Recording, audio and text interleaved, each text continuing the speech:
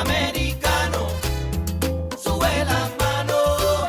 Si tú te sientes orgulloso de ser cubano y americano, sube las manos.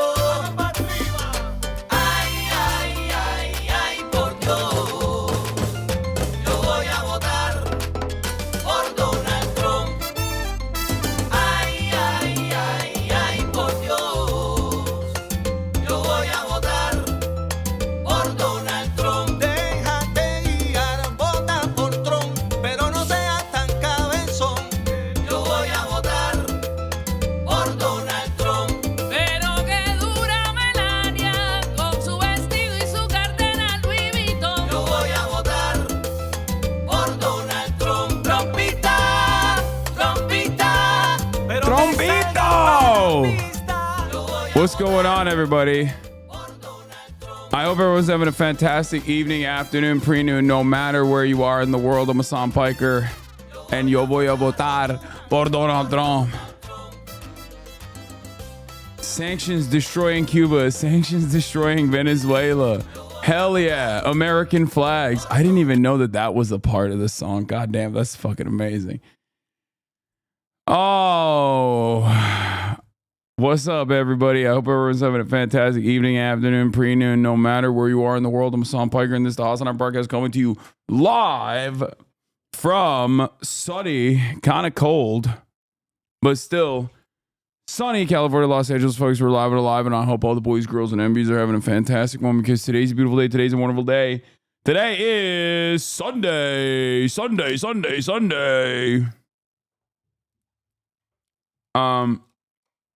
We're live and alive on Sunday. How are the biceps? It's not my biceps that are a problem. I'm gonna tell you about everything in a second.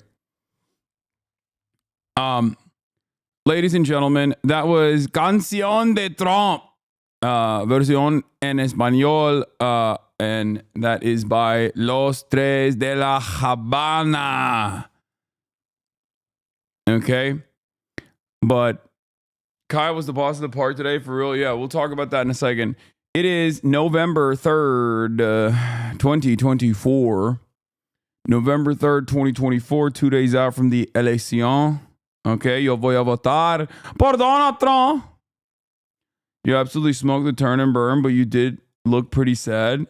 Did you also do a Zercher bench press? No. Anyway, I'm a little tired, and there's a really good reason for that, and I'll tell you all about it. I'm going to tell you all about that in a second. But yeah, this is the part of the broadcast where I tell you a little bit about my personal news about what's going on in the world of Hasan, Hasanabi, Piker, in between time period where I press the staff streaming button, press the start streaming button, and there's a lot that has happened in the universe, so I'm going to get right into it. Ladies and gentlemen, you definitely need a better energy for the IRL, but it was still fun. Yeah, I was tired because I had played basketball earlier in the day. So here's the thing. The human body is a battery. As Donald Trump, my favorite scientist, likes to say. The human body is a battery. There's a finite amount of energy in there, okay?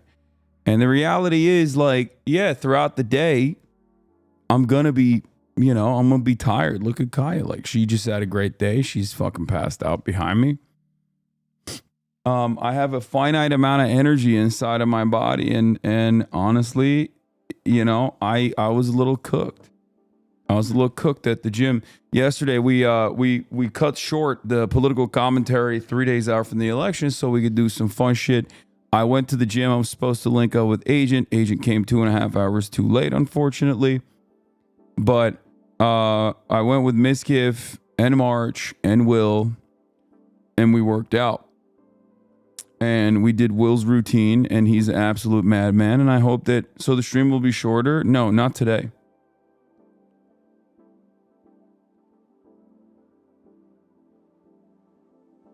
What is this? I know the risk of getting shot by both of their communities for saying this, but I think Hasan and Miskiff are cute together. That's what Twitch Himbo said.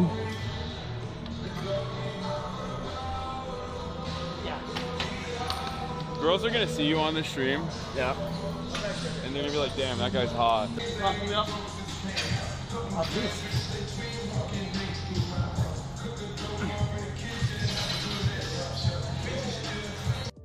Dude, this is so funny. The way his little legs get like buckled up when he can't fucking push through a workout. But anyway,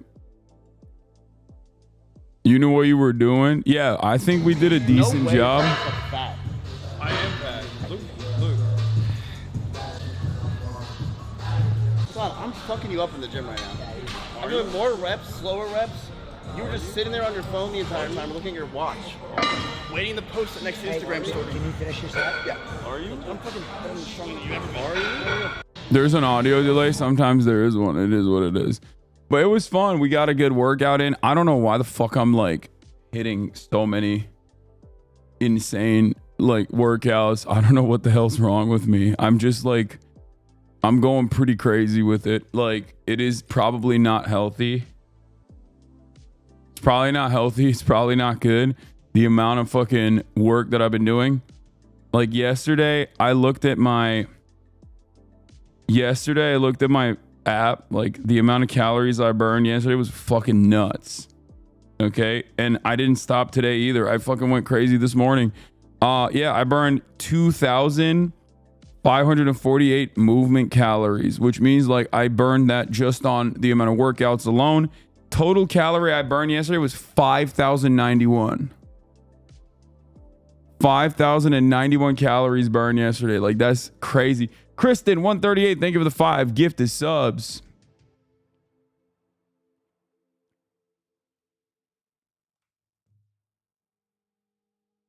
Do you have rest days? No. Yeah, dog, you need to chill the fuck out because you need to prevent getting rhabdo. I'm not going to get rhabdo, dude. That's crazy. I don't work out that much. Bro, did you even eat that much? No. You're still 225? Yeah. I did get misgiven myself after the stream ended. On my end, we pulled it over to Will's stream. 5,000, that's on par with Michael Phelps. No way, that's actually 5,000 calories, my brother in Christ. No, the amount of calories I expend just obviously being myself is like probably around 3,000 calories anyway. Why do you think you're fat? I mean, I have a little bit of body dysmorphia. Also, Michael Phelps's workouts were like 8,000 calories, I think. And yes, I do use creatine. Did you not make him get sushi? Nah, Agent was not allowed to have anything anyway. His chef was like, no way. And also on top of that, his chef seems strict. No, it's good. It's good that he's strict. That's his job. But beyond that, yeah, we did a lot of workouts. We did a lot of workouts. You literally have an eating disorder. Please get that checked out. Dude, shut the fuck up. Like, okay, take another week off shelter, Rosebud. Oh my God. Like, you can say I have body dysmorphia, which is correct, but you can't say I have a fucking eating disorder. What the fuck are you talking about?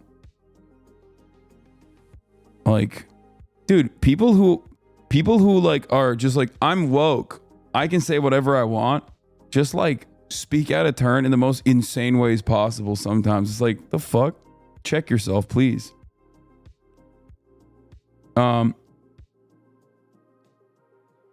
It's good to go. Okay. March is here. He set up the PC so that Misgive could stream, but Misgive is not here. So, I mean, he's on his way. Okay.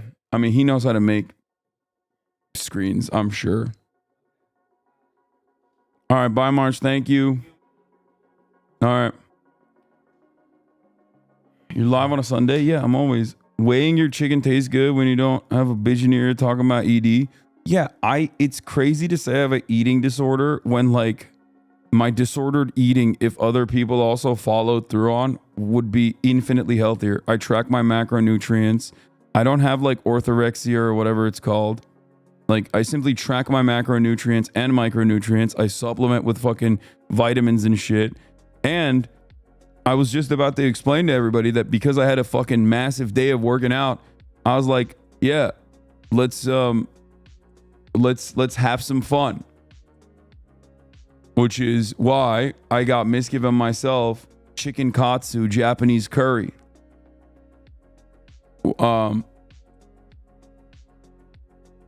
Like, which is something that you don't do if you do have obsessive eating disorder, like where you're so worried about like breaking your diet that you can't even fucking eat shit that you don't want to eat. Most annoying part of food weighing is scale shit to me. I mean, it doesn't matter. Yeah, I'm a disciplined eater. It's crazy. Objectively, the way I eat, if more people ate the way I ate, we would have an infinitely healthier country. Like, the amount of protein I consume is definitely not normal for the average person, but I'm a very big guy and I work out a shit ton. And I've noticed throughout my 33 years of living on this planet that if I don't actually eat a certain amount of protein, it fucks up my recovery and it literally causes me to injury. It causes me to be injury prone. But beyond that, I eat a decent balance of carbohydrates and protein and fats. I don't, you know, I eat a minimum of 230 grams of protein a day. But yeah, no, I didn't get pork katsu. I got a chicken katsu for both me and Miz. It's from this place called Chubby Curry. It's so fucking good. It's a 1-to-1 Japanese like equivalent, straight up. Lots of people just tell me to stop eating carbs. Yeah, that's wrong. You need to have a healthy balance. I've never been an advocate for like just a carnivore diet or any of those fucking fad diets that are stupid that will cause you to like lose hair, cause your cortisol levels to spike, all this different like issues that come along with it. I've always been an advocate for eating a balanced diet. The only, I guess, quote unquote obsessive part of my diet is that I track it. Birdie Bro TV, thank you for the 10 gifted subs.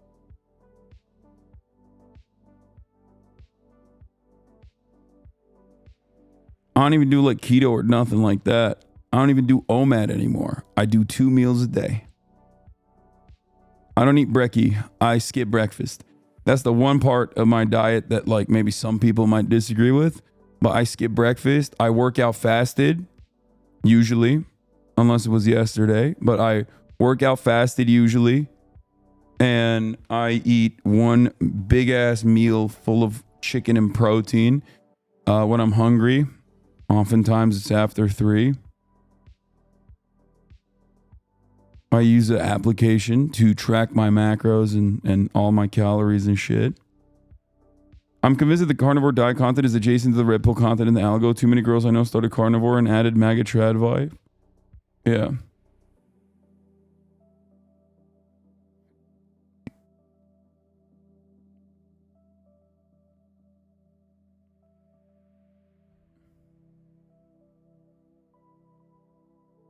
I think you should lift fed.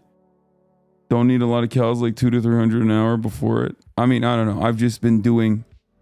I have my problem. Everyone's diet is different, but my problem with eating is I'm a binge eater. So once I break the seal, I don't stop. So I have to like, you know, have it very regimented, very structured. So I always eat after usually 2 p.m. Sometimes that's when I break the fast. But I'm still hitting my daily macro goals anyway. And yeah, it's fucking working, you know?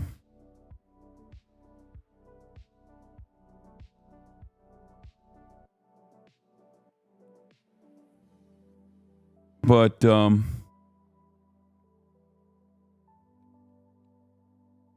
Walz talks to undecided more voters for more perfect union. Nice. Anyway, so last night I didn't really do much. I hung out with Miz. You know, we had some chicken katsu. It was absolute bomb. I went to bed, woke up early, and I didn't realize. Let me tell you how fucking structured I am. Okay, let me tell you what my regimen looks like. As you guys probably know, if you've been in here early on, this is when I talk about my daily news before we get into the news, right? I wake up at 6:30 every morning to take a piss. But this morning I woke up at 5:30 to take a piss. And I was like, what the fuck's going on? Why am I waking up at 5:30 to take a piss? What the hell is happening? Okay. And I had no idea. Okay. And I was like, all right, this is weird. And then I tried to force myself back to bed. Mars said, rock hard. It's true. Bro, aren't you driving right now? Focus on the road. Focus on the dang road, March. Anyway.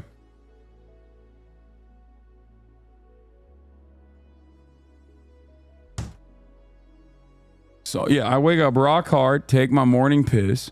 I go back to sleep and I'm just like, what the fuck is this? Why am I up so early? Is it because I'm like really excited about the election?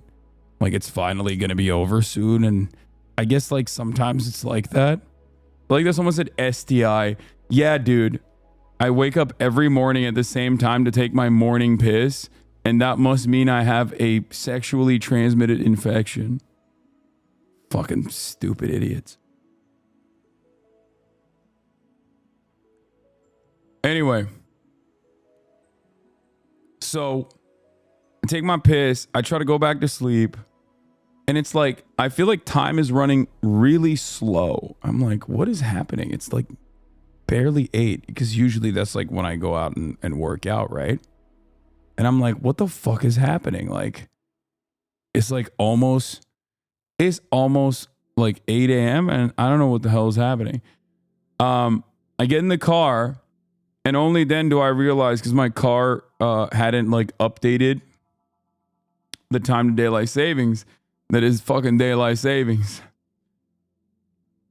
So that's a fun little story. Anyway, I played basketball this morning. I was cooking, playing my heart out, 5-on-5 full court. But while I was playing 5-on-5 full court, I had a situation. Where this dude, I'm coming off a fast break. I go up for a layup left-handed. I jump up off balance, and this dude just trucks me. Like literally while I'm in the air. Both legs are in the air. And he just goes, not even for the ball at all, just straight up for me, for the body. I fucking fly off. Okay? I fly off. I was able to flip and like recover pretty fast, but I still hit the ground. On my ass, on my right ass cheek, basically, playing against Draymond. Yeah, it was crazy. I mean, I know the dude. It's fine. He's like a cool dude. I don't think he did it on purpose. But, no fight. No, but I got up. I kept playing. And then I was doing full court press right after that. And I pushed with my, like, as soon as I exploded to try to intercept the pass coming in, I felt like I felt the pain in my butt. And I was like, all right, I'm done. I'm done for today. Sounds serious? I can check for any damage? Nah, it's fine.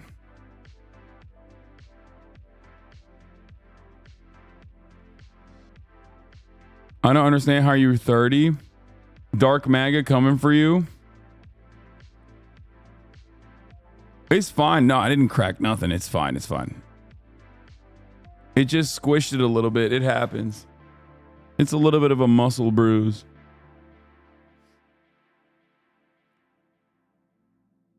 So, did you cry? No. My ass is not broken. Everything is fine. My hands hurt a little bit too, though, because I was like, you know, I was able to balance it a little bit. You're viral on Lib Twitter. Yeah, I saw this. Let's go. My old Charlie Kirk interview. Charlie Kirk storms off stage during a panel discussion after he was confronted with a tough question. I live like a capitalist every single day, Shank. I live as a capitalist, okay? I live what I believe. No. What do? I get charity every single year. Hold on. What's my salary? Less than his. Charlie, come on, Shank, let's go. Yeah, Lib Twitter, let's go. Lib Twitter going crazy.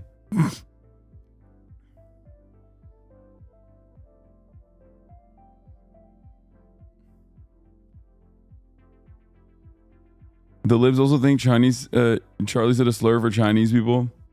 It's going to make the libs like him more, though, because the libs also fucking hate Chinese people. I desperately need to start working out. It honestly started to affect my mental health. Do you have any tips for someone who only has 20-pound free weights and can't get to a gym? Yes, dude. Learn how to do calisthenics, okay?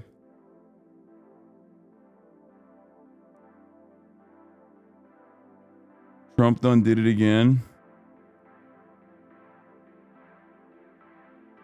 Anyway, it is what it is. So, folks, do you take ashwagandha? I do. How many days a week do you lift? Usually 4. Yeah, I got the playlist, the Macy's. Thank you. We got Lib Watch. We're gonna do SNL Watch. Obviously, we're gonna do Poll Watch. Before we get to Lib Watch, I think I'm gonna start it off with the Seltzer poll, and we're not talking about the Alka-Seltzer, okay? Now, something very big. People were waiting on, okay? People were waiting on something real fucking big. Oh shit! Before I forget, let me blast off that I'm live. I forgot. Holy shit! What is happening? I'm all over the place today. Goddamn. Can we do a meat watch? Sure. Okay.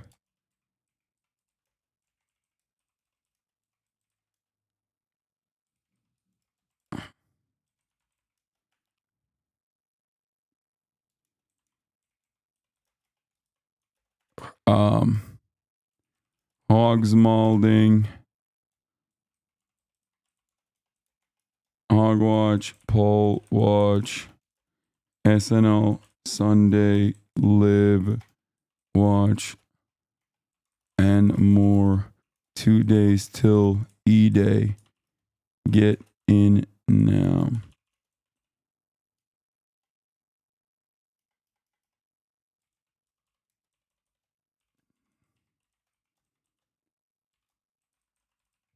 Okay, twitch.tv/Hasanabi.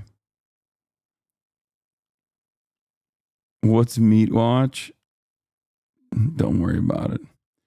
Do we have a blast off meme? Can you explain why Mike from PA seems to take all pro Trump data as fact and all pro Kamala data as fantasy? I don't think he does that. I think that anyone who tells you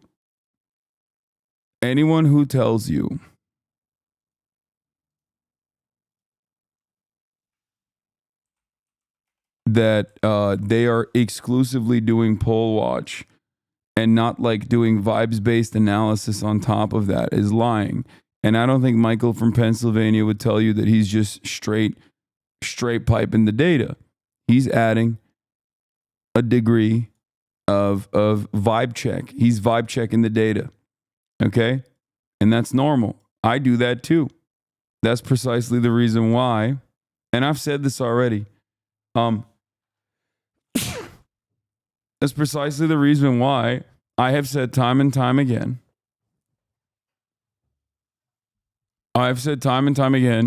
that in spite of running a dogshit campaign, like I kept telling libs to fear not,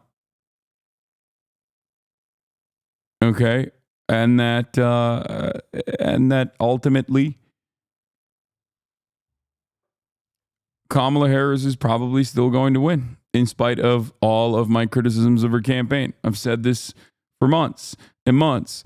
The closest I've gotten to thinking that the election might change in favor of Donald Trump was a couple of weeks prior where the momentum swung so heavily in the direction of Donald Trump.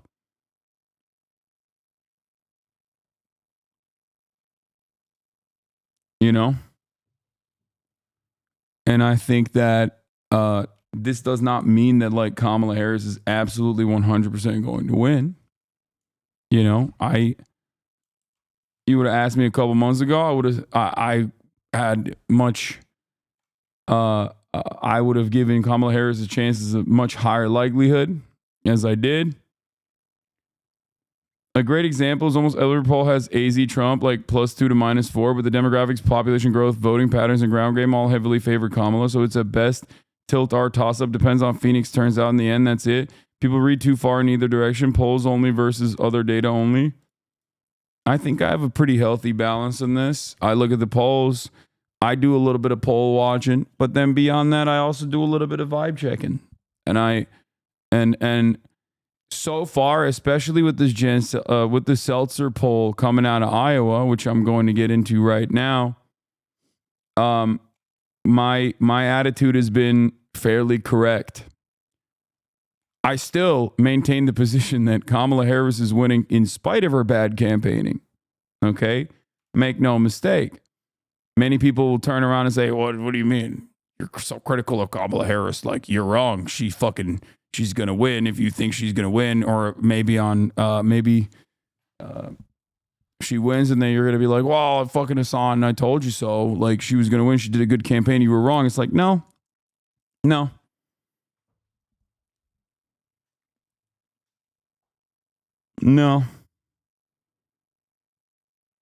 It's not just about winning. It's about how you win. It's about what margins you win with. It's about what base of support you are capable of activating in that process. And I think Kamala Harris should not even be on shaky ground at this point. That's my point. That's my issue. This should not be a close race.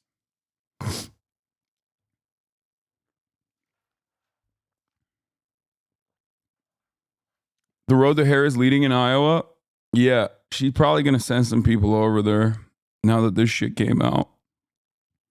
Like,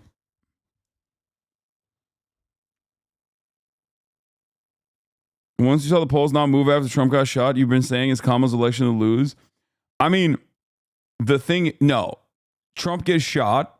He's going up against Joe Biden. Trump is still going to win. 100p. It's so obvious that he's still going to win. It's so obvious that he's still going to win that like Joe Biden has to drop out, right? After that occurs, Kamala Harris made up like 10 points. It was crazy in a matter of days. And then they just cast aside all that momentum for no reason. My entire Twitter feed turned into Twin Pool level 49 state landslide. No, that's stupid. That's stupid. That is silly. And I think people are discounting how much momentum there is still for Donald Trump. But I assume people are just like joking anyway. I don't think they're being serious. But yeah, Seltzer's considered the gold standard, except she was demoted to the silver standard, I believe, for one of the caucuses that she did not participate in.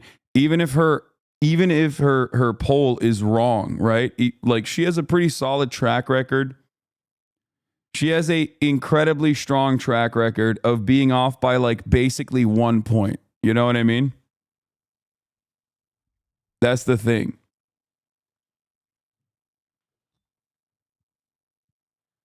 If you look at like her last Iowa poll versus results here, I mean, this is a good example. 2022 Senate R+12, R+12. 2020 President R+7. Turns out it was R+8. 2027 R+4. Turns out it was R+7. 2018 Governor D+2. It's R+3. 2016 President R+7, R+9. 2014 Senate R+7, R+8. 2012 Senate President D+5, D+6. So as far as like pollsters goes, I mean, that's pretty. So governor is always going to be different. The gubernatorial race is unique, but beyond that, I mean, this is as reliable as you can be. You know what I mean? There is nothing you don't get more reliable than that in terms of polling.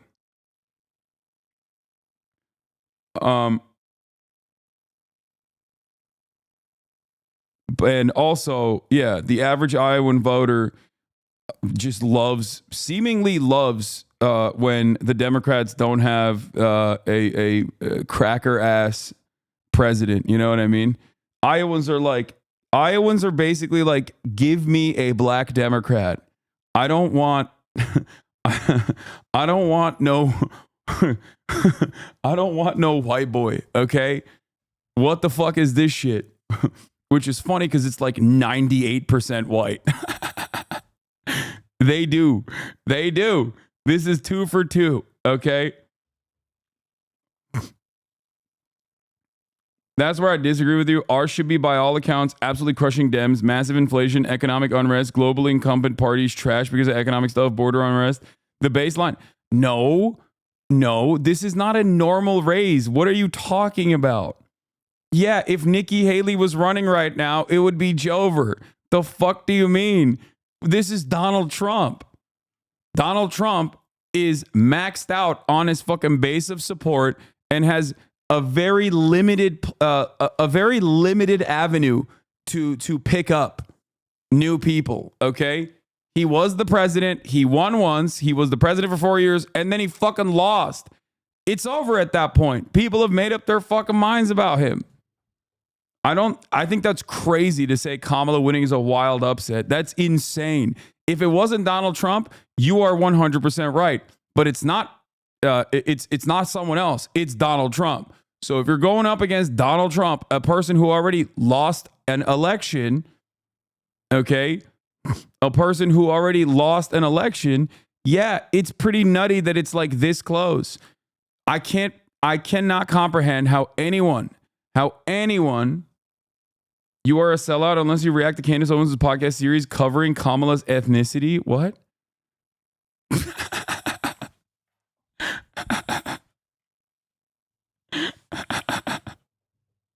That's awesome.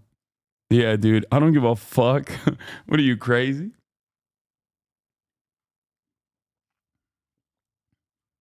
I mean, look. This could have been better for Donald Trump, even against Kamala Harris. But Donald Trump is still Donald Trump. And he keeps reminding everybody how he is Donald Trump. And this is what I said about the Iowa poll, right? The Des Moines Selzer poll. I said, look, you got Roe v. Wade, massively consequential. You got January 6th, okay? Which isn't necessarily like a threat to democracy or whatever, because like pollsters show that's not the top priority at all.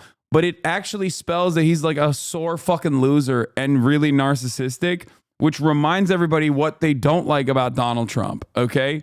That's important. That is absolutely fucking important. You got JD Vance, massively consequential pick, massively awful pick for Donald Trump. That's a base pick. You already had the base.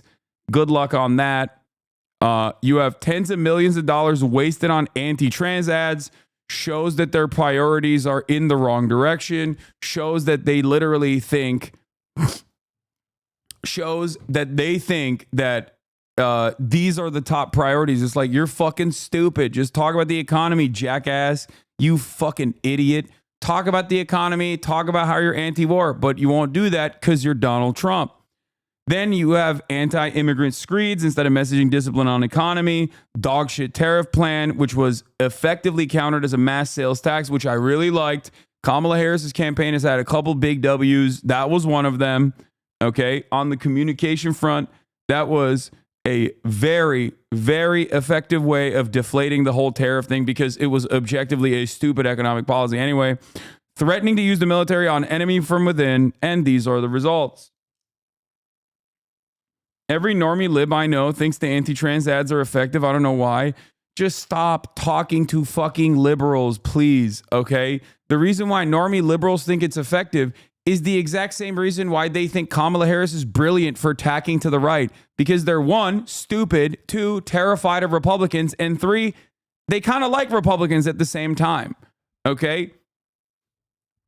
That's why everything liberals advocate for, everything liberals talk about comes from a place of fear. Okay?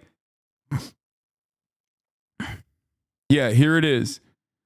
Selzer poll has Trump with just 28% of senior women and losing senior men by 2 points straight into the garbage. Similarly, this guy is saying it's thrown into the garbage. I don't think it's garbanzo at all. I think it's valid. I think the normal whites theory is undefeated. Normal whites don't like this shit. Okay? Need a good Selzer poll on top of the survey plus the Kansas R plus 5-1 to fully establish the Trump KKK racker, KKK collapse narrative. Ohio polling, where there's no real incentive to herd, corresponding with the Washington primary more than the rest of the Rust Belt, it has been noted.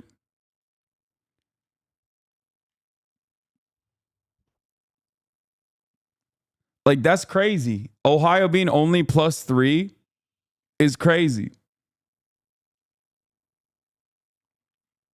I think that a lot of people are fucking annoyed with the way that Donald Trump and his silly ass fucking hogs operate. Okay? And I know there are people in here who voted for Jill Stein. There are people in here who are like objectively not voting. How much do you fucking hate Donald Trump and his stupid ass supporters? If you feel that way, then yeah, you think people who don't give a fuck about Gaza are not feeling that way? Of course they're feeling that way. It's like very little to do with people going out and voting for, Kamala Harris's wonderful $50,000 in tax cuts for startups policy, and everything to do with, I don't want these fucking freaks anywhere near a position of power. Okay? That's it.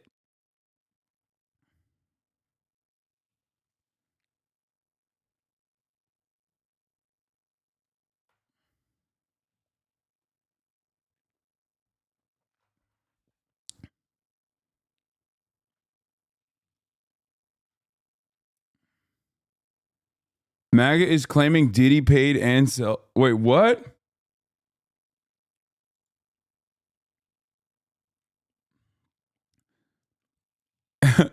And Seltzer, you're an embarrassment.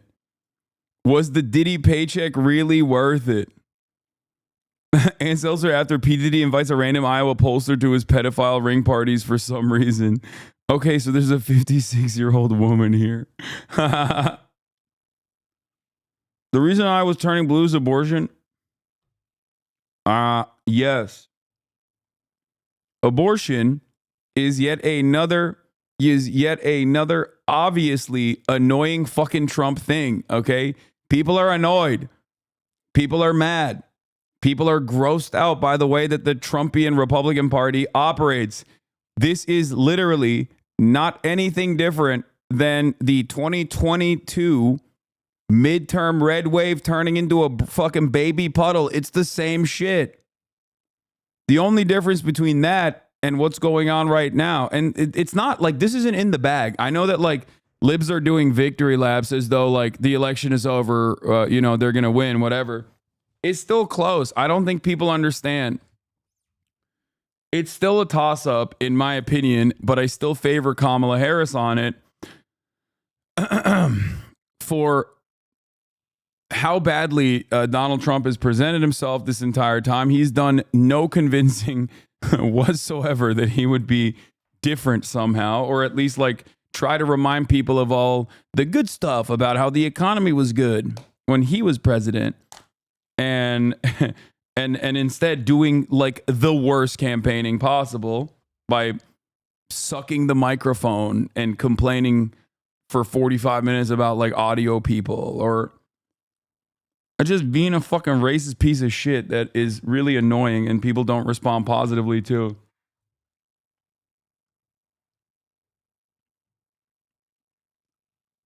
I live in Kansas. I wouldn't be surprised if Kansas goes Kamala. Momentum is huge here, and Kansas remembers defeating the What? No, I don't think Kansas is going to Kamala. That's fucking nuts.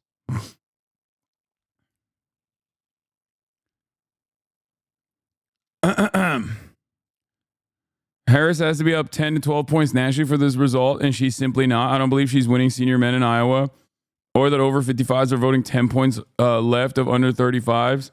Polling is just broken. I don't know how to process this at all.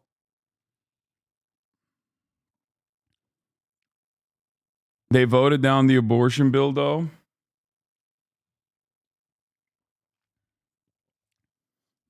Yeah, but that doesn't. But that was separate.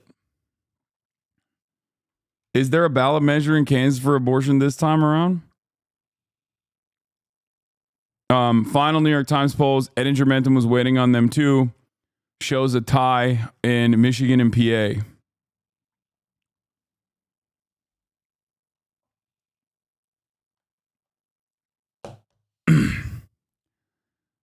So, here's the deal. While the liberals are doing victory laps over the Selzer poll, this is also why I'm saying that it's still a close race. I think that it still favors Kamala Harris, but it's a close race nonetheless. And the only reason why it's a close race, and I know Lib Dejder is going to get very mad at me for saying this,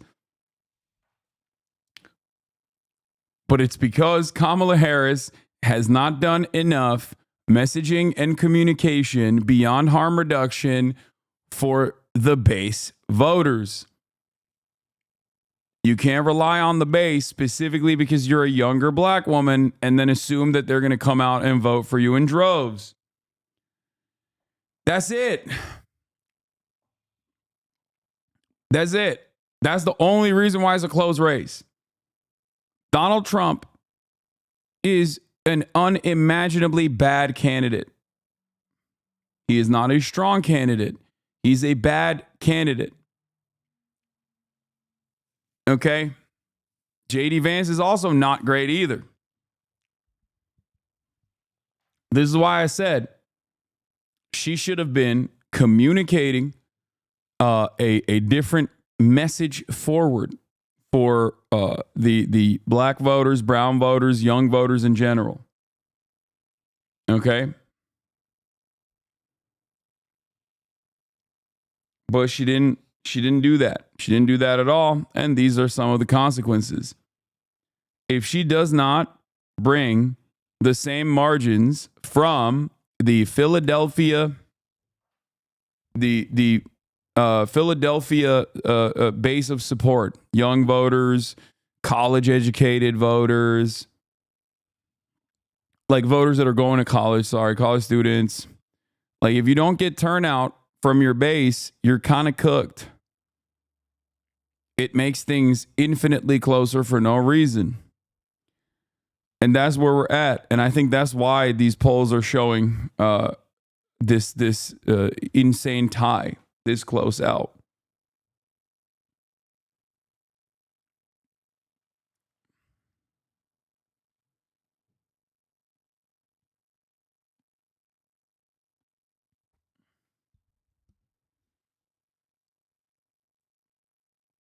Anyway,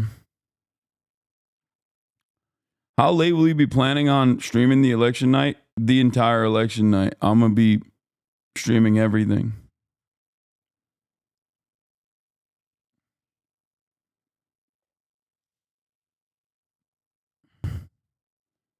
Mearsheimer and Jeffrey Sachs both state Trump will be better on Ukraine. You guys were all screaming copium yesterday, but Trump is literally lesser evil voting. Yeah, I don't think that Donald Trump is going to be quote unquote better on Ukraine because America's position on Ukraine is not motivated by an interest in stopping the violence or whatever, or even defending Ukraine. It's motivated by, as Zelensky correctly pointed to, the Scranton, Pennsylvania artillery shell facility that we created, or numerous other factories that are now manufacturing additional weapons. Okay? This is it. That's what it is. America has ramped up production and manufacturing in an effort to continue doing war. This is very positive for the military industrial complex.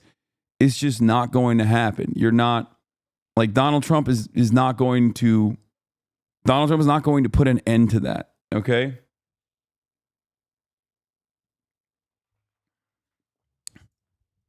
Like I think people say that because they also legitimately think that he's like in the pocket of Vladimir Putin and he'll just like carve out parts of Ukraine for Russia and just say, we're not giving any more guns to Ukraine.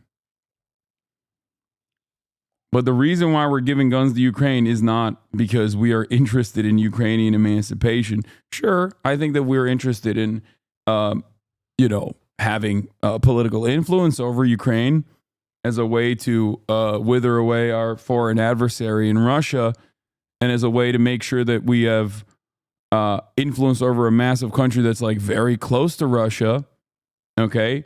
But more importantly than that, real reason is money. And I don't think that Donald Trump in any way, shape, or form is going to make a decision in the opposite direction.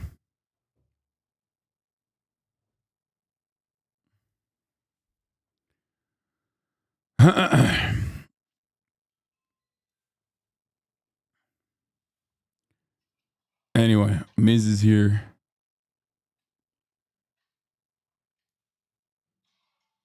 Okay, here's a tracker of all states with an abortion item on the ballot. My past responses were to you about the stuff you said, lol, if you give a fuck. I'm not on about it. I just don't agree that issues are number one, number two with this community are actually important outside of our bubble. There are leftists and Gaza single issue voters, but they're much smaller percentage than people here think. No, I don't say that. Like when I talk about Gaza, I don't say that like Gaza is a single issue that is going to turn this election. What I say always is that Gaza is important enough. And not only is Gaza important, but Gaza is a gimme, okay? It's a gimme. It's not only the morally correct position, but it's a fucking gimme. There's no one that is motivated. I'm out. Shut the fuck up, chatters. He's going to stream on his own. I'm letting him stream. He's not going to be a part of my election coverage. You fucking insane. Oh, God, he's here. Never mind. He showed up. Hey, I don't want to share my channel. What? There's no setup. Yes, there is. Go in there. Yeah. Yeah, Mark set it up for you. What? No, I don't want you to help. Go do your stream. How long are you going to stream? Okay. I told me I have to rage No, I don't care. Have you shown Missy the oh my God I will vote yet? No. All right, let's continue. Hi, Chad. I'm not mad about it, lol. I just don't agree that issues number one and number two with this community are actually important outside of our bubble. No.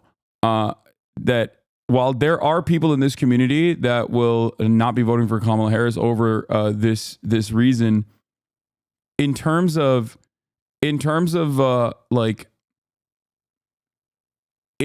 way people make this calculation, you're so rude. You're so mean. What are you talking about? I opened up my home and have set up a streaming setup so he can stream. I have time and time again said that it's a gimme in the sense that it would change the calculation. It would change the way that people are responding to her. It would help her. It would help her look stronger on an issue. It would help her literally fucking separate from Joe Biden, and Michigan would not be as close. Okay? There are leftists and Gaza single issue voters, but there are a much smaller percentage than people here think. I do think she should have played the base more, but her strategy, in my opinion, was a good one for a year where fundamentals were anti-D. No. And I didn't mean just Gaza. It was bad phrasing. There's a lot of big issues here that are lesser outside of the U.S. I think that her communication on immigration has also been bad. And that is something that I think they recognize as well, which is why in Phoenix, she presented a very different attitude on immigration when talking to a bunch of young Mexican and Latino voters in Phoenix, where she was like, immigration is we're gonna do something about amnesty. Like, she's not the US outside of us in this community. Yeah. She did the we are children of immigrants shit that Democrats remembered for some reason, which is something that I've said before. Like, if you want more support in the Sun Belt, like, you have to you can't have this attitude.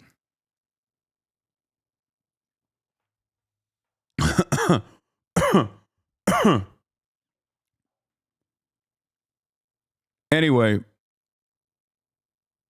my point always was, okay, that this race should not be close because of Donald Trump, because Donald Trump is ass. And that much is 100% correct.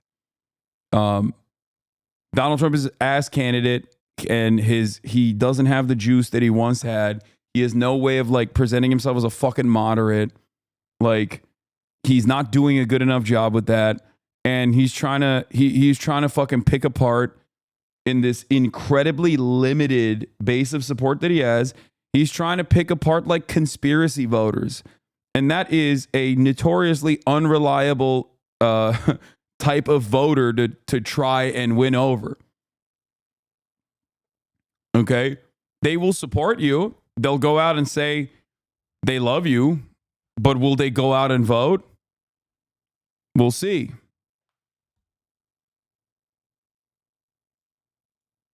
Yeah, I'll clap them.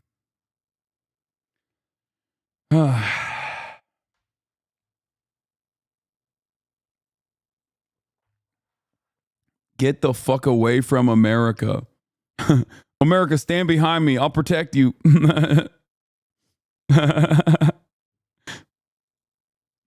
Anyway, let's take a look. Let's do some poll watch, and we'll talk about Selzer.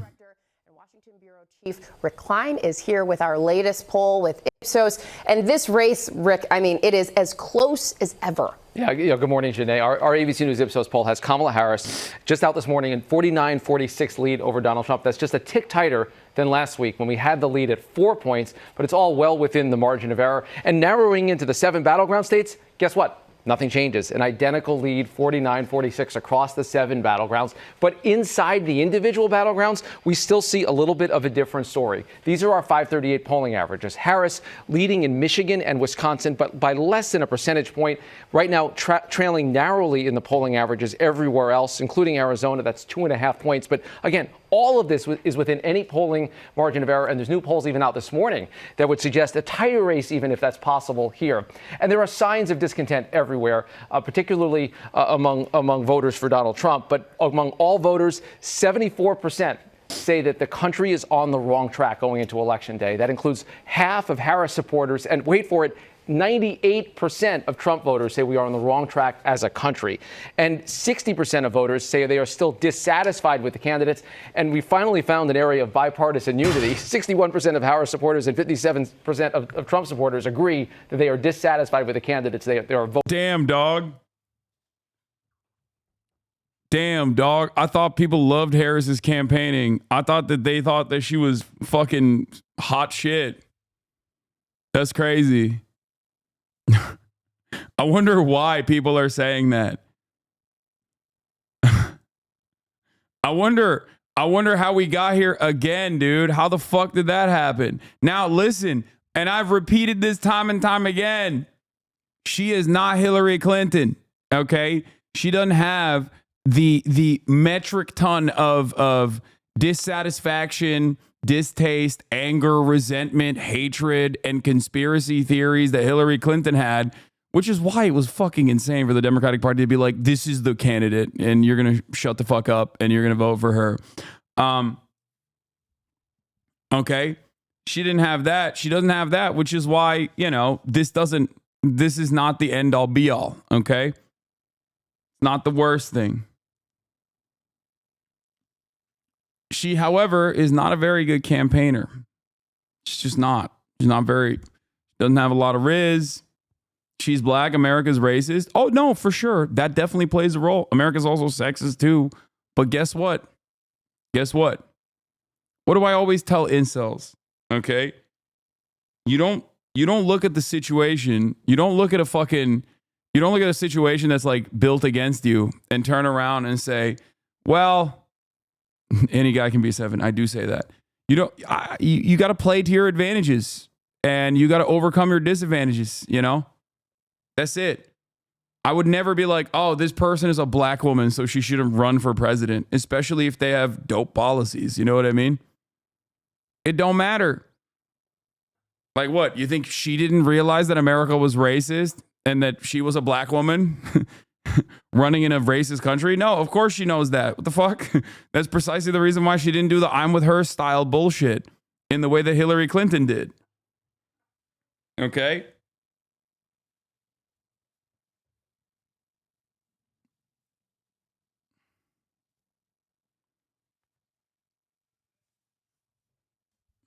So, I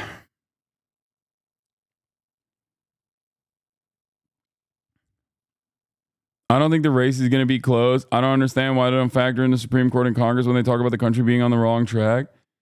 No. Country being on the wrong track is an understandable predicament, understandable position for people to take. I mean, do you think the country's on the right track? I don't. You know what I mean? I don't think the country's on the right track. I get it. I get why people say that. Because it's not on the right track. The wheels have fallen off this bitch. Voting on this week. Wow. And Rick, as for the battleground states, what are the candidates eyeing? You consistently said that Hillary ran a bullshit campaign. What was it about her that made you a supporter of her back in the day? What do you mean? I was incredibly critical of Hillary Clinton and talked about how dog shit she was. But I also understood what it would look like for Donald Trump to be president. And I was right. And that's why I was like, yeah, no, you can't. You know, I like that you said a major supporter of Hillary Clinton. I was like, no, this is unacceptable. You cannot have Donald Trump become president. That is devastating. That is devastating for the country's future. And I was right. Okay.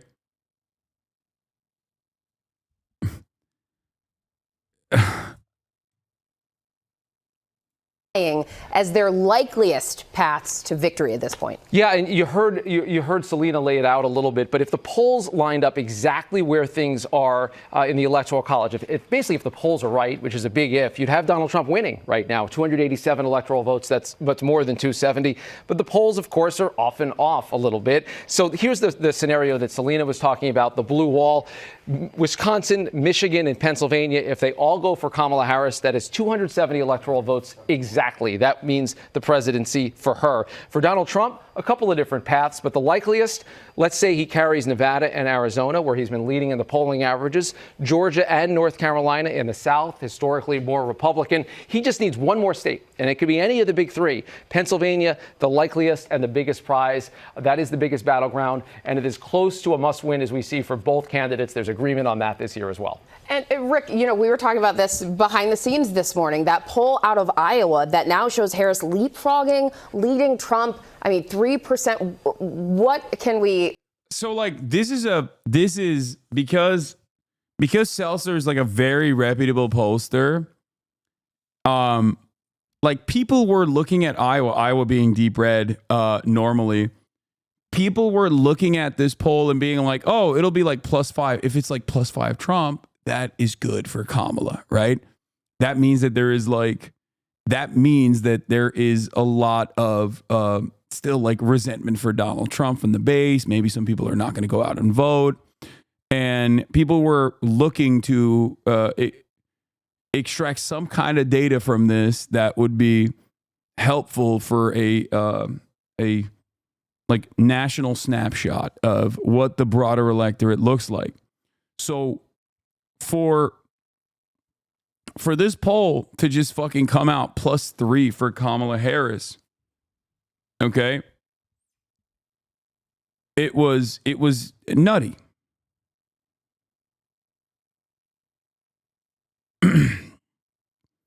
Guy for interpreting the Iowa Selzer poll. Trump plus 0 to 5. Great sign for Harris. Trump 6 to 7. Solid result for Harris. Trump 8 to 9 plus 8 to 9. Neutral. Mirrors close Rust Belt polling. Trump plus 10. Not good for Harris. Anything more than 12 and is Jover. This is before the poll came out. Like that's what the analysis was, because like Iowa is like supposed to be super red. Well, maybe not super red, but like red enough.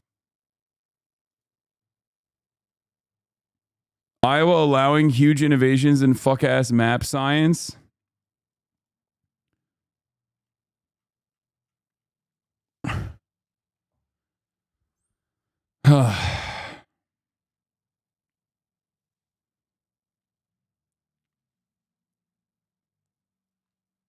Caitlin Clark is Iowa's GOAT.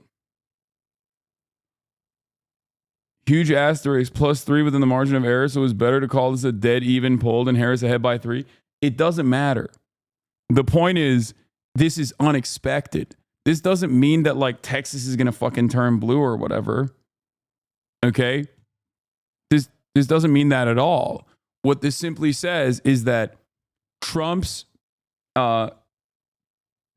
base in like deep red places, at least like in the middle of the country, is kind of withering away a little bit in comparison to like places like Florida, where he's obviously cooking. Okay? Like, I don't think Kansas is going to fucking turn blue. Like, that's not what I'm saying at all. I'm simply saying that things are not looking good in Trump world. And you can tell that things are not looking good in Trump world because they're freaking the fuck out over this. And early voting data showing like a lot of women coming out and voting also does not look good for the Trump world, because the Trump world keeps complaining about how men need to go out and vote. Please go out and vote. If you don't vote, you're gay. Like,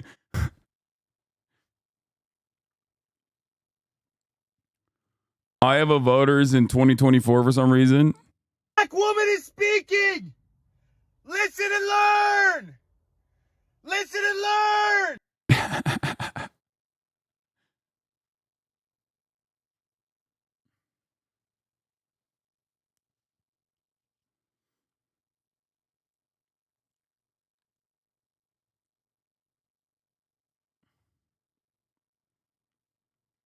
Anyway. Do you think the other big pollsters are just hurting with the conservative Harris lead? I mean, that's the assumption right now. I mean, that's like, and pollsters have said as much. Like they do have a Trump bump that they baked in because they don't want to fuck it up. I'm really glad it's close. They keep saying it's tied. It will get more people to vote. Remember in 2016, they said Hillary had a 90% chance to win, and I think it hurt her chances. A lot of people just decided not to vote. Yeah, there were a lot of issues there. I think the lack of motivation to go out and vote wasn't because Hillary's definitely going to win. I think it was people also despising her and despising Donald Trump too, but definitely despising her.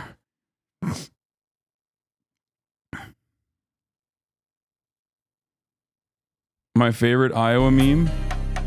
Pennsylvania. We're the nation's closest swing state. We don't like Trump, but Kamala hates fracking. This is so difficult. Iowa.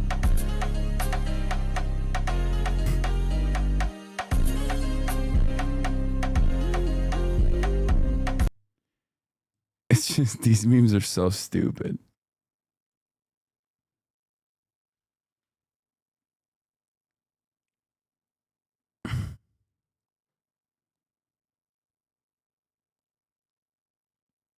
Anyway.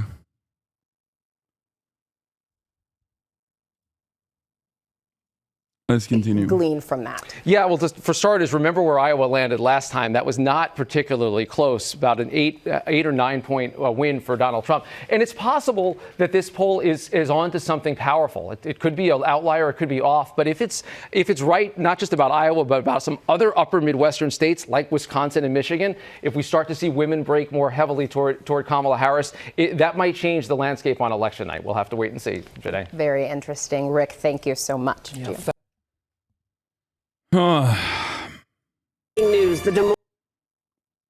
oh man, libs are libbing the fuck up. You can tell The right wing doesn't think they're doing well. Your boy Alex Jones is back.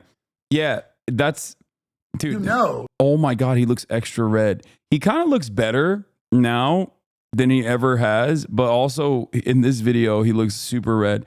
Other key findings in the Iowa poll: independent women back Harris by a 28-point margin.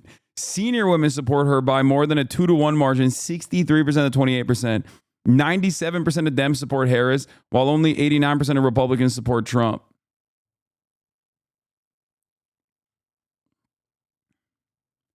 I love old people now. Nah. Iowa had abortion protected by state courts. Then just days before Dobbs, the Iowa State Supreme Court struck that right down. The GOP passed a 6-week abortion ban. It was upheld by the state Supreme Court this summer. This is the first election since that ruling.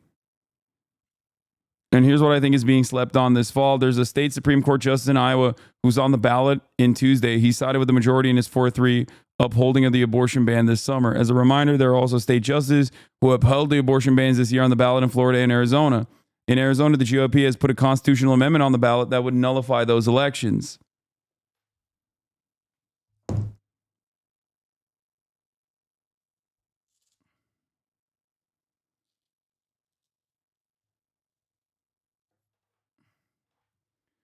If Kamala wins white women vote, it is an abortion. She should think it's Taylor Swift. No, dude. 80-year-old women are not voting for Kamala Harris because of fucking Taylor Swift. They're not playing in their abortion ads. Dr. Davis, what do I do? John, she needs an abortion or she's going to die from the pregnancy. Sorry, that's not happening. What are you doing? Who are you? I'm your Republican congressman. Now that we're in charge, we banned abortion. No exceptions. You can't do this. She's dying. I won the last election. Okay, this is crazy because it's like, this is kind of funny, but it's a real thing that's happening. So it's kind of fucked up to make this. It's kind of fucked up to make it in this way where it almost feels like comical. Like, this is not hyperbole.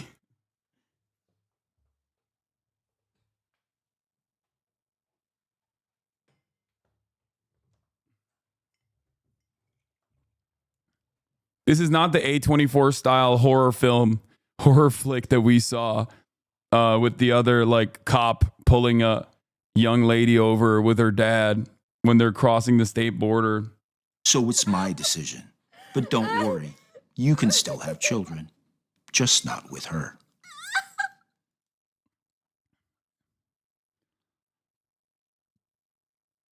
Have you seen the thing with Turkey? No.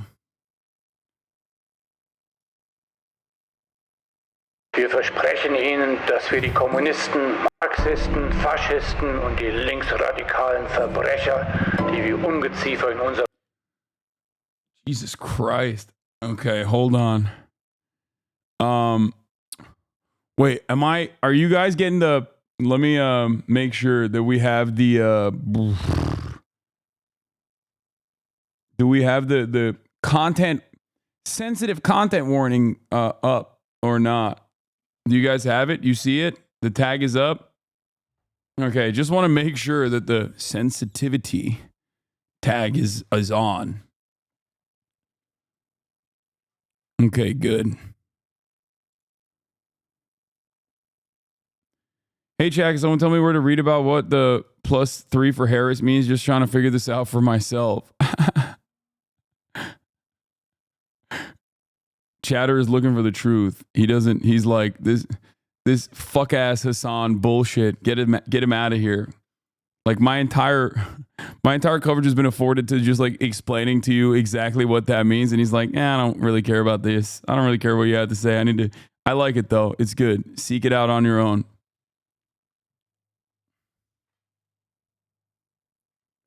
unserem Landleben ausrotten werden. Aber wir holen sie nicht aus den verseuchten Ländern.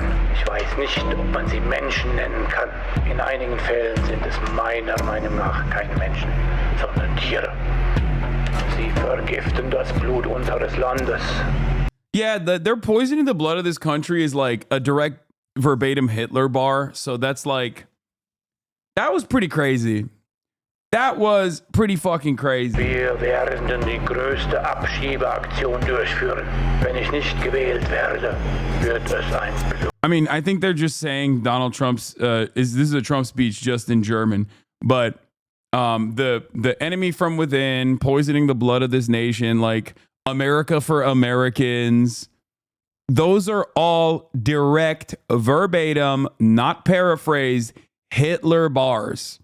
Okay? Straight up. So when people go, "Oh, dude, you're being hyperbolic." Like, no. That's just straightforward Nazi shit, okay?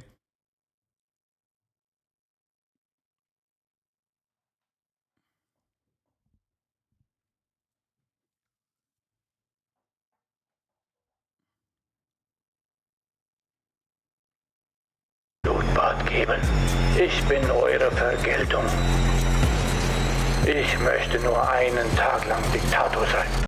Fuck you, Hasan. I'm a canvasser in North Carolina. If you've gotten, oh my God, I will vote for Donald Trump stuck in my head, and I've been singing it on the field. If North Carolina goes red, it's your fault.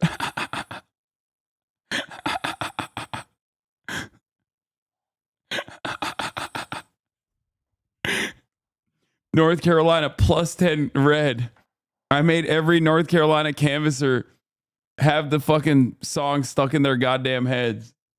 It's not my fault. It's a banger, dude. What do you mean? What the fuck do you mean, dude? You can't be getting mad at me for that. Oh my God, I will vote. I will vote for Donald Trump. Oh my God, I will vote. I will vote. I will vote for Donald Trump. We don't do ad breaks anymore. We just do I will vote for Donald Trump breaks where I tell you to subscribe for $6 or for free with a Twitch Prime. You know what I mean? Or you can get gifted a sub as well. That way you can send me links and I will keep playing this banger. You can send me this link as a banger to play. What is this? It's over. The people go out to vote, no fear, no more. Vote for Trump. Let's go. Vote for Trump. So fucking good, dude. Benign Burger. D Machine, thank you for the 5 gifted. Benign Burger, thank you for the 20 gifted subs. Calm Like a Tom, thank you for the 10 gifted subs.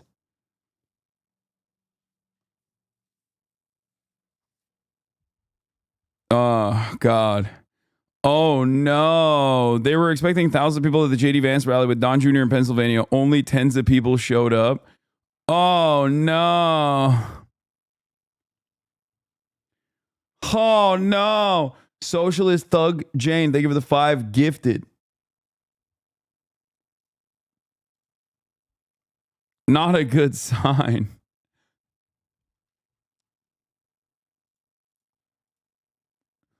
Oh my God, I will vote. I will vote for Donald Trump. Thing is, Nazis committed genocide. It is kind of extreme to link a person with those guys just because your ideas are nationalist, don't you think? Brother, what do you... I hate this argument so much. I hate it so much. You're literally saying there is no reason to learn about history in order not to repeat the mistakes of the past, okay? Someone does not have to have a goofy ass mustache and you can present the situation like as the final solution being activated for you to be like, okay, now he's Hitler. Like, what do you mean? I hate this fucking dumbass argument, dude. You think they still weren't Nazis before they killed 6 million Jews? Like, how do you think we got there? Why do you think there is like laws and guidelines surrounding what constitutes a genocide that Israel is violating on a regular basis? But that's besides the point. The entire goal is to stop it from happening before it actually gets to that point. You know? All you're saying to me in this circumstance, okay? All you're saying to me in this circumstance is like, you're basically saying, let Trump mass deport and maybe execute a couple million migrants first before you can correctly call him a Nazi or Adolf Hitler. And like, how many millions does he have to kill before you decide, okay, he is Adolf Hitler? Okay? Because, you know, not only is he quoting Hitler, but his policies are also one-to-one directly Adolf Hitler. Okay? It's not like Adolf Hitler originally started with like, we're going to kill every Jewish person. You know, he definitely wanted that for sure. But the original goals of the Nazi government was to do mass deportations as well. Okay? Like, you don't arrive at let's execute every single migrant before you arrive at they're dehumanized, they're not real humans, they're eating cats and dogs, they're doing barbaric, horrifying rapes. Okay? You kind of have to get there. You kind of have to gear the crowd up to be open to the mass execution policies. There's a reason why it's called the final solution and not the first solution, okay?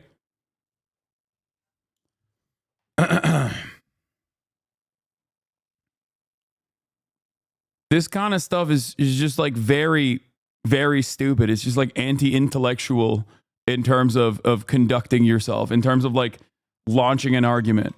And it's especially funny because like I made these arguments in 2016 about Donald Trump because I thought that there was enough there in terms of his dehumanizing rhetoric towards migrants in 2016. And he has only increased the pressure and he has only quoted Adolf Hitler more. And chatters are still going, I don't know.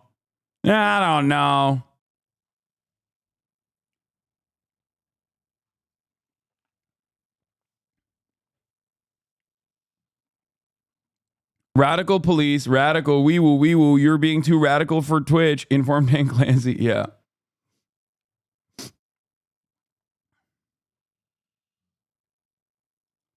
This interview with of a German Post, World War II hits your point exactly how violence is ratcheted and normalized.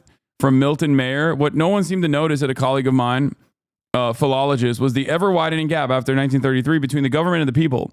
Just think how very wide this gap was to begin with here in Germany, and it became always wider. You know, it doesn't matter. It doesn't make people close to their government to be told that this is a people's government, a true democracy, or to be enrolled in civilian defense, or even to vote. All this has really nothing to do with knowing one is governing. What happened here was the gradual habituation of the people, little by little, to being governed by surprise, to receiving decisions deliberated in secret, to believing that the situation was so complicated that the government had to act on information which the people could not understand, or so dangerous that even if the people could not understand it, it could not be released because of national security. And in their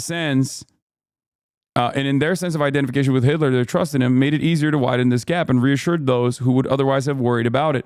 The separation of government from the people, this widening of the gap, took place so gradually and so insensibly, each step disguised, perhaps not even intentionally, as a temporary emergency measure. I mean, this is like post 9/11 America and the normalization of like American war, no matter how bloody or how deadly. There's a direct comparison here with Israel as well and what Israel is doing currently. There's a direct comparison with like post 9/11 America and America's like attitude change. But yeah, in terms of like the way that Donald Trump talks about immigrants and how he lies about immigrants without any sort of pushback whatsoever, you know, it's legitimately terrifying. And there are still chatters in here being like, I don't know, man. You can't really call him a Nazi. Like, yeah, you can. And you should, because it's correct. Des Moines Register is out with a brand new poll conducted by J.N. Selzer's firm. This, as you know, is the gold standard of polling in Iowa, and it shows Vice President Harris with a 3-point lead over Donald Trump in that state. Harris has the support of 47% of likely voters to Trump's 44%. That result within the margin of error. A gulf had opened up between the Jewish minority and the general population. The latter, while not mobilized around strident and violent anti-Semitism, was increasingly apathetic, passive, and indifferent to the fate of the former. Origins of the final solution. Yeah.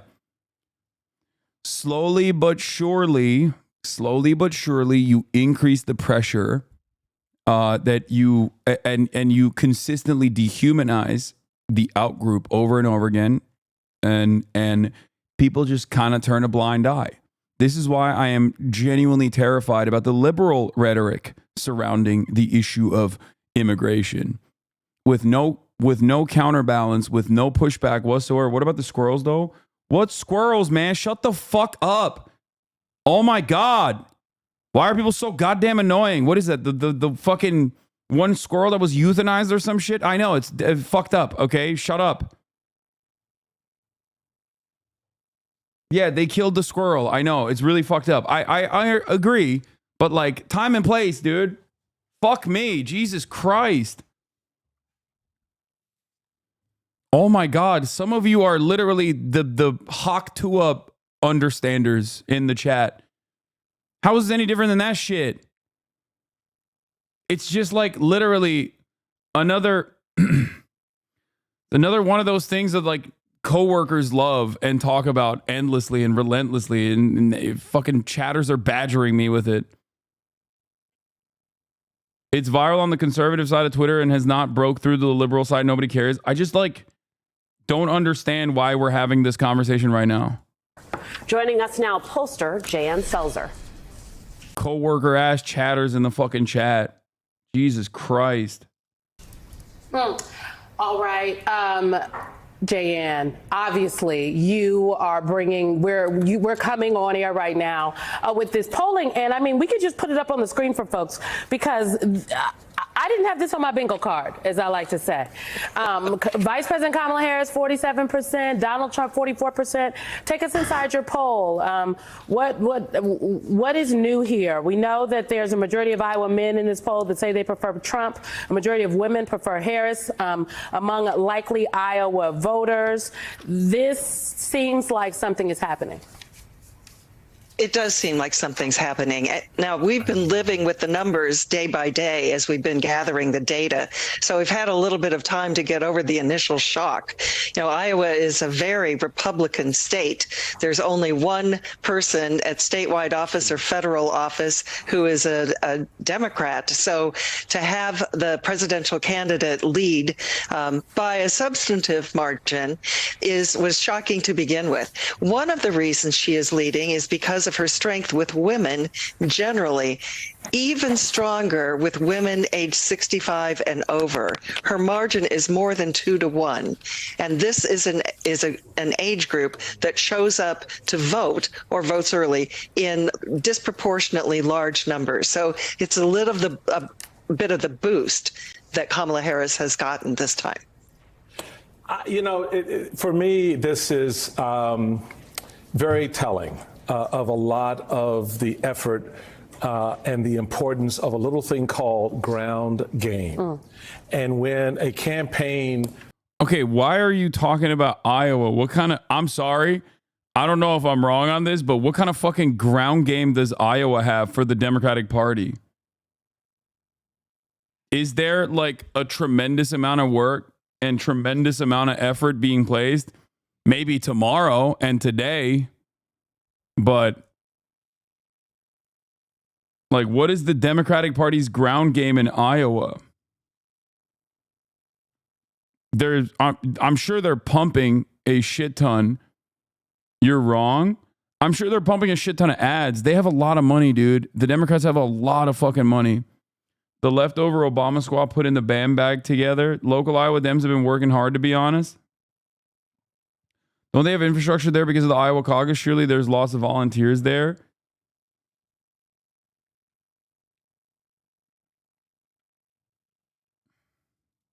What is this?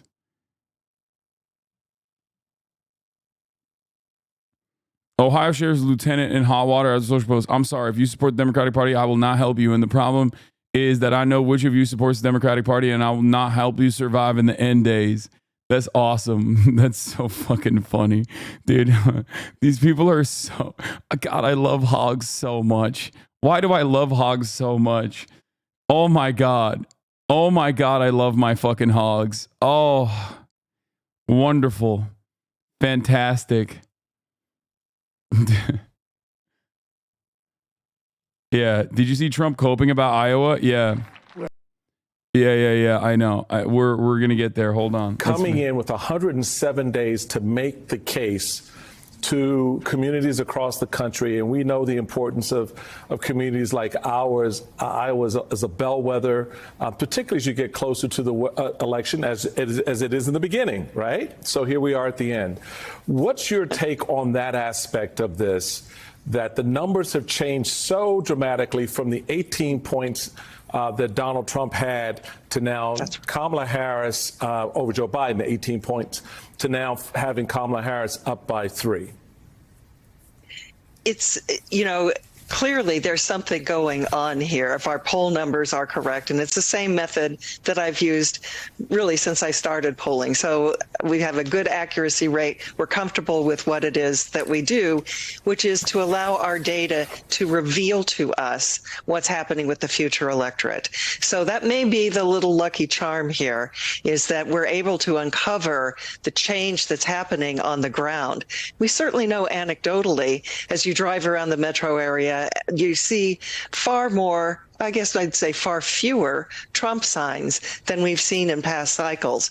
But, it's hard to put too much faith in that. So now we have some hard numbers. We'll see. I will just mention that neither of these candidates gets to 50%.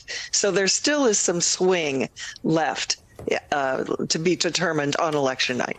It has been fun to watch all of the folks who follow polls on Twitter try to decide what your poll means for other states. And so I wonder, when you look at white voters specifically, if you think there is something in your poll that you can extrapolate out to Michigan, to Wisconsin, to Pennsylvania.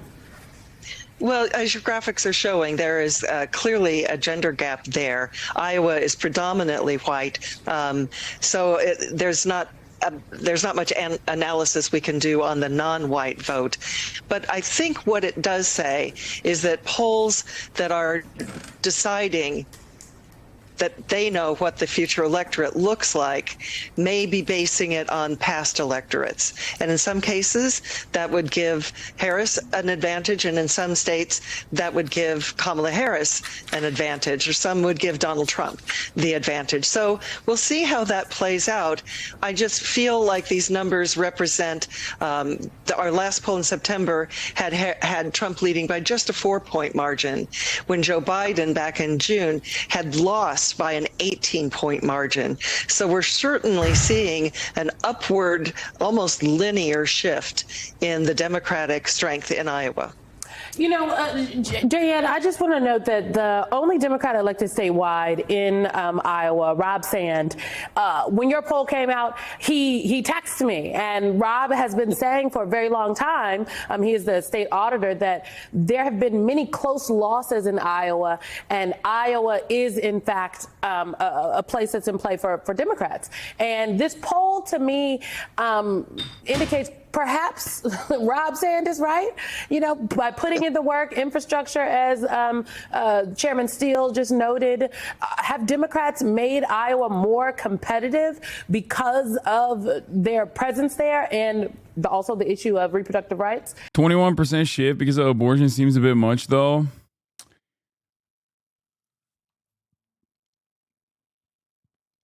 The only way to analyze this is, one, the women voters, older voters in general, and also the fact that Trump might be depressing Iowa voters with his rhetoric in general.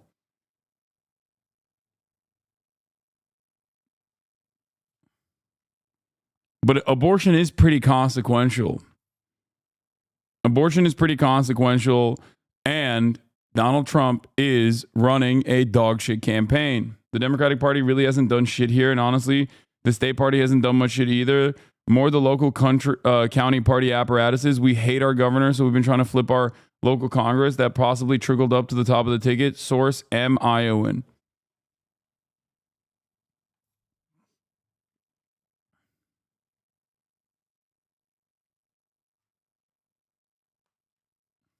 Because that was something that bubbled up on the ground throughout the state, namely led by the governor herself. Right. Well, I would mention that Rob Sand is that one Democrat elected statewide. So he's got his finger on the pulse of what's happening in the Democratic Party.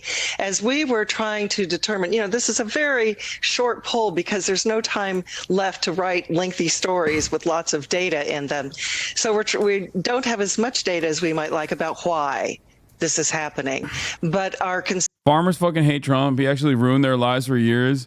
I've heard this a lot, but like, if that was the case, then Donald Trump wouldn't have gotten 53% of the vote in Iowa to Joe Biden's 44%, 45% of the vote. You know what I mean? Like in 2020, Donald Trump still won Iowa convincingly, right? So I have heard this argument. That tariffs weren't popular for the farmers. But you also have to remember, like, there aren't that many of them. That's number one. And like, it demonstrably did not move the results. And you also have to remember, a lot of these rural voters are not fucking farmers, okay? They just LARP as farmers, but they're not. Yeah, hold on. Let's just finish this and then I'll get to like the way that Trump is behaving and why I think it's like hurting him. Okay? Because Donald Trump is also going kind of crazy. He's going nutty mode and it's not good. It's not looking too good for him in Trump world. Trump world is coping pretty fucking hard on this shit. And yeah, we'll do Hogwash later as well, okay? Let's continue. Census from the reporters who work this beat I haven't done is SNL that the yet. 6-month abortion ban went into effect just this past summer. And so I think as Iowans are starting to see the consequences of that, I think it has gotten people interested in voting. The thing we noticed in our September poll that shrunk Trump's lead by 14 percentage points, he lost no actual ground. He had as many respondents supporting him in September as he had in June, but the size of the likely voter pool had increased, and most of that 85 respondents went to Kamala Harris. So Jan, let's talk about sort of the why, because that's the world I like to live in as a former party official. Is okay, why are voters doing what they're doing? Organization, as we just talked about, you and Simone, that sort of planning that is all good and smart. It's all critically important. But the why narrative tells us a lot of the inside thoughts of the voters.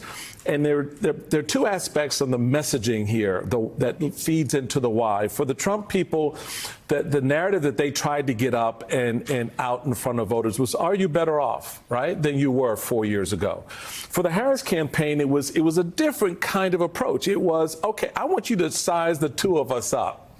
And you tell me which one you think is going to be better suited to take care of the nation's interests over their own.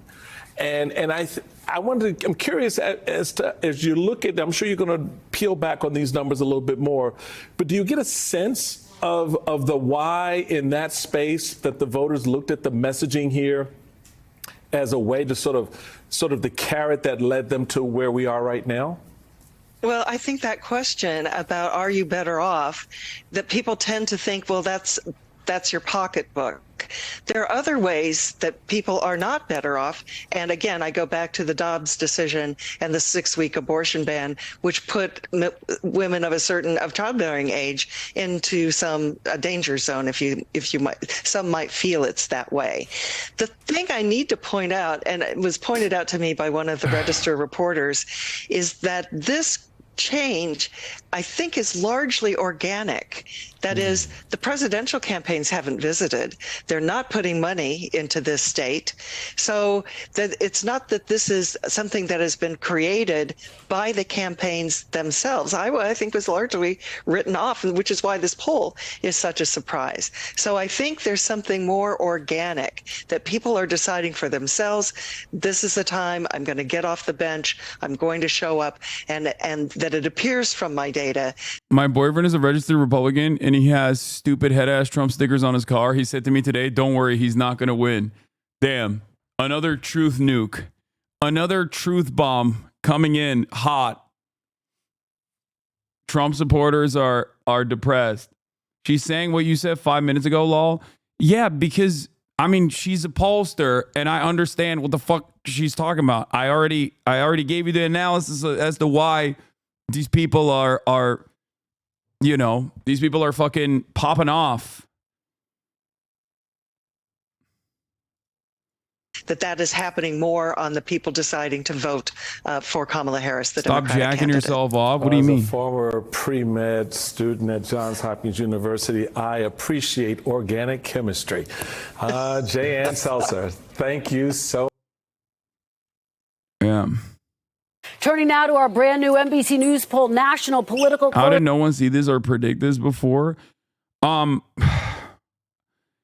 think that there are a lot of people who don't want to fuck up as they have done. There is a crisis in consistently underestimating Trump's chances because of his capacity to hit low propensity voters and drive them out to vote. Okay? Having said that, however, I have kept telling you over and over again for the past couple of months that, like, while Kamala Harris is running objectively a bad campaign,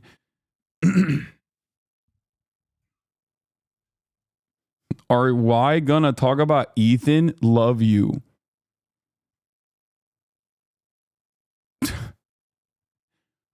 Chatter, it is November 3rd. I cannot begin to explain to you what is about to happen in the next 2 days. I am a political commentator. I think we're going to keep talking about the election. Please take a deep breath. Okay. Serious question. Do you think it's also media cherry picking to increase viewership and fearmonger? No. Correspondent Steve Kornacki is here to walk us through all of the numbers. Steve, this is the moment we have been waiting for. What does this poll show us? Yeah, I mean, fittingly, isn't it? At the very end, we find a tie nationally. 49% for Harris, 49% for Trump. Really, that's what we found when we last polled this a couple weeks ago. We go under the hood here and look at some of the other numbers there. There's this question of enthusiasm. A couple notable things here. This is the share of voters who are calling themselves very interested. Do you like the cultivation of your current community when it comes to politics? Yes, I do. I love my community and I love the community that I've cultivated. I think it's wonderful and it basically keeps me alive. Okay. Interested in this election. You can see it stands at 77%, which is down from 2020 when we had that historic turnout. Also, interestingly here, I don't think that these guys are keeping it 50-50 for some secret, like, material interest to keep the eyeballs on the election, or because they think that they want to, like, draw turnout. I think they are polling people and they're adjusting the polls with a Trump bump because of previous polls always consistently underestimating Trump because of his likelihood of because of the ways in which Donald Trump brings low propensity voters to come out and vote for him. That's it. And I've been saying this already. I think that the reason why they're doing this is because they have underestimated Trump too many times and they don't want to underestimate him again. So they're trying to do their very best. They don't want to look like they got owned.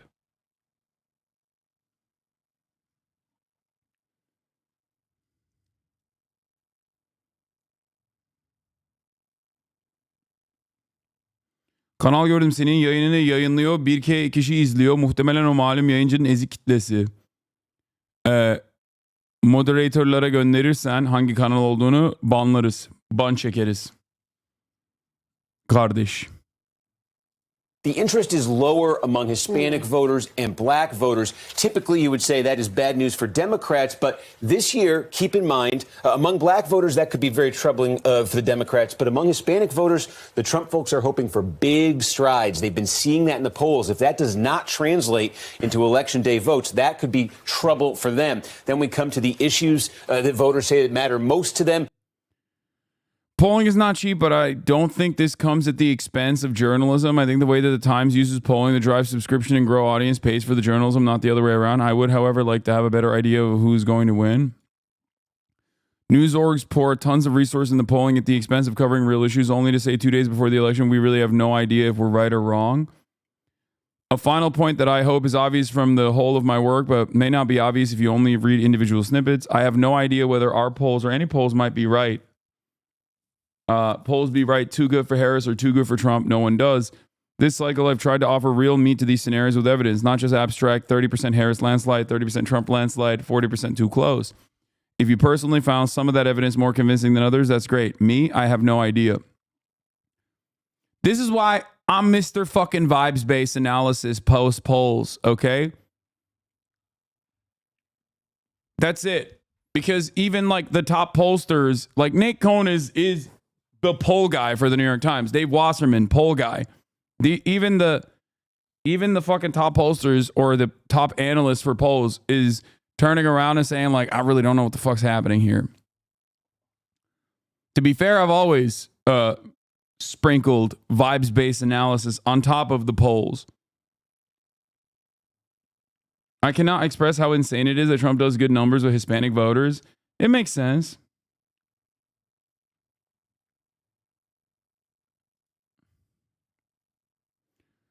New from the election center, a very clear picture. What?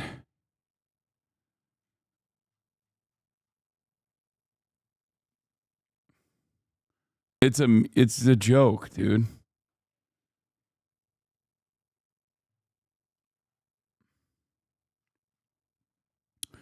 Quick summation of some of the points. There is no reason to believe pollsters fix what went wrong in 2020. There is some evidence. Non-response bias may be better, but also evidence is still there / no reason to assume it's gone. Unknown whether waiting fixes. Many pollsters, not us, have adopted heavy-handed practices that yield more Republican-leaning samples out of potentially, but not necessarily justify fear of systematically failing to reach Trump voters again. This is what I've been saying, okay? A lot of pollsters underestimated bigly Donald Trump in 2016. They still underestimated him in 2020. Okay, Donald Trump still outperformed the polls in 2020. The difference is Joe Biden won, just not by the margins that polls were showing him winning by. And that is precisely the reason why pollsters were like, well, you know, Trump is Mr. Turnout in the general especially, so we got to do something about it. And I think that the reason why the 2022 midterm polls were a lot closer wasn't necessarily because they had pollsters had overcorrected or had figured it out.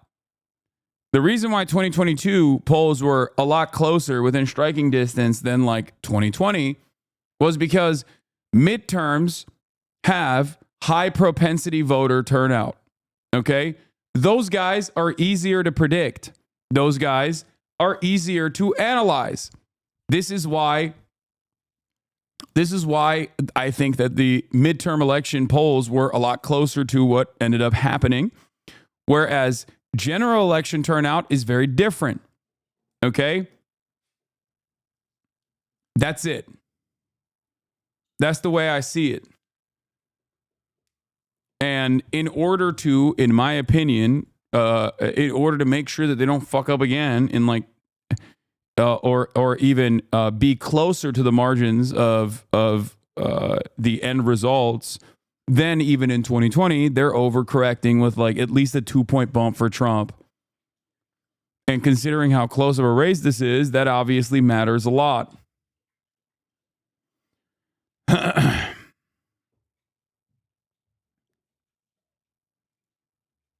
What the fuck? Atlas Intel Wisconsin poll, Trump picking up 65% of black voters. 65% of black voters. Look, Wisconsin is a weird state because it's like super rural. And that's why I've said out of like the blue wall, despite what the polls say, that's the one area that is the one fucking state that is like, I think, trickier for the Democratic Party than the rest of the blue wall. Okay.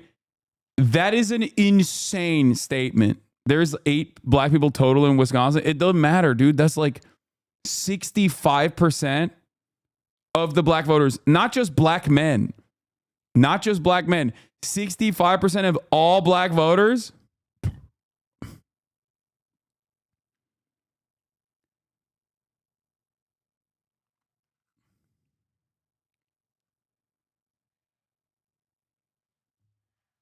That is not, just specifically avoiding Milwaukee. Yeah.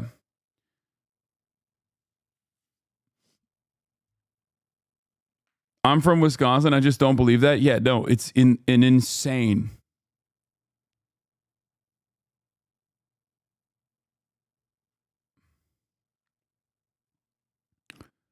It also is weird because like 64%, 65% of black voters, only 24% of Hispanic voters is also crazy. And the Asian voters are split 50-50. Like, what the fuck is going on in this poll, man? This is nutty. Misogyny voting for Trump is nasty work. No, this is not real, dude. What the fuck? Dude. There is not a... Okay, remember what I told you guys about how there is not a single state in the United States of America, the continental United States, that is majority in favor of heavy restrictions on abortion, okay? I stand on that. I'll stand on that even if I don't see a fucking poll. And I was correct. I was right when it came to Alabama, even though I hadn't seen a recent poll in Alabama, right? Remember that? This is another thing that I will tell you right now, okay? I have not seen any polls. I have not seen a single fucking poll on the Wisconsin black population, okay? And I can assure you that there is not a single fucking, this is crosstabs anyway, and it just is, this is just an unreliable ass poll overall, because I can tell you with a 100% certainty that there is not a single state where the majority of the black population, which also includes black women, okay, higher likelihood of voting and will vote by 80 to 90% for Kamala Harris. Like, the fact that black women and black men both are going to majority vote for Republicans is the most insane scenario, okay? That is less likely than Texas and Florida flipping blue, okay?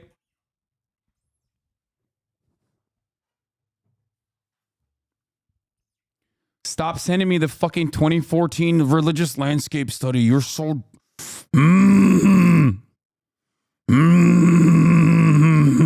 The 2014 religious landscape study conducted is not an accurate reflection of how people view Roe v. Wade, especially post Roe v. Wade's abolition. Please stop sending me the same fucking poll! Ah!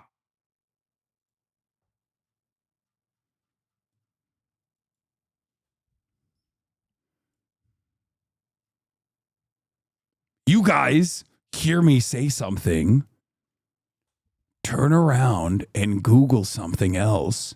You guys literally put the keywords of what you have heard me say into the Google machine, and then you come back with the first result without looking at what's up. Yeah. What's happening? Yeah, we got a problem. What is it? I can't even watch NMP clips, so I can't find out if he's dating Nora or Kachi. Hold on, here, just speak into this microphone so people can hear you. What? I try and stream, but I can't because I'm trying to watch NMP clips to find out if he's dating Kachi. There's no, it was muted. Oops. Say it now. Say it again. Okay, so I'm live. Mm-hmm. Okay. That's it. Are you just trying to farm people that are 2 days out from the election to come and watch drama clips? Well, what would they rather watch? Drama clips or drama clips about the president? Drama clips about the president. But NMP might be dating Kachi. Okay. You don't think that's important? What I was going to say to you is the internet is lagging. Wait, really? I try to watch like 2 I'm going to give you, I'll give you March's, phone number and you can text him and he can come and help you potentially. He said he would be down to do that, but I'm surprised that it's lagging. Did your internet lag ever? No. But I think it's because I'm Ethernet cable connected. You might be streaming off of Wi-Fi. You did this on purpose. That might be the reason. So you did this on purpose. Yeah, totally. I wanted to cook you. Well, if you wanted me to help with the election, you just had to ask. We could do stream together. Okay, I'm sending it to you. I sent him his number to you. Okay. Text him, and he'll try and help. Chat, I will say this though. Hasan a few years ago was not the best host. Because you were always on your phone. But you told me you deleted Twitter, and off stream, Hasan was actually very fun to hang out with. And positive. Yeah. I'm in a much better mental space for sure. Like he bought me food, we hung out. Dude, how good was that fucking curry? It was the best curry I ever had in my life. Yeah. Like on stream, he's a very negative man, but off stream, he was just extremely nice and positive. Yeah. In spite of everything else that's going on.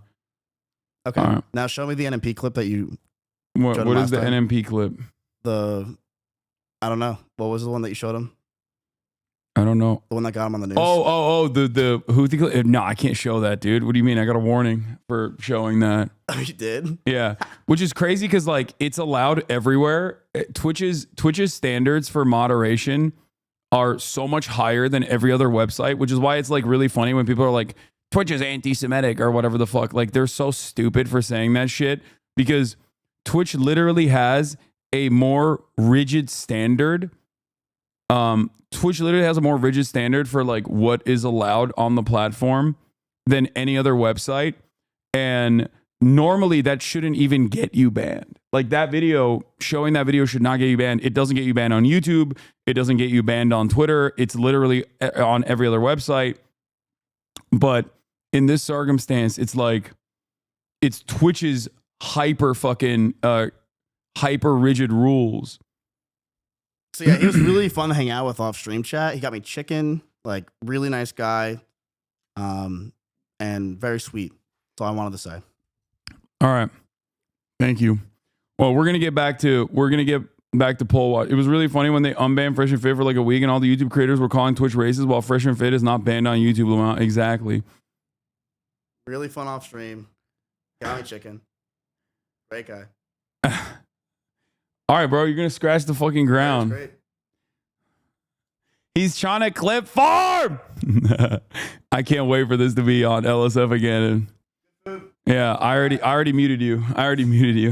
Get the fuck out. Go back to your stream. What are you doing?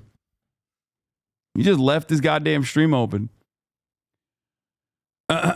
Gave Miz the PC that doesn't have Windows activated. It's not my fault. It's the one PC that we have that's like working right now in the house.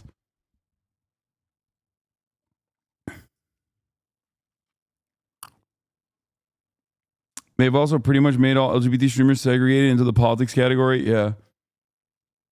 Well, no, they're just saying like, don't you dare talk about that gay shit. Okay? If you want to talk about that gay shit, you're going to get a content warning.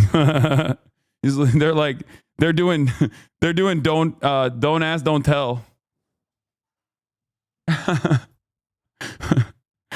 Twitch's policies are blast from the past where they're like, hey, content warning.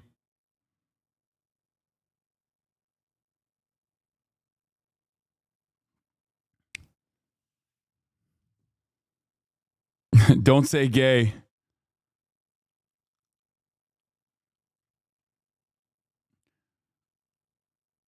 Wait, so you even have a secondary stream set up for your streamer friends? It's kind of awesome. Yeah.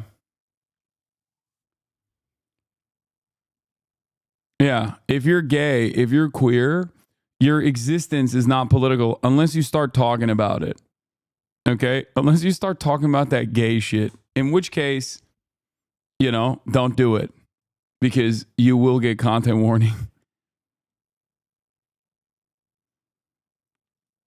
What is this?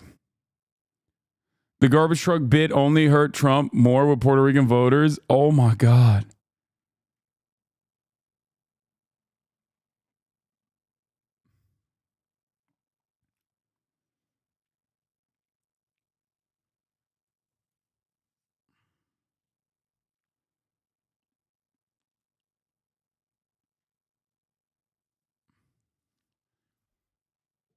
Oh, Owen Jones went to a fucking Wisconsin. Oh, hell yeah. Putting British people in hogland is always my favorite type of content. I'm always in favor of that. We should torture British people more like this, okay? Is my favorite when they bring out the Guardian guy once every 4 years. Always funny until it happens to you. Yeah. Yeah, no, it's my special interest. Hogwatch is my special interest, but I especially love when Hogwatch is being conducted by like a British person who turns around and has to like speak to the hogs directly. It's the best. Because even if you straight up are a British hog, you still are not as hogged up as an American hog. I know this is cringe, but you can't do cross-tab diving unless the group you're looking at has what is called an oversample. Otherwise, the number of people surveyed is too small to be statistically representative. However, an odd result in the cross-tabs doesn't discount the overall sample. Makes sense. And how they rate the candidates. And I think, again, notably, Harris continues to do best on abortion, 20-point advantage there. Trump continues to do best on inflation, cost of living, an advantage there of 12. This is something to watch on Election Day because, of course, she's actually doing better on abortion than Trump is doing on inflation and cost of living. We'll have to see how that pans out with the voters. Absolutely. And we can continue and take a look here. This other issue, we talked about it in our last poll, too, the dueling approval ratings. This is sort of an albatross for Harris here. Her administration that she's a part of, Joe Biden's approval rating sits at just 41%. And then there's this twist. Donald Trump, retrospectively, do you now approve of how he did as president? In our poll, 48%, almost half, give him that approval rating. And we have to pause again because 48% is higher than the approval ratings he was getting when he was president, Steve. Really striking to see that. Exactly. So is that a hidden advantage there for Trump in some way? Then there's this question, too. We just hear all the stories, all the images from early voting. And look at this. 2/3 of voters in our poll say they've either voted already or they're going to vote early. On Election Day, 1/3 of the electorate actually saying they will turn out and vote then. And you can see, we saw a bit of this in 2020, remember, the early vote here, more Harris friendly in our poll. That Election Day vote, that's the big wild card. You don't know what that turnout will look like on Election Day. But if Trump has an advantage there, see if it's enough to overcome what he could potentially lose in the early side. And then the gender gap. Again, we've talked about this throughout the campaign. We've talked about this for decades. Trump up 18 with men, Harris 16 with women. That is a 34-point gender gap by about 10 points. If this happens, this would be the biggest gender gap ever recorded. Stunning. And his lead with men bigger than her lead with women. It's an interesting turnabout from, I think, what we've seen in the past in some cases here. And then you could just take a look here. These are the battleground states. We got some new polls this morning. And I mean, Steve Kornacki's doing gender. They got him. He's woke now. Do you have anything big planned for Election Day? Yes, Josh, Edinger Mentum is going to be wearing his best khakis and will have a board behind him to do his best Steve Kornacki impression. I will say, especially with the Selzer polls, like the number one pollster for the Majority Report, Chapo, and the Hasanabi broadcast is looking pretty fucking fresh in comparison to everyone else. Now we'll see. We'll see. On Election Day, he's either going to win big and become a legend, or he is going to have egg on his face.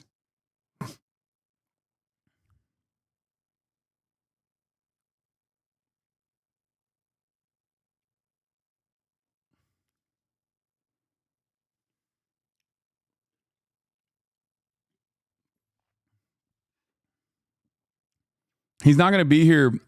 He's not going to be here personally. He's going to be tuning in from Discord.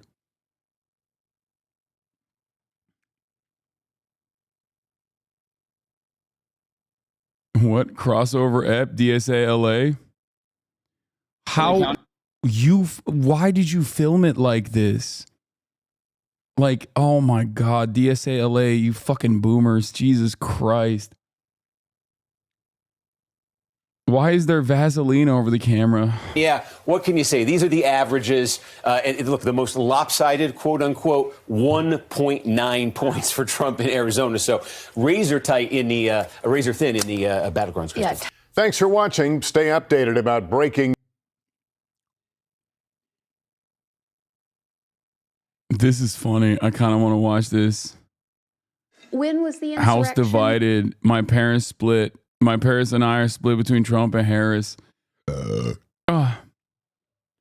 you be bringing the gay on Tuesday? Yes, I think so.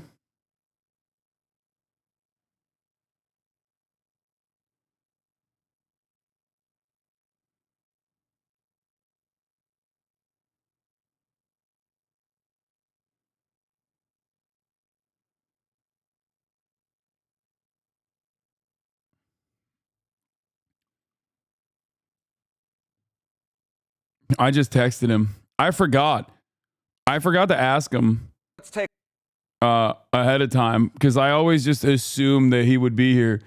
Luckily, we already have a content warning in terms of like talking about politics. So him bringing up gay shit won't be, won't get a slap with an additional content warning. Are you taking the Tuesday off? Yeah. Yeah. What are you, fucking crazy?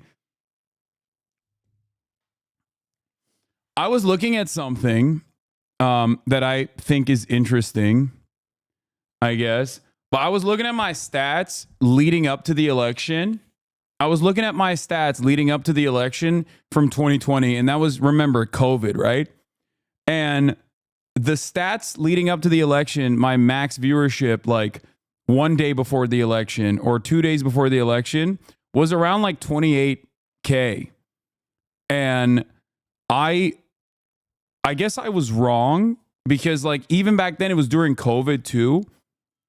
And it's interesting to think about because like now I'm 40K average, but leading up to the election, and then it goes it skyrockets after post election for like the week or maybe even the month after. And I was wrong. Like I was wrong that I thought that the numbers were looking bad in comparison to like the last election cycle.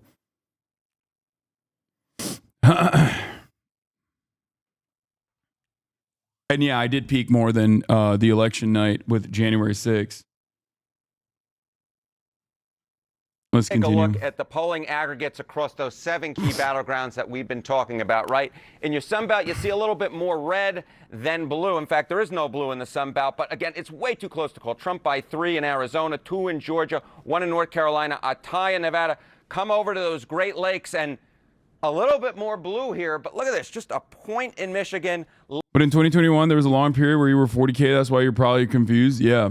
Less than a point. When you're breaking out this symbol, Jessica, the less than, you know how close the race is. And then, of course, in Pennsylvania, I was canvassing the other day while wearing your merch, and everyone out with me said they'll be tuning to you on Election Day. Hell yeah.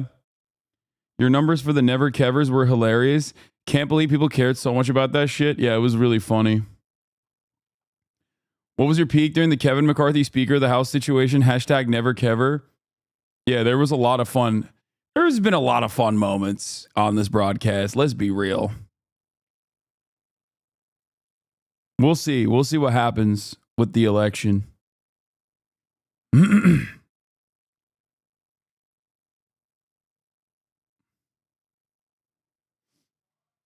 you think they're purposely making the election look close when it's not? No, I'm not. I'm not thinking that. I do think that they are slanted in favor of Donald Trump a little bit, but that doesn't mean that they're doing it for like some secret reason. It is close. I think it is definitely a close election. Now, same day voter turnout is important. What is this? What is it going to take for Mike from PA coverage? Oh yeah, dude, of course. Dude, especially, listen, Michael from Pennsylvania, especially if fucking Kamala Harris is winning, you know I'm gonna fucking posterize your ass. And you can come talk shit if Donald Trump is winning, okay? I'll give you your fucking flowers. You know that I agree with your analysis. We're almost completely aligned on this. Okay? We're almost completely aligned on this. You are, I would say, like you and I are right in the fucking center where I have been leaning in favor of Kamala Harris winning the election and you've been leaning in favor of Donald Trump winning the election for the exact same reasons that we've talked about.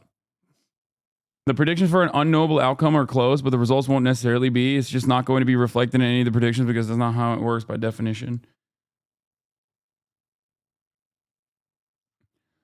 All right. This is we're going to talk about the Iran stuff in a second, but here There's a lot of spirit. this is some this is how Trump world reacted to the Selzer poll. He's right. Well, there's a lot of spirit here, you know. And we even have the polls up, but I think it's much more than the polls. No, the polls, I'm telling you, you can make those suckers sing. You get the right pollster, you can do, and you really do inflict damage, you know, when you do like this person from Iowa. Today, the election essentially is really, we're talking Turkey, comes out with a poll different from every other poll because it wasn't even in question. It's really the opposite way. I'm way up. If you look at 3-4 months ago, Dan. Lil Tits? What the fuck? Pennsylvania's got some fake ass names for his towns, dog. What the hell is Little Tits? Littits. I was losing states that now are walks, you know, they're now walks. And I think you could have I know about Middlesex. I think New Jersey has a Middlesex too. that here. It's called suppression. They suppress, and it's actually should be illegal because it's. I remember you having more fun in your 2020 election season streams than this one. You seem down to me. Is that a fair assessment? Yes. America is on the fucking downturn. Clifford never covers about view count. I need the latest. I need to be up to date, second by second. 53,000 people were tuned in to watch Never Kevers on the night. Okay? 53,000 people were tuned in. And I think it was like a Friday night. That's so stupid. That's so fucking stupid, dude. Why is this community so dumb? But yeah, no, I am definitely more upset about the future of this country. And there are obviously good reasons to be upset about the future of this country. It's not as fun when you got an ongoing act of genocide that has been, happening for the past 12 plus months at this point. And both parties have become more reactionary on the issue of immigration. Like all this stuff hurts my soul. And I am genuinely fearful. I am genuinely fearful about the future of this country. So, In many ways, it's worse than the written word, which these guys do quite well, actually. He's right. Yeah, he's coping. He's doing copium. I asked Trump if he... Okay, this is Jonathan Carl from ABC News. He says, I asked Trump if he believed there was any way he could lose. He said, yeah, I guess, Trump answered. I guess you could lose, can lose. I mean, that happens, right? But I think I have a pretty substantial lead. But you could say, yeah, you could lose. Bad things could happen. Crazy. I think the Ozempic is causing him to have low T.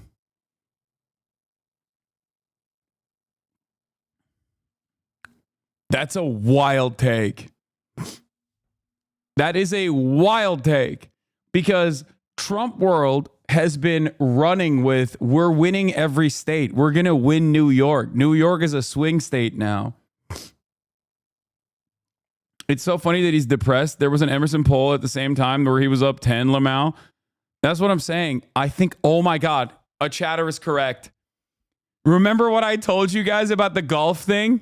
You're right. It is no golf. Oh my God. Oh my God, it's the no golf. Oh my God, it became true. The prediction is The prediction is real.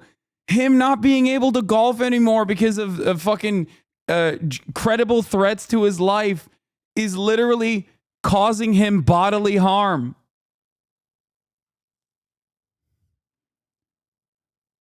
Oh no. Oh no. Also, this was funny. NTD fucking woke cameraman hurting Trump. 9 years, we've had the biggest rallies in history of any country. And Hold on. every I rally gotta is grab my full. food. You don't have any seats that are empty. You don't have anything. I mean, the one we had today, you missed a beauty. We could have filled that place up 20 times. I mean, that was beautiful. And the Virginia rally, did you hear about the Virginia rally? That was on. Glenn Youngkin did a great job, the governor of Virginia. And they had a crowd there that was incredible. And then we came here. And we don't want to be late, but it's very hard when you do these things. It's very hard, and you don't mind a little bit. We weren't very late. We weren't very late. Just a few minutes. You can't be Just doing a few full minutes, pan. depending on your definition of when it's going to start. But you know, we've been doing. I was talking to some Grand people. Text, thank you for the 10 In a way, gifted. it's sad, and in a way, it's beautiful. It's just a beauty. We could have filled that place up 20 times. I mean. He's like, the crowds is so crazy. We've filled the entire arena. It's never been this full. It's never been this full ever. That was beautiful. And the Virginia rally, did you hear about the Virginia rally? That was on. Glenn Youngkin did a. What? It's funny because he's getting fact checked in real time by the NTD camera person, which is wild because NTD is like the Falun Gong operation. They're the nuttiest guys out there.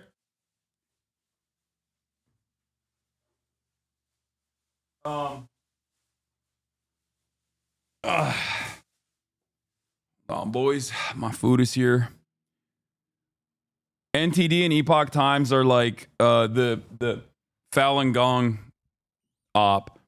Keep going, it gets better. Hold on, I'm gonna fucking keep going. Calm down, Jesus Christ, y'all are chill the fuck out. These are like, this is Trump world shit. This is like right side broadcasting, going against what Donald Trump is saying. By showing the rally sizes not being as big or the room not being as filled. The governor of Virginia, and they had a crowd there that was incredible. And then we came here, and we don't want to be late, but it's very hard when you do these things. It's very hard, and you don't mind a little bit. We weren't very late. We weren't very late. Just a few minutes. Just a few minutes, depending on your definition of when it's going to start. But you know, we've been doing. I was talking to some of the people. It's sort of, you know, in a way it's sad, and in a way it's beautiful. I was talking to them, and I said, you know, this is coming to an end. These rallies are coming to an end. We've been doing them. Oh my God, they're showing people leaving. Oh, dude.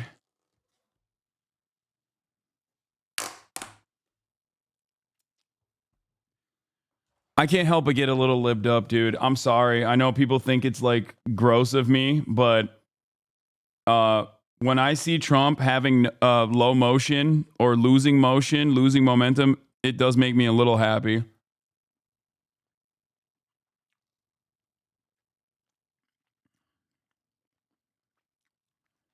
Years. We started a year before, and we've had tremendous success. In 2016, we did phenomenally, right? We went in, they said they gave us a 3% chance, and sort of like amazing, right? 3%. That means 97% for crooked Hillary and 3% for me. And I was saying, well, I went to Iowa, and I had 48,000 people, and she had about 300 people. And then we went to another one in another state. We had 49,000. I think it's funny to say that about Hillary Clinton when Kamala Harris has had larger fucking crowds and larger rallies than both Joe Biden, which happened during COVID, so it's a little different, and certainly than Hillary Clinton.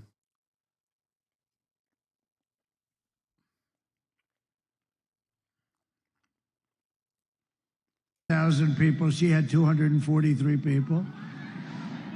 And I kept saying, why are we going to lose? Why? Why? Even the viewership declined. It went from 4.8K to 4.4K in this time frame. Why are we going to lose? And we didn't lose, you know. We ended up winning, and we ended up winning the presidency, right? And that was an exciting night. Remember how it started? It started with a bunch of fake news. Look, there they are. That's a lot of fake news.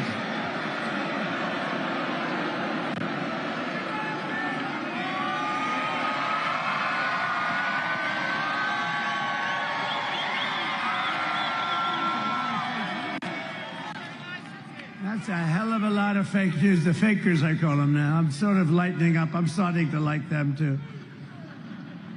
I don't know what it would be like to get good publicity. I really don't. They treat me so badly. Wait. They cut it off?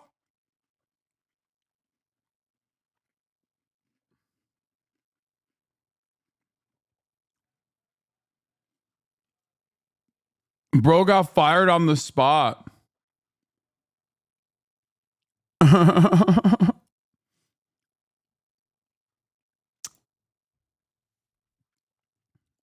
That's crazy. Okay, another point for panic. They've activated Alex Jones. You know they're not going to just give up easily after the impeachments and the Russian collusion crap and all the fake indictments and the lawfare. This is common sense. So I'm saying be ready for the Civil War conditions and the not certifying it, and Carville saying we need an armed uprising against Trump and Trump supporters. I mean, these people are going for broke. And mainline Republican supporters aren't really ready for this. Trump is starting to get it and was talking about all this just minutes ago. You know they're not going to just give up easily after the impeachments and the Russian collusion crap and all the fake indictments and the... Why does he look so red? Oh, here's another indication. Does he hate Trump? No, he loves Trump. That was, I think, what killed Alex Jones a little bit. Alex Jones used to be like anti-Bush. He was like, Bush did 9/11. Like, he was that kind of guy.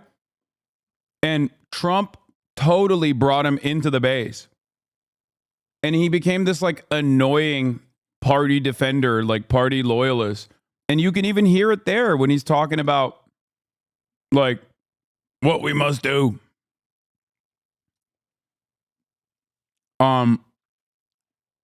It's just, he sucks. No president has done more for farmers in the great state of Iowa than Donald J. Trump. In fact, it's not even close. All polls, except for one heavily skewed towards the Democrats by a Trump hater who called it totally wrong the last time, have me up by a lot. I love the farmers and they love me. The just out Emerson poll has me up 10 points in Iowa. Thank you. Also, the garbage truck comments. The garbage truck bit only hurt Trump more with Puerto Rican voters, which is pretty funny. He did a callback to it. HuffPost spoke with several Puerto Rican voters outside of Seatown Supermarket in Bethlehem Southside, across the street from the Puerto Rican Beneficial Society. Nisla Vega and Nidel Pacheco of Hellertown, a borough south of Bethlehem, both said they had never voted before, but Hinchcliffe's remarks were the reason they plan to vote for Harris on Tuesday. That hit the spot right there, Vega said. They keep saying, oh, he's only a comedian. It still hurts. Pacheco saw Trump's decision to pose in a garbage truck at a campaign stop in Wisconsin the following day as an additional insult. If he didn't have nothing to do with it, what's he doing in the garbage truck? Pacheco asked. Pacheco. No one heard the Biden part of the story, so they assumed the garbage truck was a reference to the Puerto Rico comment again, most terminally online campaign on earth. Yup. It was too fast, too. It was too quick of a turnover. Last thing I'm going to talk about with the Selzer poll, it's already been said by quite a lot of people at the point, but the main driving force of Harris's surge in the final Selzer polls due to abortion in state's recent abortion bill. On the ground, I see this groundswell of opposition against the bill for months. To start with a basic fact, what do Iowans think of the 6-week ban? They dislike it quite a lot. As we've seen in many culturally conservative states over the last 2 years, a large majority of Iowans dislike the abortion ban. Again, too insane. Too insane for the normal whites. You can't have it. You can't do that.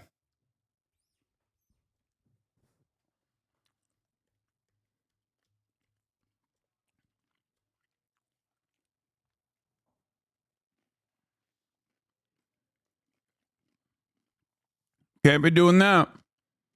Even a plurality of men oppose the bill. And an incredibly large majority of women in the state oppose it.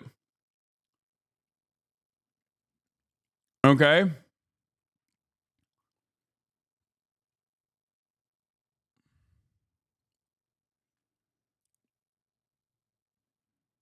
In the breakdowns, you can shed some light on a lot of the more dramatic shifts in the Selzer poll. 71% of suburban adults, 88% of suburban women. These are voters that are more likely to shift away from Trump this year when a lot of them voted for him in 2020. Why do you think men support the bill? More men support the bill? What do you think? What do you think? It's because they're dudes. They're never going to have to get a fucking abortion. So they don't think. The entire premise of the abortion ban is basically about controlling women's bodies. And, you know, not to get all fucking rad-libby up in this bitch, but yeah, men kind of fuck with that. They like it. Or at the very least, they're selfish and they don't think about it. That's it.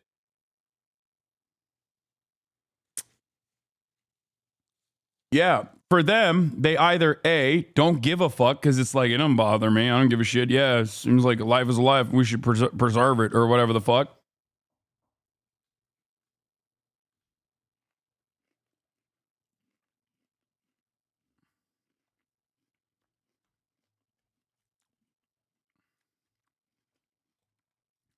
Or they just straight up like it.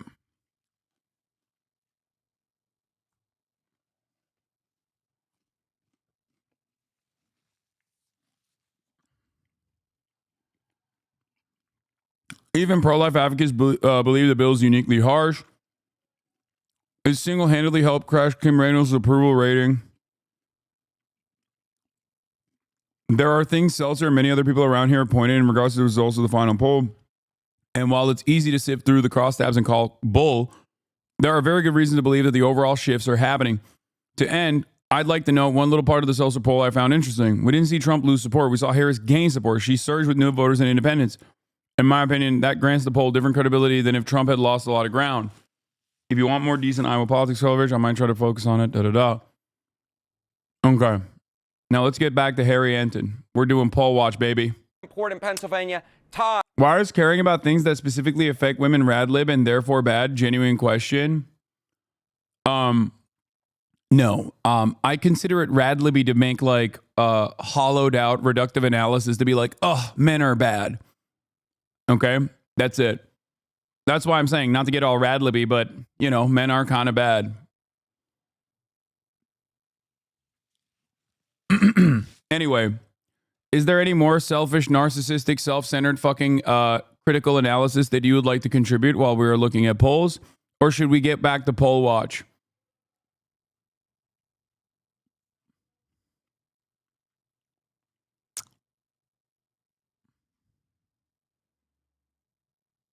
I love this.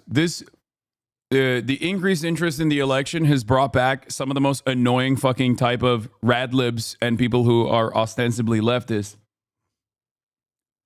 Rad-libs and people who are ostensibly leftist who are like, I am going to use woke emancipatory language in an effort to just bring forward a very selfish perspective here that is going to derail the conversation.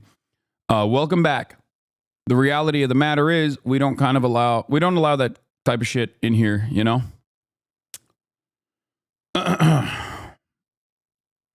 It doesn't work that way here.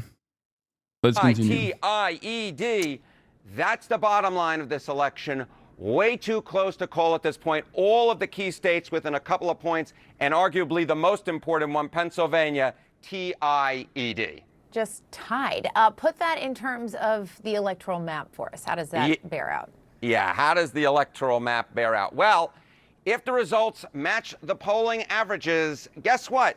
Neither candidate gets to 270 electoral votes. I don't even know what other way to put it, because Pennsylvania becomes the all-important key state. Whoever wins Pennsylvania wins the election. We've been talking about it week after week after week. The Commonwealth of Pennsylvania, just to the southwest of me here in New York City, becomes the all-important state. If you can figure out who wins Pennsylvania, you probably know who's going to win the election, because at this point, the polls can only tell you that both candidates are short of the 270 electoral votes needed to win. That is, of course, if the polls are actually right on the money, which they probably won't be.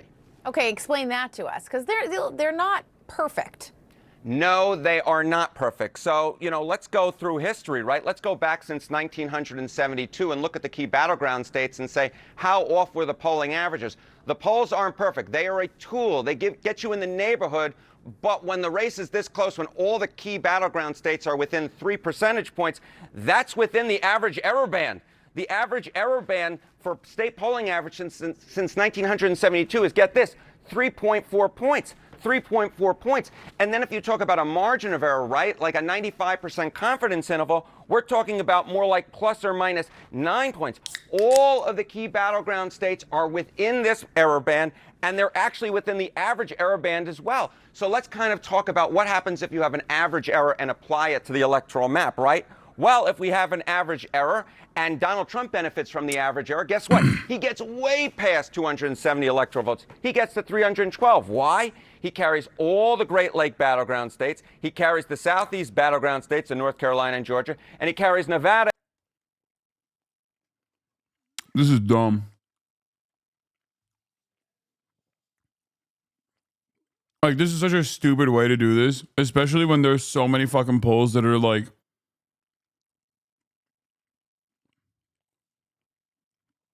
there are so many polls that are junk.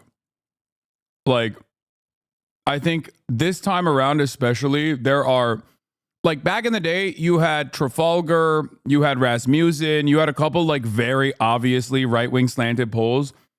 Now it's like, it's insane.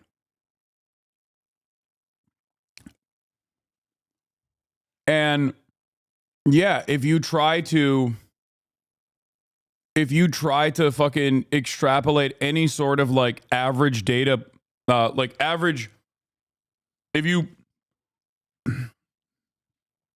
try to look at like the margin of error and slam a fucking 9-point differential, then what the fuck are we doing? You might as well make up numbers at that point.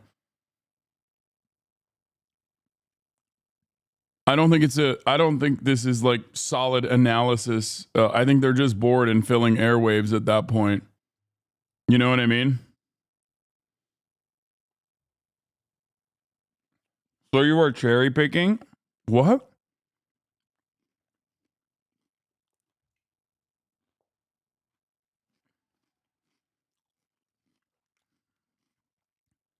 I think poll grading kind of matters, don't you think? Like,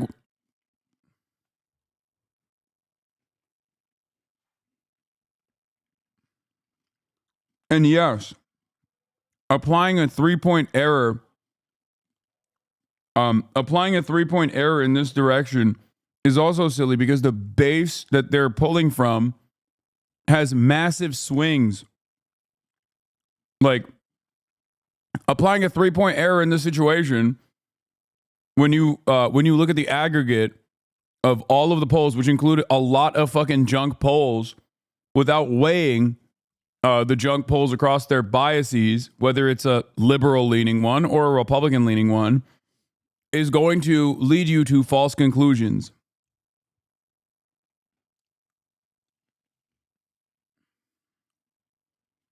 I think. And Arizona out west. But of course, Jessica, there's no guarantee that the polls being off would necessarily benefit Donald Trump, even though they did both in 2016 and 2020.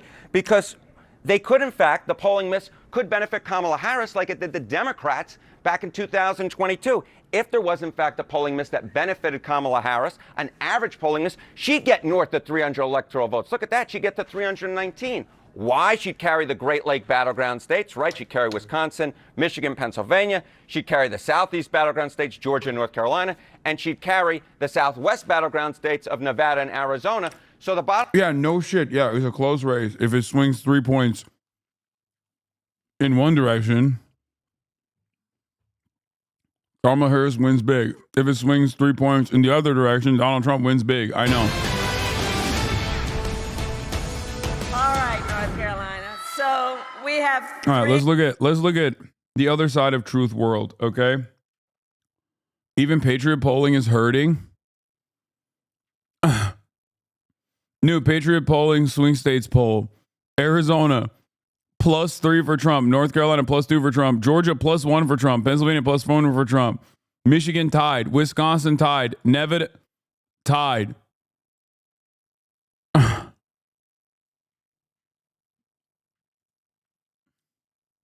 Patriots, rise up.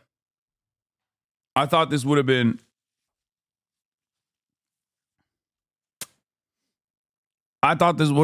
+10 for Trump everywhere across the board. What the hell's going on?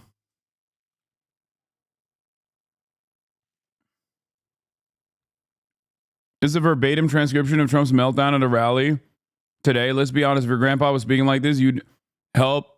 You know, would seek help, not give him the nuclear codes. Yeah, the problem is a lot of people are just as stupid. So they think it's cool because he reflects their own personal positions on the matter when he speaks like that. 3 days left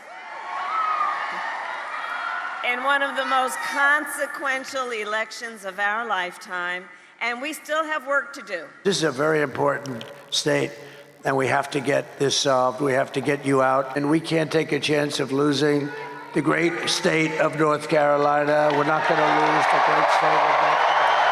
So here we go now, 2 days and counting. Remember we were starting this thing like 60 days ago? Home stretch right there. State of the race. Come on over here, Jimmy. This is what our forecasts have been looking like, and this really goes back more than a month. All right, we think everything in gold and or yellow is a toss-up, right?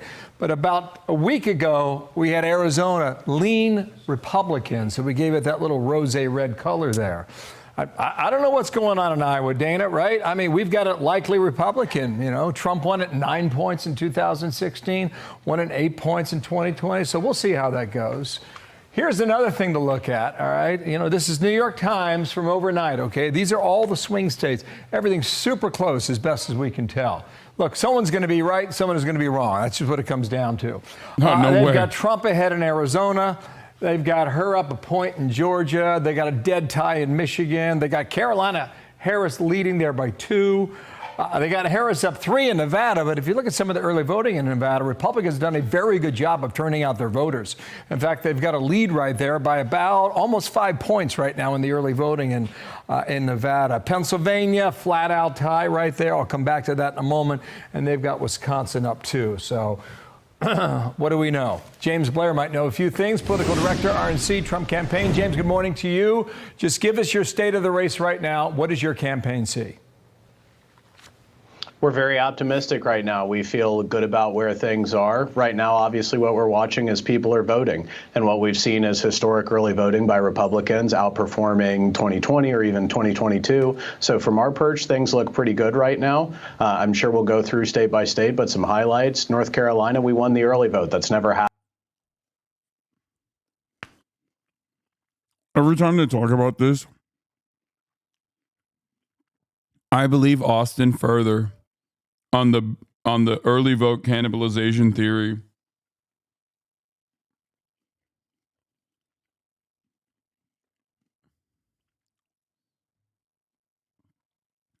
Like, we'll see, but you want to believe them? No. I mean, it is certainly optimistic, but there is truth to the matter. I was listening to the run-up earlier today, the last one that came out like a couple weeks ago, I think. And, well, Austin's idea, and a lot of libs have been saying this, it's not just Austin, is that, and this is true, Republicans, especially in 2020, openly poo-pooed against early voting. And part of that was because they wanted to have a red mirage. Part of that was deliberate because they were like, oh, go vote same day so your votes are counted and then we can make it seem like we won. Right? And that technique was very stupid because it stopped people from going out and early voting, which is a reliable way to vote. And the Democrats took advantage of that because they were like, no, of course, early vote. Are you fucking kidding me? And it made it, because it's easier to vote. If you vote early, it's much easier to vote, especially at a time when there's universal mail-in ballot registration and universal access in general, where you could have just mailed your vote due to COVID. So Republicans were basically advocating against that. Donald Trump was advocating against that. This time around, they didn't do that. They actually were urging people to go out and vote early. And I think that is the reason why you see a lot of early voters. You were making an argument for a Trump campaign advantage today. I think that the idea is that you're seeing a lot more people vote early, but the problem is there is a finite amount of pool of voters, reliable voters for the Republican Party. And the idea is that in comparison to 2020, a lot more Republicans are early voting now, and therefore there will be less Republican momentum, less Republican motion on same-day turnout.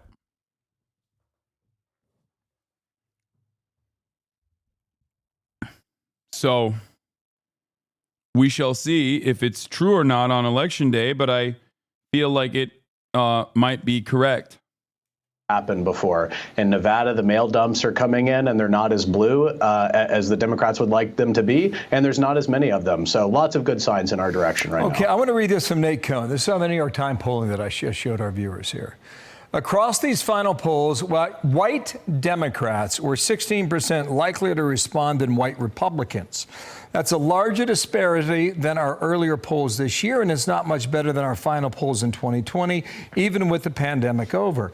It raises the possibility that the polls could underestimate Mr. Trump yet again. We do a lot to account for. That's so funny because the entire underlying premise of Nate Cohn's article is that they're just adding like 2 points to Donald Trump across the board due to fears that they're getting it wrong. Like, that's the entire point. They're saying that, like, oh, Dems are more responsive to our polls, so we have to like manage it by tilting the scales in the opposite direction. For this, but in the end, there are no guarantees. How do you read that? I think it's covering. I think that they know where things stand. Look, in all of those polls, in all the battleground states, I heard Carl before this talking about the recalled vote, they've set the electorate to the left of 2020, which doesn't comport with what we know, which is that all of these electorates. This is such a funny way to lie to your own audience, by the way. And it's the entire issue with like the way that Fox News does news coverage. Because like if you just rob the entire article of its like underlying premise and only show that aspect of the article completely out of context, you're fucking stupid. You're telling your audience a lie, and they are going to be shocked and maybe even angry when the election results don't match the reality that you've presented it as. They're going to be like, how could this have happened? Fox News told me we were winning bigly. And I think that might be part of the reason why they're doing it. But it's still pretty dangerous and very annoying. And that's why I get super fucking mad at even some of my haters who just like lie about my or who have wrong analysis, right? And I'm like, if you're watching these other fucking content creators who were like riding with Biden until the last moment, right? Like, don't you even feel a little bit resentful for being duped into believing something so fucking stupid? Like, do Fox News watchers at this point ever feel resentful to be like, I feel duped, I feel misguided, I feel like watching Fox News led me into thinking something entirely different? Now, I don't think they do that because there's no self-reflection involved, obviously. And the other reason why they don't do that is because Fox just doubles down. Have moved to the right just on a registration eligible electorate basis itself. And obviously we see that starting to manifest in the early voting patterns. So I think that they're sort of putting some cover out there because they're going to underrepresent President Trump's support. What they essentially are saying there is we got too many Democrats in the survey. We don't have enough Republicans. We know that, but we're going to publish these numbers on the eve of the election anyway. So the pollsters have told us that they've accounted for this because of the miss in 16, the miss in 2020. We'll see whether or not that happens. Wall Street Journal has been a big target for your campaign. Young men could boost Trump to victory if they show up. That's the headline. What are you seeing out there in the battlegrounds?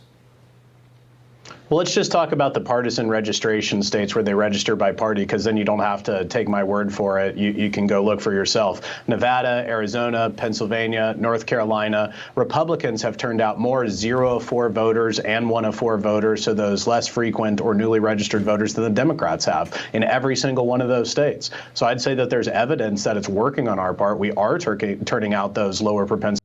I mean, they could be young men, or they could just be conspiracy guys, or they could be young men who are conspiracy guys. Voters, be they young men or otherwise. So everything you can measure right now suggests that it's going well for us. My sense is on Tuesday, we're going to be spending a lot of time in Pennsylvania. Maybe that's right, maybe it's wrong. But this 8 years ago, this is Trump winning that state by 44,000 votes over Hillary Clinton. Listen. Low and mid propensity voters are unreliable. So let me explain something to you. Okay? Low and mid propensity voters are unreliable unless you are presenting them with a reason to go out and fucking vote. Trump has been ironically doing the Democratic style harm reduction campaign, but from the right. This is why I suspect that the conspiracy voters, people who are definitely very openly pro-Trump, might not show up come election day. Because you're not offering them anything. In 2016, Donald Trump offered them something. He offered them owning of the libs. He offered them owning Hillary Clinton, locking Hillary Clinton up. Unsealing the 9/11 files, like all this shit. He hasn't really done that this time around. I think the one thing that he said he would do is he's going to ban fluoride in the water or something. Like that just came out today. But he used to do more shit like that. And he's not really doing it no more.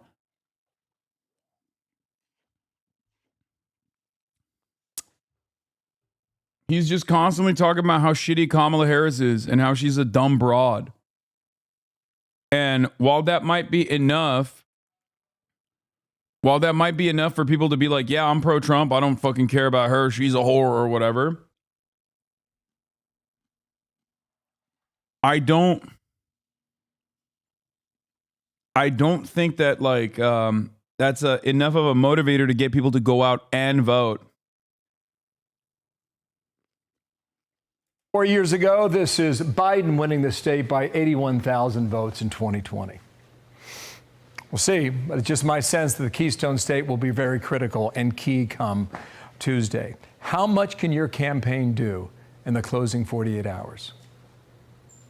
A lot. We can keep getting out the vote. And let's talk about Pennsylvania. Right now, there's nearly 700,000 registered Democrats in the state of Pennsylvania who had cast a vote by this point in 2020 or 2022, and they haven't cast a vote yet, and they don't have mail ballots. That's a huge hurdle for them to climb. Secondarily, again, we've talked about the voter registration before, Bill, but just to put a fine point on it, there was 685,000 more registered Democrats in the state of Pennsylvania 4 years ago than Republicans. Today, that number has been cut to about 280,000. So a huge swing in our direction. James Blair, thank you for your time. I know you're working day and night. Thanks for coming on today, and we'll see who's right. Thanks. I'm Steve Ducey. I'm Brian Kilmeade. And I'm Ainsley Earhart. And click here to subscribe to the Fox News YouTube page to catch our hottest interviews and most compelling analysis. I have a piece of glass over here, and I don't have a piece of glass there. And I have this piece of glass here. But all we have really over here is the fake news, right?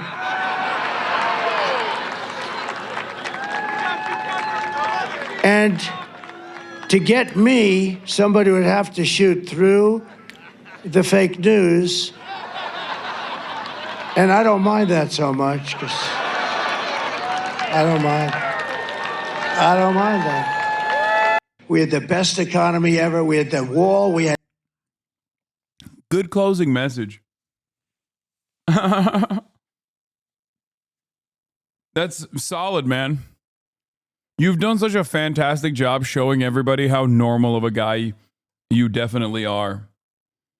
Like, and how, like, all of the people's worst fears about you, if you win the election, you certainly have convinced them that they are untrue.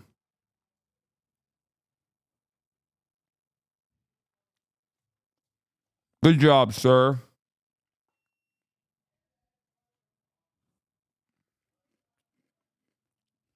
Had everything.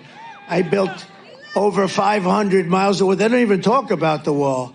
But we had the best border, the safest border. I won't pull down my world's favorite chart because I don't want to waste a lot of your time. But my world's favorite chart done by the Border Patrol, it said we had the safest border in the history of our country the day that I left. I shouldn't have left. I mean, honestly, because we did so well. We had such a great. So now, I mean, every polling booth has hundreds of lawyers standing there. It's all about the lawyers. Everybody's standing lawyers. Nobody should have that. You should have a damn ballot and you hand it in. Do you know that in Arizona, where I'm winning by a lot, but it takes 4 hours to fill out the ballot. They've got page after page, and people are complaining they don't have time. It takes 4 hours to fill it out. Why is that? Why is that? I can tell you why. But so many places. Pennsylvania, I love Pennsylvania. I went to school here. I think the people are incredible.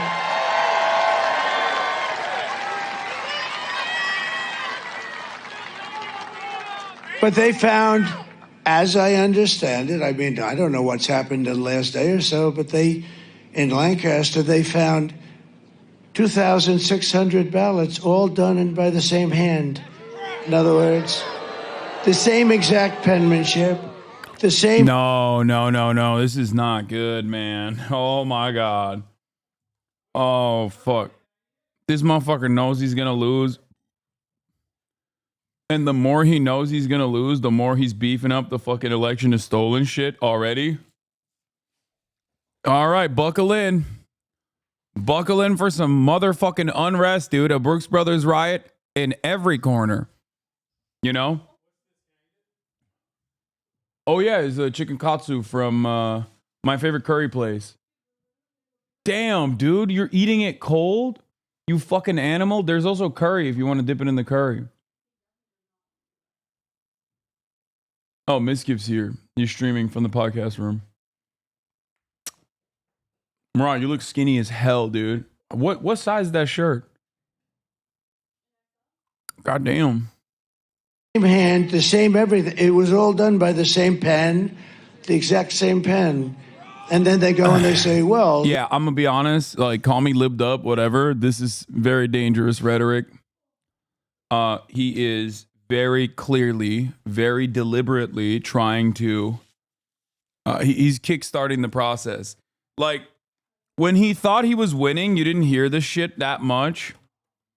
But now that he fears that he is going to lose, he's already started sowing the seeds of doubt, which is kind of stupid to do, especially like right before the election. You're depressing voter turnout again. I guess, like, even from your own personal, like, even from a self-interest point, like, this is literally what he did in 2020, this dumbass. Like, he depressed his own voter turnout to a certain degree because there were people who were like, well, my vote's not counting. Or people who went out and voted on election day. But this also simultaneously is just like hogging up the hogs. This is a conspiracy theorist. Here's Hannah. Come here, Hannah. Shake my. Elections are about having better lawyers, how he views it. Trump and PA told supporters he shouldn't have left the White House in 2021 in a speech where he also repeated unfounded claims of widespread election fraud and said election is all about the lawyers. Oh, these people are such fucking freaks. I hate this shit so much, dude. They're so unbearable. They're so fucking unbearable with this shit. Oh my God.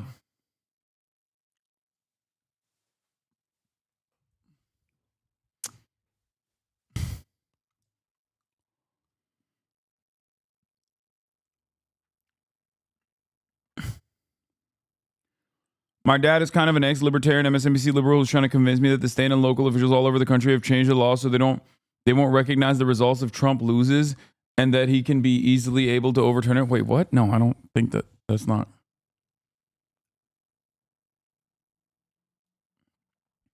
I work for a cybersecurity company. We're tracking a big Russian misinfo campaign on social media in Pennsylvania. The goal seems to be to prime the Republican base for a stolen election. Looks like Russia doesn't need to bother. Trump is doing it for them. Dude, the amount of people that I've heard like openly say the election was stolen in 2020 still to this fucking day is so dire, dude. This is why we need re-education camps, okay? I'm sorry. You might say, oh, tanky Hassan, re-education camps, gulag. You want another Alexander Solzhenitsyn, however the fuck you say his name, gulag archipelago shit. That's what you want. And it's like, dude, we just need education in general. Like, these people are living on a separate fucking planet. They are living in a different universe. This is not good. They had plenty of protests after that. Yes, Well, they did. Protests are different from Protests are different than an insurrection. Yeah. No one broke into government buildings. We disagree on that. With more young adults living at home with their parents, the political divide between generations is more obvious than ever. And according to an NBC News Gen Z poll, more than half of Gen Zers have different political views than at least one of their parents, with about a third saying they... You're getting libbed up. Wait. You're getting libbed up. January 6th was funny. Yeah, the problem isn't January 6th. January 6th was like directed towards one thing. The problem is the successful version of January 6th, which is the Brooks Brothers riot, which will happen in every fucking state where they like physically try and stop the votes from being counted. Do you understand the issue here?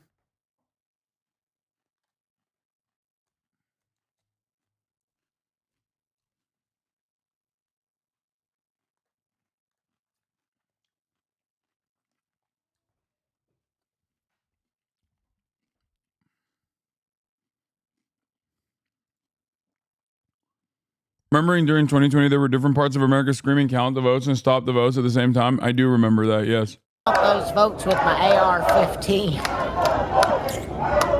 I present to you Trump's legal argument.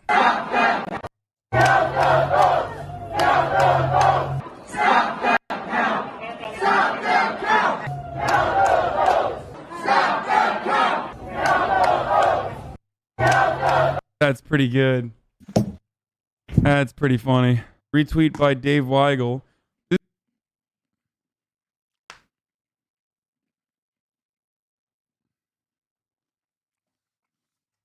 Not a single one of those motherfuckers that went to those rallies think that they were wrong to do so.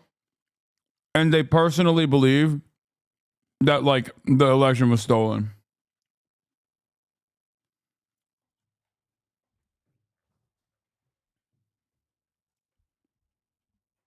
That's the issue. Shit like this wants to make me more and more apathetic. Voters come out for Harris. Fuck her being complicit in the genocide, but the shit is genuinely scary as fuck. I was not considered not, but then Trump started saying this insane shit. I voted for her again. Fuck Kamala Harris, but my vote in Georgia matters a fuck ton. I'm genuinely afraid for the future of our country, but more so under a Trump presidency. Yeah, I think the calculation is that for a lot of people, especially as more and more people pay attention. I've said this before. I'm not going to ever fucking shit on you for voting for Kamala Harris. Like, that would be ridiculous. The only thing I would ever shit on people for is if they vote for Donald Trump. And overall, like, I think the crisis is larger than just like what we are seeing immediately. Does that make sense? Farming the libs today, are we? No, there is no farming of the libs, dumbass. The fuck are you talking about? Like, what do you mean? You have a crisis of misinformation. Do you understand? Liberals engage in this to a certain degree as well. But this is like, there is nothing you can compare this to. You got an entire fucking, like, you got tens of millions of people just straight up hallucinating a different reality. Okay? Like, what are you talking about?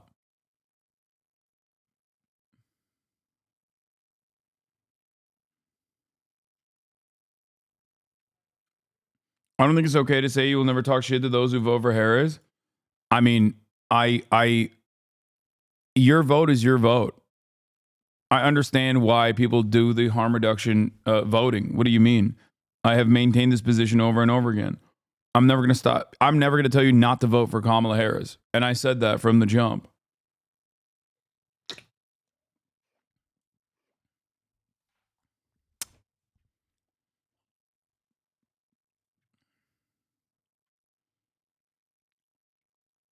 Like, there has never been a moment where I've even remotely considered the positive side of a Trump presidency. The thing I will shit on you for is if you personally come in here and you're like, I voted for Kamala Harris because I'm saving this country. I voted for Kamala Harris because she's going to stop the genocide in Gaza. Like, all that stuff is ridiculous. You're nonsense. You're pushing nonsense. I won't let you like outflank the campaign's own communications because I'm always going to be truthful. Like, I'm always going to be honest with you. That's it.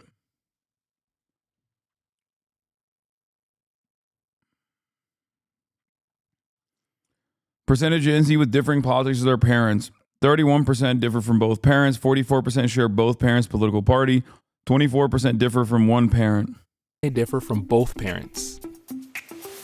We went to the battleground state of Georgia to see what this looks like for actual families. I'm curious, have those conversations ever gotten tense? Oh, those conversations get tense all the time. We'll get into it, and then, of course, here in the middle of the night, mom just yelling downstairs, "Why don't you be quiet?" 22-year-old David Dilley lives with his parents Lyle and Brandy and his two brothers. This will be his second time voting for former President Donald Trump. While his parents... I plan to vote for Harris. Me as well.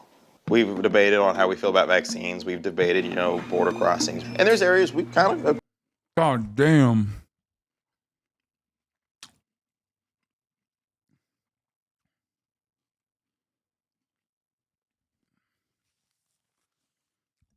Dog, that shit's crazy. Like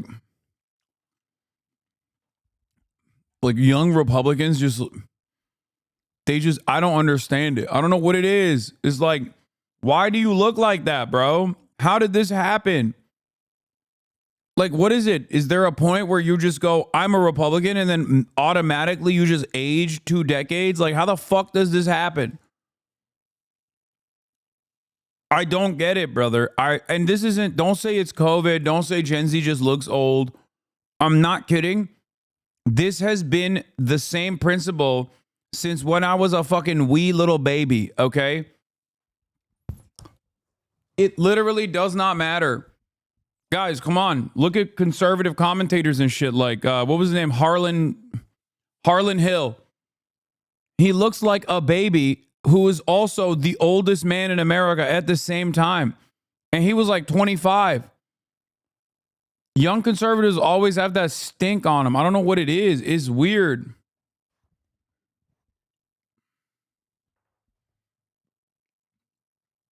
Agreed on the middle, okay? But we usually end up disagreeing at the end of the day. When you learned that your son wanted to vote for Trump, he voted for Trump in 2020, how did that land for you? I was a little surprised. I would never place a vote for Trump. The way he represented a member of the news media. Our oldest son has cerebral palsy. And so to see him be like, that's okay, I'm still gonna vote, that hit me a little hard. Has that changed the relationship at all? No. I mean, he's not Donald Trump, he's my son. Yeah, that's a crazy question. It's like, yeah, dude, the parents are going to hate their child now because he's fucking voting for Donald Trump. Like, yeah. Here's a hog talk / stitch that proves your point. I'm a white dude for Harris. Of course my wife lets me watch her and her boyfriend make love. How old do you think this dude is? 30, 35. He's 22. That's insane. In milk years? White dude for Harris. That's insane.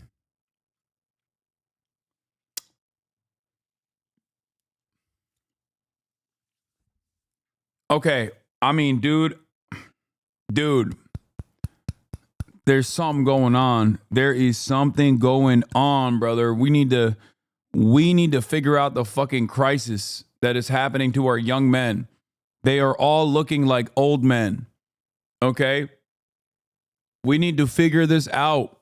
We need to put a shutdown on Conservatalk until we figure out what the hell is going on.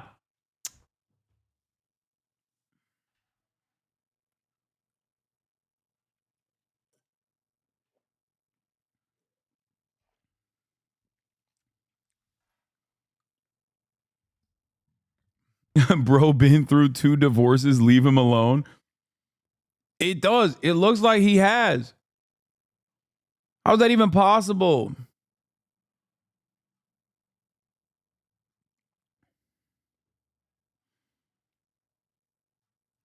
Oh God. This shit freaks me out, dude. It actually freaks me out. Anyway, this divide, by the way, this like generational divide is pretty funny, but it's also legitimately terrifying because I feel like in the future, like we currently have a rural, suburban versus urban divide in terms of how people vote. But I think beyond that,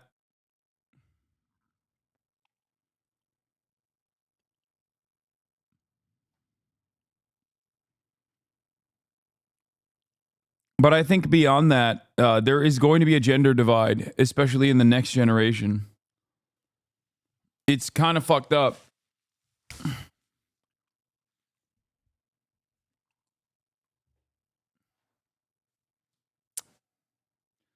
Trump is not funding a genocide, but you have not stopped shaming him and his supporters for like 2 fucking weeks. Are you okay? Blink twice if you're being silenced by Zionists, or is this who you really are? Just 2 dudes on my screen wearing polos. I don't know. Maybe I'm missing something. 2 preppy Americans, if you ask me. Trump is not funding a genocide, but you've never stopped shaming him. Do you actually think Donald Trump is the anti-genocide vote? Are you out of your fucking mind? You're really that horny for genocide that you're going to chastise people for voting for a Republican and generalized conservatives? Are you fucking brain dead? Did you hit your head on the way over here this morning to start typing in this chat like this?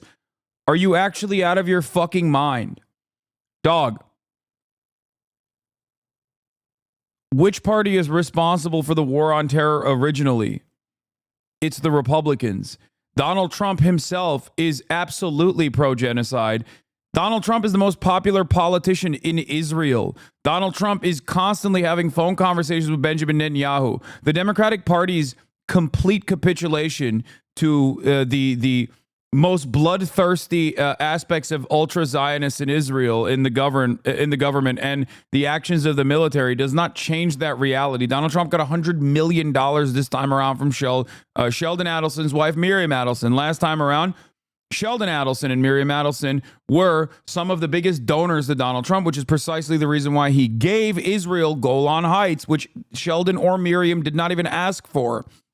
Donald Trump took the American embassy and moved it to Jerusalem, permanently solidifying the occupation of East Jerusalem, recognizing it as Israeli territory. Donald Trump also did the Abraham Accords. Donald Trump cast aside the Iran denuclearization policy, which would have normalized relations with Iran. Iran was following through on those conditions. Donald Trump added additional sanctions to Iran after cutting apart the Iran denuclearization agreement, which wasn't even an agreement conducted just by Barack Obama and Iran. It was literally a multiple decade process, which many other European partners were involved in as well. What the fuck are you talking about? Donald Trump openly, personally also was invested in the continuation of the genocide, the Saudi genocide in Yemen. Trump vetoes measure to end the U.S. involvement in Yemen war. Now, let me explain something to you, by the way. All these fucking dumbass libtards that come in here on a daily fucking basis and talk to me about Houthis this, Houthis that, they also were anti this. Now they're pro it because the Democratic Party's position is Operation Prosperity Guardian. Fuck Yemen. We need to blow them up. Okay? Because, God forbid, Ansar Allah and the Yemeni population are like not exactly on board with Israel's genocide of the Palestinians. But don't ever come in here and fucking tell me that Donald Trump is going to be better on fucking Gaza. What the fuck is wrong with you? You are hallucinating an alternative reality, which makes sense because you're probably a fucking reactionary conservative. Donald Trump's, literally just go and watch Donald Trump's anti-Semitism seminar that he gave, where he was like, if I don't win, Jews are the reason. Jews are the reason why I don't win. That entire seminar is just him straight up being like, I've done so much for you fucking Jews. I did so much for Israel. Vote for me. Vote for me today and tomorrow. Chuck Schumer's a Palestinian. He's a Palestinian, folks. He's just saying the most unhinged, psychopathic nonsense. Like, I get looking at the Democratic Party currently openly saying, fuck the Arab vote, fuck the Muslim vote, fuck Gaza, we don't give a shit, okay? I get looking at that and being frustrated. I get being duped by Donald Trump's aesthetic, at least like his aesthetic allegiances, his fake allegiances to the Arab vote. He went to a fucking Palestinian shop in Dearborn, you know? All this shit. Democrats, on the other hand, are actively pushing away people that care about Gaza. But if you genuinely think that Donald Trump is going to be pro-Muslims in the MENA region or specifically going to put an end to Israel's genocidal actions, you're out of your fucking mind. He is, this time around, saying he is going to annex permanently the West Bank. Okay?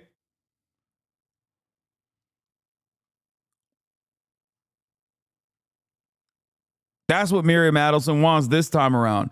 He's going to do the Esther Project, which is Project 2025's extension to specifically anti-Israel advocates and activists in the United States of America. He wants to do fucking... the Heritage Foundation wants to use RICO charges and mass deport people who are anti-Israel. Okay? This doesn't change the calculation or the reality that the Democratic Party is also actively pursuing pro-Palestinian protesters like Attorney General of Michigan Dana Nessel did. Okay? This doesn't change the reality that Chuck Schumer wants to adopt the IHRA definition of anti-Semitism, which is a fucking insane thing to do. It is completely antithetical to free speech, but beyond that, it's completely unacceptable in terms of a definition that you could support ever, okay? It means criticizing Israel as anti-Semitic unconditionally, and Chuck Schumer has said he wants to sneak that into a must-pass defense bill because he's a ginormous piece of shit. But once again, if you come in here and you act like this fucking dipshit is pro-Palestinian, you are a sucker, okay? You're a sucker if you think the Democrats are pro-Palestinian too, okay? Just saying. You are a sucker if you come in here and you tell me Kamala Harris loves the Palestinians. She wants a two-state solution. Kamala Harris is working tirelessly around the fucking clock to stop the genocide in Gaza. You're a fucking sucker. That's not correct. Okay? They have made zero inferences to that reality. They've openly communicated that the power that they have over Israel, the influence they have over Israel, they will never utilize. Okay? But you're out of your fucking mind if you think that Donald Trump is pro-Palestinian. Give me a fucking break.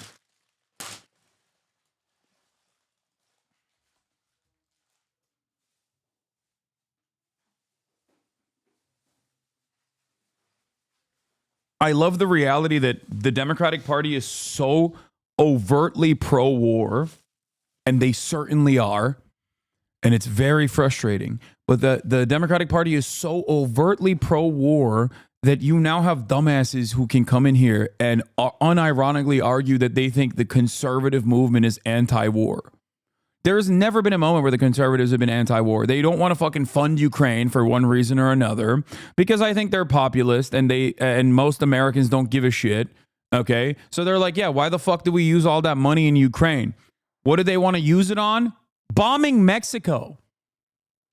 Does that sound like anti-war to you? Does that sound like anti-war to you? The rhetorical trick that Republicans used to always apply, and they still are doing this to this day, and I saw Glenn Greenwald use this trick the other day, and I thought it was like really fucking crazy. That was the reason why I also clocked Tulsi Gabbard as a phony early on. Is this, okay? When you hear someone say this, understand that they are not anti-war unconditionally, and they're simply a charlatan masquerading as someone who is anti-imperialist or anti-war. Okay? When someone tells you this is a bad war and allows and makes it seem like there is a good war, a useful war to be engaged in instead, know that they're not anti-war. They're anti that war, potentially. Okay? But there's definitely wars out there that they are for. Tulsi Gabbard did this expertly as well. A lot of people fucking stupidly thought that she was anti-war because she kept saying, well, I'm for just wars. You know, there are just wars, but this war is bad. But there's a just one out there. She would always say like, oh yeah, you know, any kind of combating of Muslims, that's a good thing.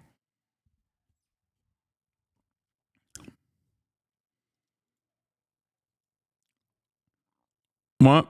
You have no proof or claim that Trump will be worse, and you can at least fucking acknowledge that? Yeah, the fucking difference is you can make up every hypothetical situation where Trump will be worse than Harris on the genocide, but you have no evidence to say that? Of course I have evidence to say that. Donald Trump was the president for the past... Donald Trump was president for 4 years. Harris was not. You could make a literal fucking liberal-ass argument as to like, well, Kamala Harris as president will be different, actually, girl. You have more evidence to suggest that Kamala Harris, once president, could be different than fucking Donald Trump because Donald Trump was president already. I'm not even making that argument because I don't think Kamala Harris is anti-genocide, okay? But having said that, there is so much evidence to suggest that Donald Trump is already worse because the actions that he took that I directly communicated to you at the behest of Israel set in motion the actions where October 7 became an inevitability. It's something that I've talked about a million times over, as a matter of fact. A lot of Democrats can't talk about that, though, because they're so fucking dick-riding Israel that they can't openly talk about this issue from even partisan lines. Think about that, because they're so goddamn pro-Israel that they can't even talk about this issue with objective facts and from a partisan perspective, and how much Donald Trump did that actually accelerated the tensions in the region that actually caused October 7 to begin with.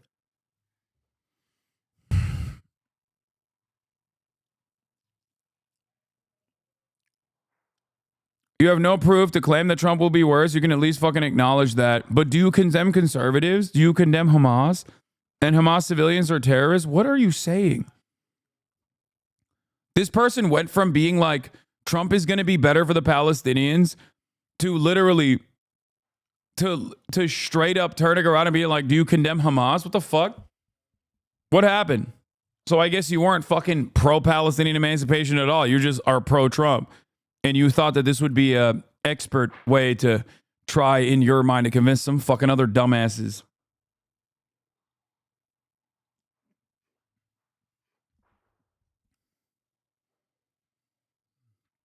Yeah, the neocons are all endorsing Harris because they think Trump will be exactly the same. There's no deeper ideological reason Dick Cheney is riding with Kamala is just for shits and giggles. No, I think that the Democratic Party has adopted the framework of the neocons 100%. But if you think that Donald Trump is going to be fucking any different when it comes to war with Iran, you are the most delusional person ever. What the fuck are you talking about? Dick Cheney wants managed fascism. Donald Trump represents chaotic fascism. That's why Dick Cheney and many of these other fucking neocons are on board with Kamala Harris rather than Donald Trump. They win, we lose. It doesn't matter. No matter who wins, they win.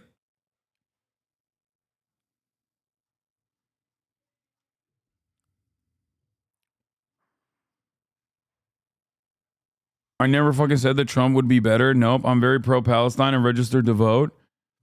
What? You're upset that I've been shitting on Donald Trump and you're saying that I'm fucking libbed up.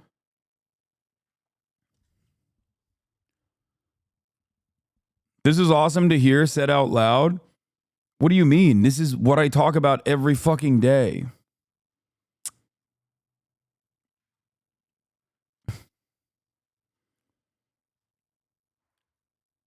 Is there a right-wing version of getting libbed up, like a disillusioned Groyper hearing someone insult Bush and getting really angry or something? I don't know if that analogy works.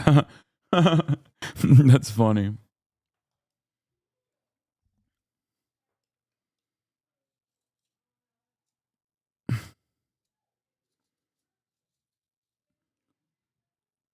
You're really that horny for a genocide that you're going to chastise people for voting for a Republican and generalize conservatives is what you said.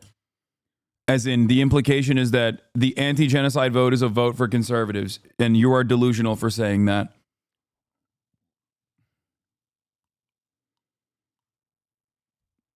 Don't try to backpedal away from that.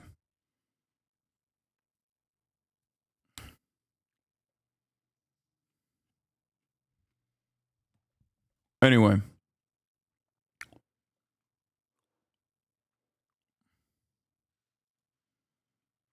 Yeah, it's funny because, Iran, which, contrary to popular opinion, is incredibly restrained as always. A lot of people, including Elite News, has been saying that like Iran is going to attack before the election. Iran is going to attack before the election, and I haven't put a lot of emphasis on that coverage because we found out together, one, that it was actually Israeli sources that was saying Iran is going to attack before the election, and two, that is unceremonious for Iran to do so because they have demonstrated restraint time and time again. Here is the news coverage on it, though.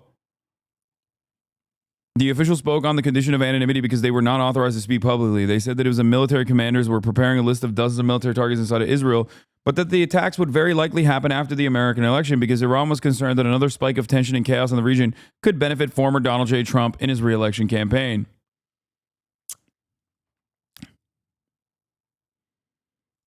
What? Just like Ukraine, right? What do you mean?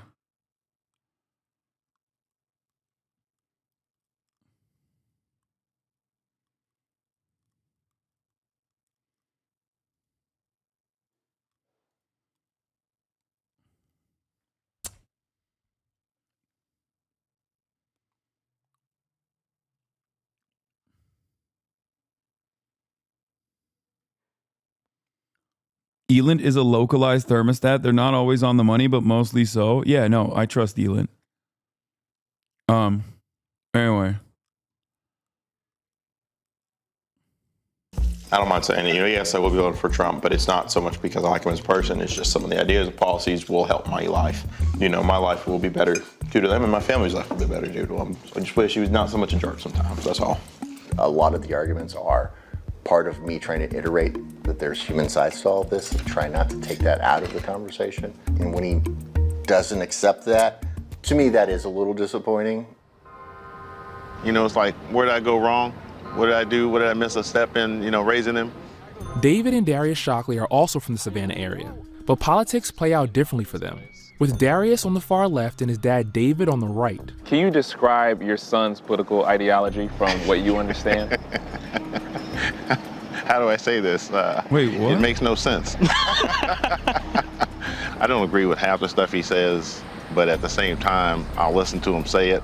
I tend to instigate a little bit some conversations about politics whenever I read something on the news. I like to bring it up with my parents and ask them about them. Darius, how will you feel if Kamala wins? How will you feel if Trump wins? Kamala, relieved, hopeful. Trump, devastated. I can't even think of a word because there's no way I can describe the pain that I will feel. Hearing how emotional your son gets when he talks about the possibility of Trump winning, does that affect you at all? Yeah, it's a little disturbing. It's just a little disturbing that it would be. My dad once said at a dinner, if he was white, he'd vote Trump, and it was so silent. What the fuck? That upsetting to him.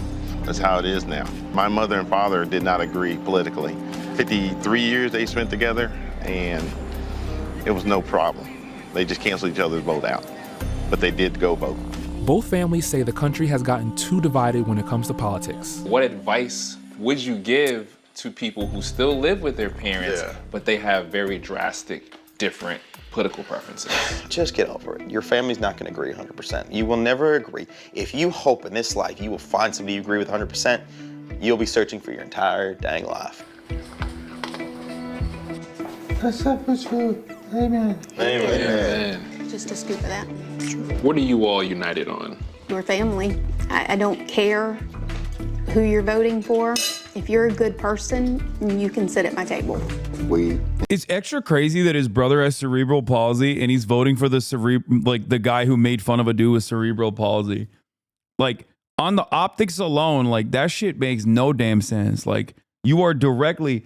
I usually say that, like, Republicans only care about shit when it, like, directly impacts them, and then they change their minds because they're, like, deeply selfish people. But this guy has gone above and beyond, where he's, like, not even demonstrating empathy for his own brother. It's kind of crazy. Invite people over and we don't discuss ideologies. We want to love them for them and not worry about politics. We'll deal with that later. I guess I was raised up to believe that as long as you think that what you are doing is right and you stand behind what you're doing, we're behind you.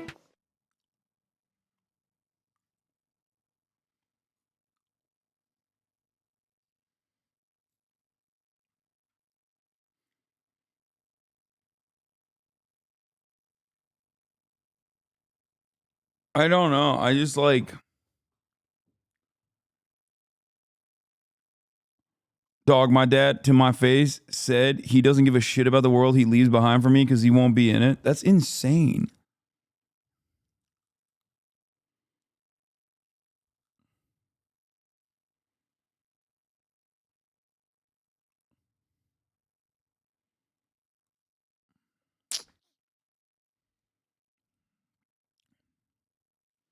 All right, let's look at these rallies. So-called president of the United States called Trump supporters garbage. We showed up as garbage. Yeah, I mean, dude. Not exactly demonstrating fucking mental sanity here. Okay? That's weird, dude. You're fucking weird. You're so goddamn weird. Oh my God, if only the Democratic Party was communicating how weird this shit is. How, like, mind melted some in the conservative movement are in the post-Trump world, you know? We're going to wear that proudly because we are Trump supporters. And so, can you tell me how wearing the garbage bags proves that you're not garbage? Oh. Just as the back says. Right. But Biden can call us garbage. Trump calls us Americans. Right, but you're dressed as Biden defined you, not as Trump defined you. Well, well, I think more of we're taking it as a joke at this point. Well, like it would make sense if you were wearing an American flag and you said Biden calls us garbage and Trump calls us Americans. You're wearing an American flag. That's why I was laughing when Donald Trump did the truck thing, the garbage truck thing.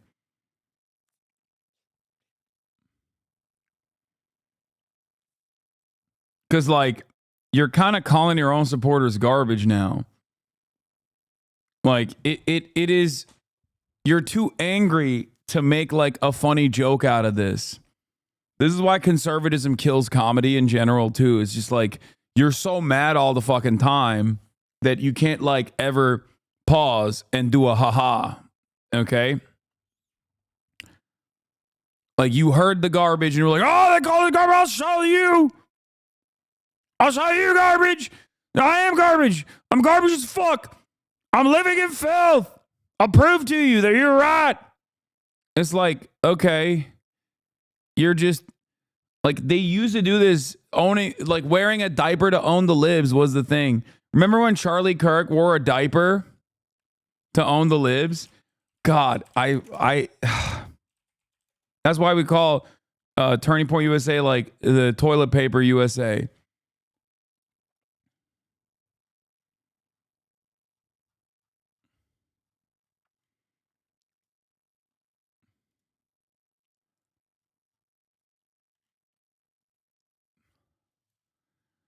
Where the fuck are the photos, man? Come on, give me the fucking photos.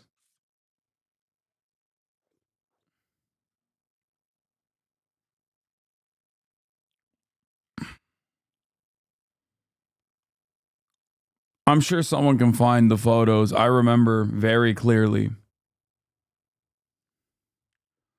Aren't leftists also mad all the time as well? I can't watch the news without losing my mind at the shit politicians do and billionaires get away with it. Yeah, but I think that you can still make jokes. I mean, I at least still make jokes, which, you know, people punish me for anyway. Yeah, here it is. I thought Charlie Kirk was also there wearing a diaper, but maybe not.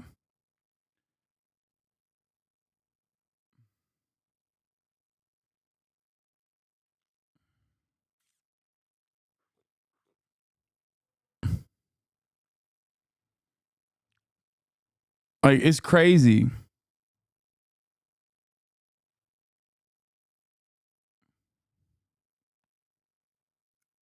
Yeah, and then the group got disbanded. Turning Point USA chapter at Kent State disbands over diaper debacle. Yeah. It's like, what the fuck are you doing? Wow, you really own the libs that way, dude. You own the libs by fucking saying you're trash, you're garbage.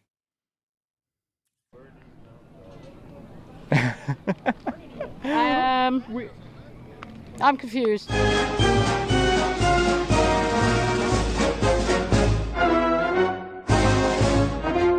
Could you read your shirt to me? Oh, it's going to take a felon and a hillbilly to fix this. And how important to you is law and order? It is. It is. We've lost it in this country. But the shirt says that it's going to take a felon to fix this. Oh, Does that feel ironic to you? No. Who's going to win the election? Donald Trump. Will you trust the election results if Donald Trump wins? Yeah. Will you trust the election results if Kamala Harris wins? Hell no. There you have it. They take everything he says out of context. But when it comes to these people, I believe nothing of what I hear and only half of what I see. Speaking of out of context, last night at the rally, did you see what he did? What'd he do? He did a I don't even want to do it. It's a little lewd. Like it looked like an oral sex thing. For what? But it was just because the microphone wasn't working.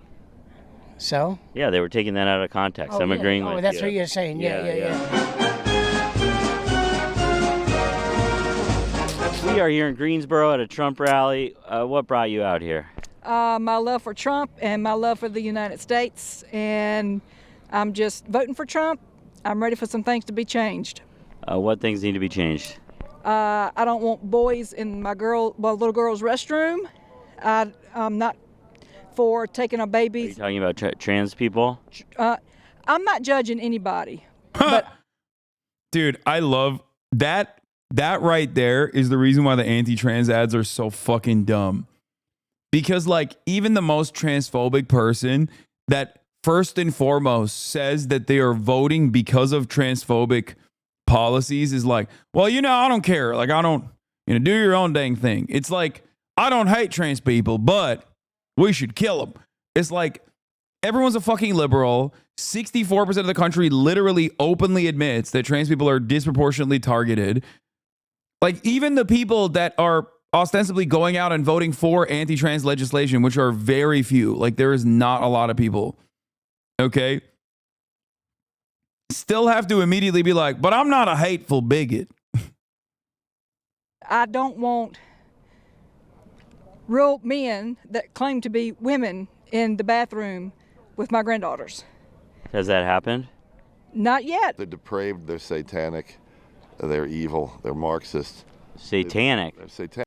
That's our boy at every Trump rally. Oh, yes. So should they start wearing like little devil horns or something, or would you think that was kind of lame? You know, the devil doesn't do that. It's only in movies. How much do you pay for gas?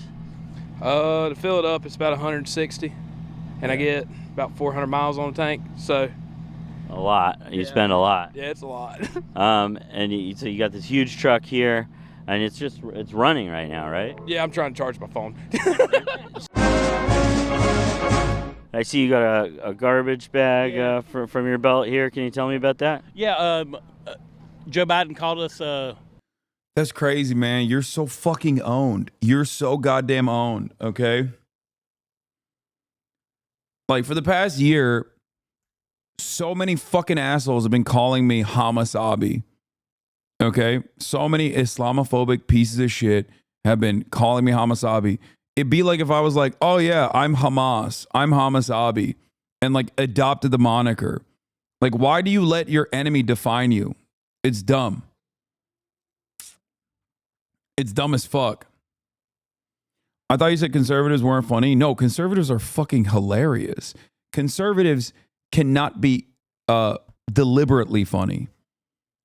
They're unintentionally funny. I like to laugh at conservatives, not laugh with conservatives. Didn't you wear a Hamas headband though? No, you fucking idiot. I did not wear a Hamas headband. They photoshopped a Hamas headband on me. The people that were saying I'm Hasanabi. Are you fucking serious? You literally saw someone Photoshop a Hamas headband onto my head and you went, yeah, this guy's definitely doing that. Yeah, dude, I wore Hamas merch. What are you, fucking insane?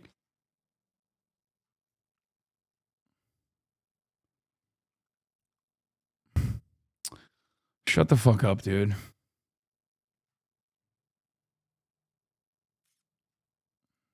Trash. So hey, if he's gonna say it, The closest to a fucking any kind of like fundy group resistance or not merchandise that I've ever worn is obviously the Trump merch that I wear. why not? All right, so you're kind of owning that. Yeah, absolutely. If Now, he wants to call us you know, that. Trump has called liberals scum and that kind of thing. Did that bother you? No, it doesn't, because he's exactly right. Can you tell me why you're wearing the garbage bag? Because I'm proud to be trash if it's under Mr. Trump.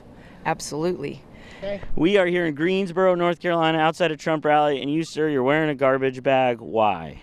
Well, because Joe Biden called us garbage, and we're deplorables, we're garbage, we're anything they want, but what we are as Americans, we're Trump people. And do you feel like you as Trump people are garbage? Hell no. But liberals are satanic, and they bathe in the blood of the infants that they slaughter to pay homage to Moloch, their demon god. Are you being serious right now? Yes, I am. So Donald Trump says Elizabeth Lynn Cheney is guilty of treason. Read truth if you want televised military tribunals. Does that seem vague or like not a real threat, especially he's running for president? But I don't see that he said it. This is him retruthing it and asking other people to retruth it. People are saying that Joe Biden called Trump supporters garbage. People seem to have an issue with the rhetoric. Let's check out what kind of merch we got here. Says, fuck Biden.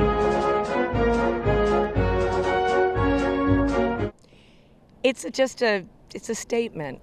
It's a statement. It doesn't prove that I'm not trash. It doesn't prove that I am. But it makes the statement that if you're going to call me trash because of what I believe in, then I'm going to stand by what I believe in, no matter what you say to me. Right. Because words are words, and sticks and stones may break my bones. But by God, I'm going to let you know, one, I heard it, And two, if that's what you Don't say rewind. I know he asked, do you believe that, do you agree with Donald Trump when he says Democrats are scum? And he said, yes. I know all of it. Okay. I haven't pre-watched it. I just know because I've lived it. I've pre-lived it over and over you again. think I don't care. And I'll What if Joe Biden would have been like, Trump's And no, I'm not going to talk about the Moloch baby blood mention. Okay, just let's continue. supporters, they hit their fingers with hammers. then I would probably get a plastic hammer. What if Joe Biden said, Trump supporters, they'll leave a glass of milk on the counter for like 6 hours until it like curdles, and then they'll chug it, and they'll have tummy troubles all day. Would you be doing that? That's ridiculous. Why are you saying something like that? That's silly. No, I'm just wondering which. That's silly. That's Okay. silly. It is a silly question. That is a silly question. The garbage bag, not silly.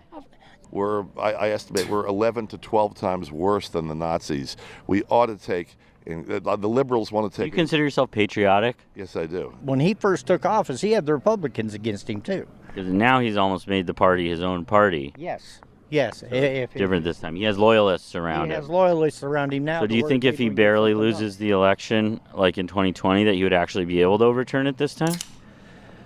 I think if he loses the election, this country's gone to hell the rest of the way. It's no different than the oil people, those oil people that threw the oil on top of the Mona Lisa. You kind of relate to these climate protesters. I'm not necessarily a climate protester. Would you be in favor of a national ban on abortion?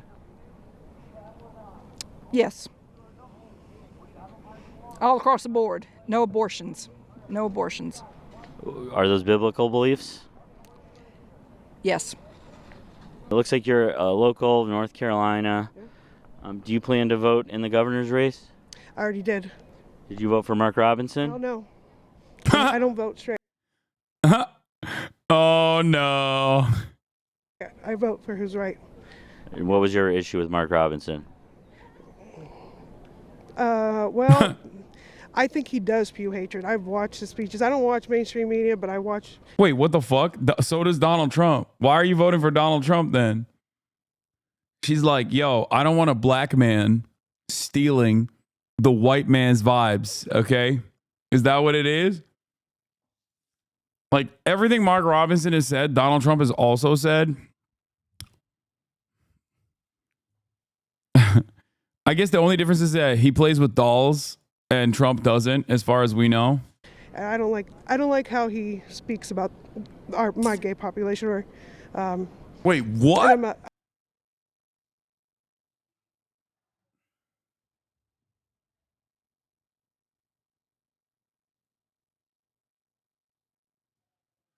Plot twist.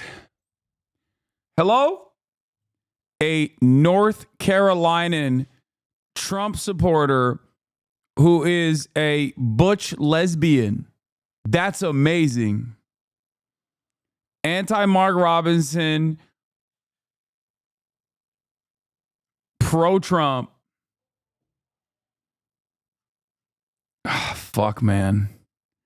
I love this shit. Fuck. God, American politics is so awesome. an educator for 20 years. And Mark Robinson was just too extreme.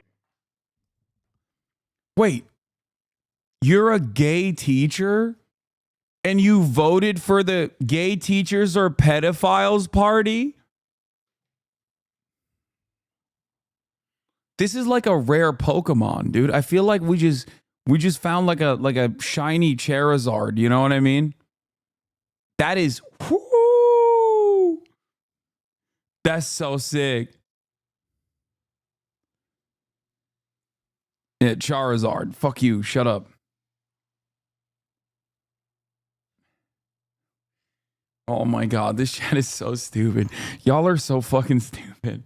What am I doing here? Why am I even doing this? I'm quitting this job. I'm quitting politics. I'm quitting being a political commentator. I say Charizard. Everybody, chat lights up. Okay. Oh my God. Oh my God. Oh my God. Oh my God. Oh my God. Like, yeah, I said it wrong. Haha. Streamer said it wrong. Fuck you.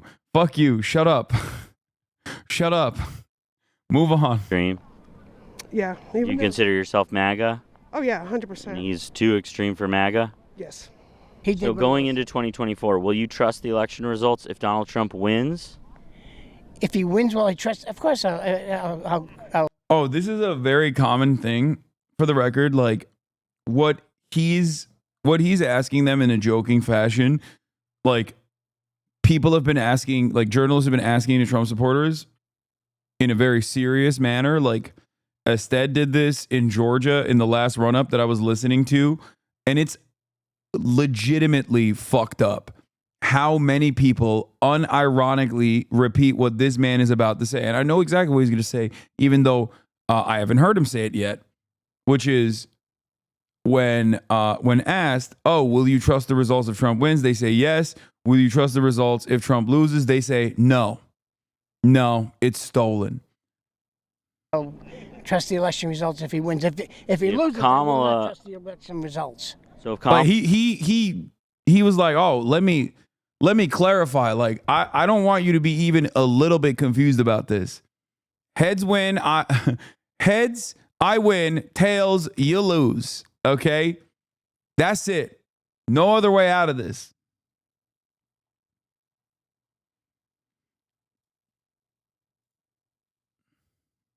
Kamala wins, you would not trust the election results. Absolutely not.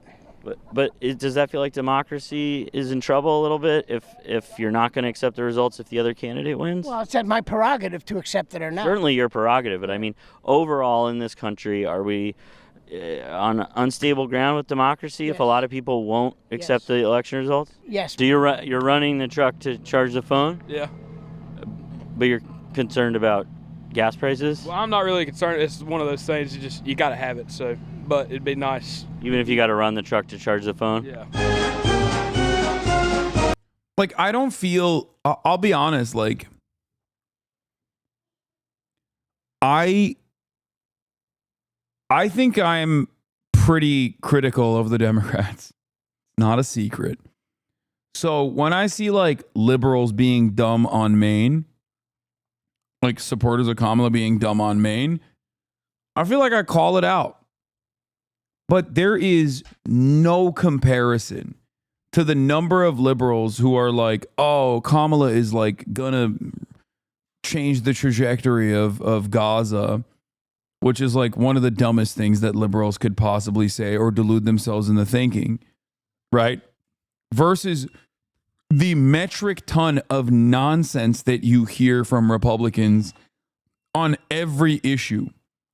I do not think that there is a liberal equivalent. The closest was the Biden is actually perfectly fine. His brain is perfectly good. Blue MAGA guys. And like some of the Russiagate conspiracies, right? Like the ones that went above and beyond. Like outside of that, and there are certainly people like that.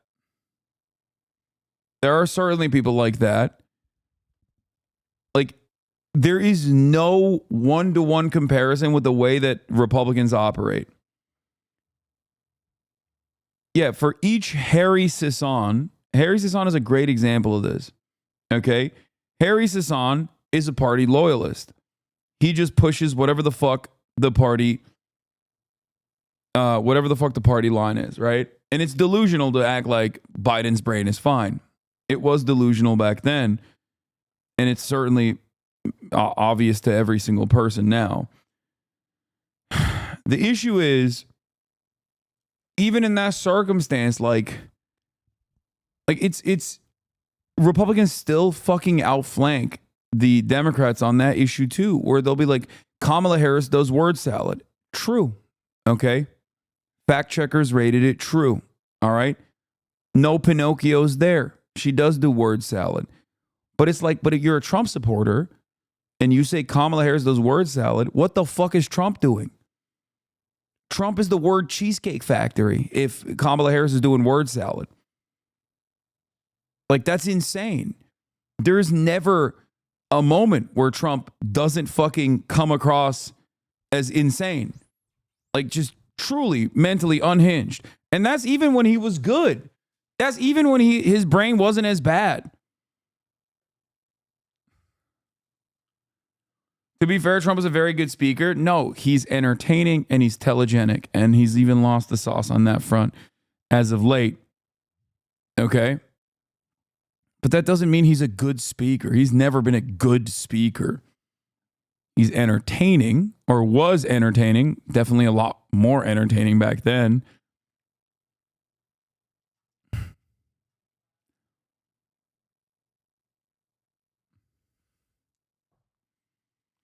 Completely disagree with you on this. Dems are rabid dogs. If they're single anti-genocide protester at their events, or you question their candidate's support of Dick Cheney because fascism, that is the definition of insanity. No, I agree with you on this. I do.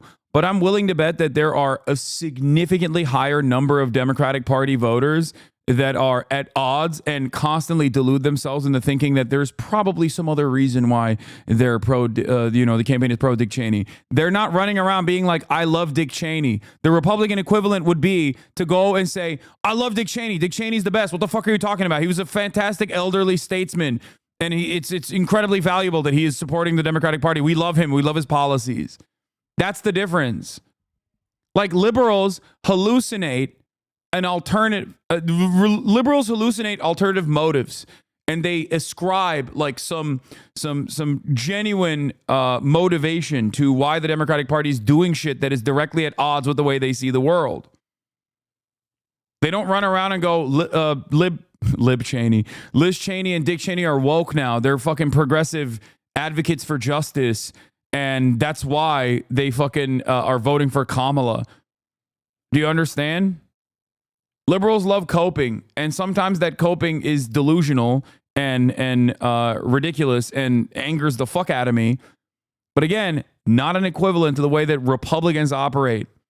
Republicans offensively coordinate to whatever the position is that Donald Trump has brought forward.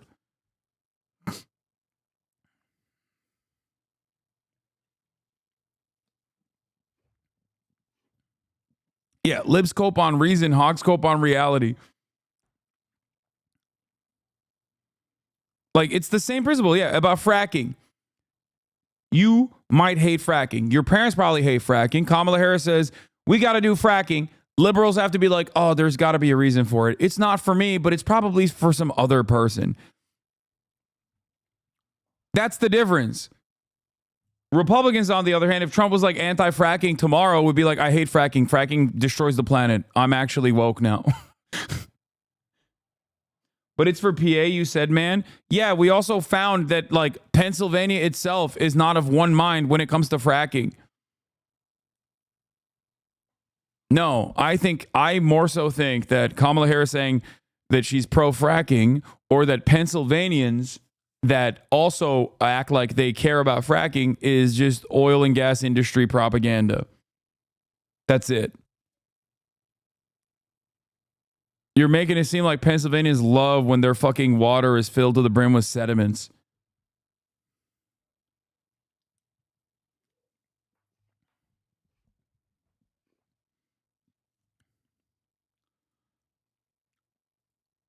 PA voters split on fracking but show widespread support for stronger regulations. October 10th, 2024. Pennsylvania voters continue to be split over fracking. Poll out this week. Survey 700 likely voters in September shows a 58% support. Wait, by the way, what do you mean split on fracking? That means that Pennsylvanians overwhelmingly, or at least by majority, support banning fracking. Even this fucking article headline is bunk. You say Pennsylvania voters are split on fracking if it's like, I don't know, 40-40, and then 20% says, I don't know. The fuck?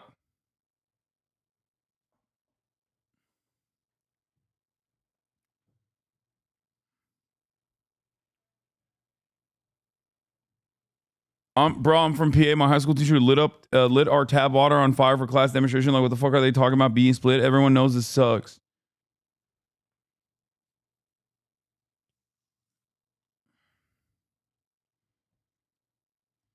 For perspective, PA has a population of almost 13 million, only about 123,000 jobs related to fracking. No, that's not even correct. That's also oil and gas propaganda. From what I understand, direct jobs versus jobs impacted by fracking means that there are like hotel workers and shit that offer rooms and service to people that come into town to do fracking and shit. You know what I mean? It's like the actual number of like people who directly are engaging in the fracking industry is much, much lower than that.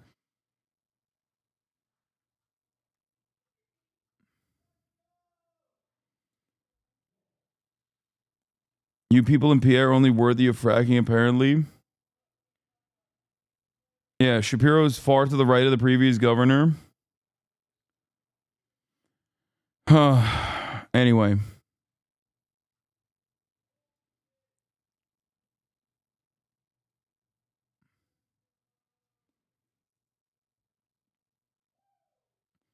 It includes any industry $1 is spent by a worker who handles fracking. Yes.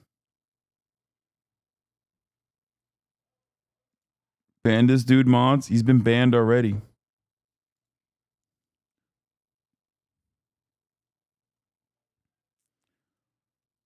Anyway, my point is, like, the closest liberals get to like Trump level nuisance, the closest liberals get to like the Trump aesthetics is when they wear like "I'm speaking" t-shirts. And even then, there's plausible deniability that like they're wearing it because she said that to Mike Pence and not because she said that to someone who was brave enough to fucking stand against her positions on the Palestinian genocide. You know what I mean? But that's it. That's like on the aesthetics front. When you talk about like liberals who are insanely fucking annoying, it's like they don't wear border wall t-shirts and shit. Maybe some do now. I don't know, but the number, like the mania is not the same.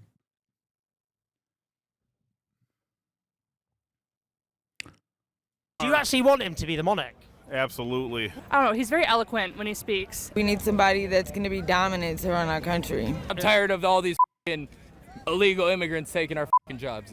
Election's going fantastic. We're actually up in all 7 swing states. I believe we're at the early stages of World War III. What is socialism? Socialism? It's basically where the rich get richer and the poor get poorer. You can shake your head. Well, I just don't be having. Dude, ask a capitalist to define socialism. They always talk about capitalism. That always holds true. Okay? Ask a socialist to tell you what's wrong with capitalism. They will define it to a T. Ask a capitalist what's wrong with socialism, and they'll just keep repeating the problems of capitalism. Like, what a funny thing to say. Oh, the rich get richer and the poor get poorer. It's like, okay, do you feel like under this current administration, the rich have gotten richer and the poor have gotten poorer? And then they'll say, yeah. And then you go, do you think it's because we're doing socialism? And they'll say, yeah. This is what I mean. You are not living in reality.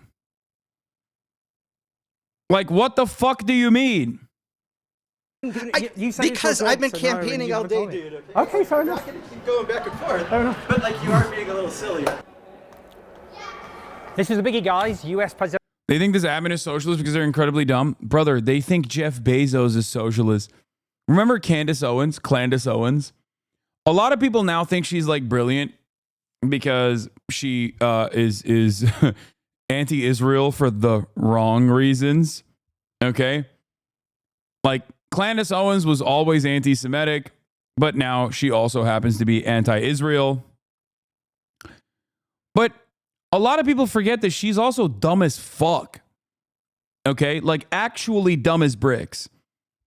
Like, she used to say Jeff Bezos is socialist. She said it, I think, to, what's his face? To Mr. Ape Man himself, Joe Rogan. Jeff Bezos is socialist, dude.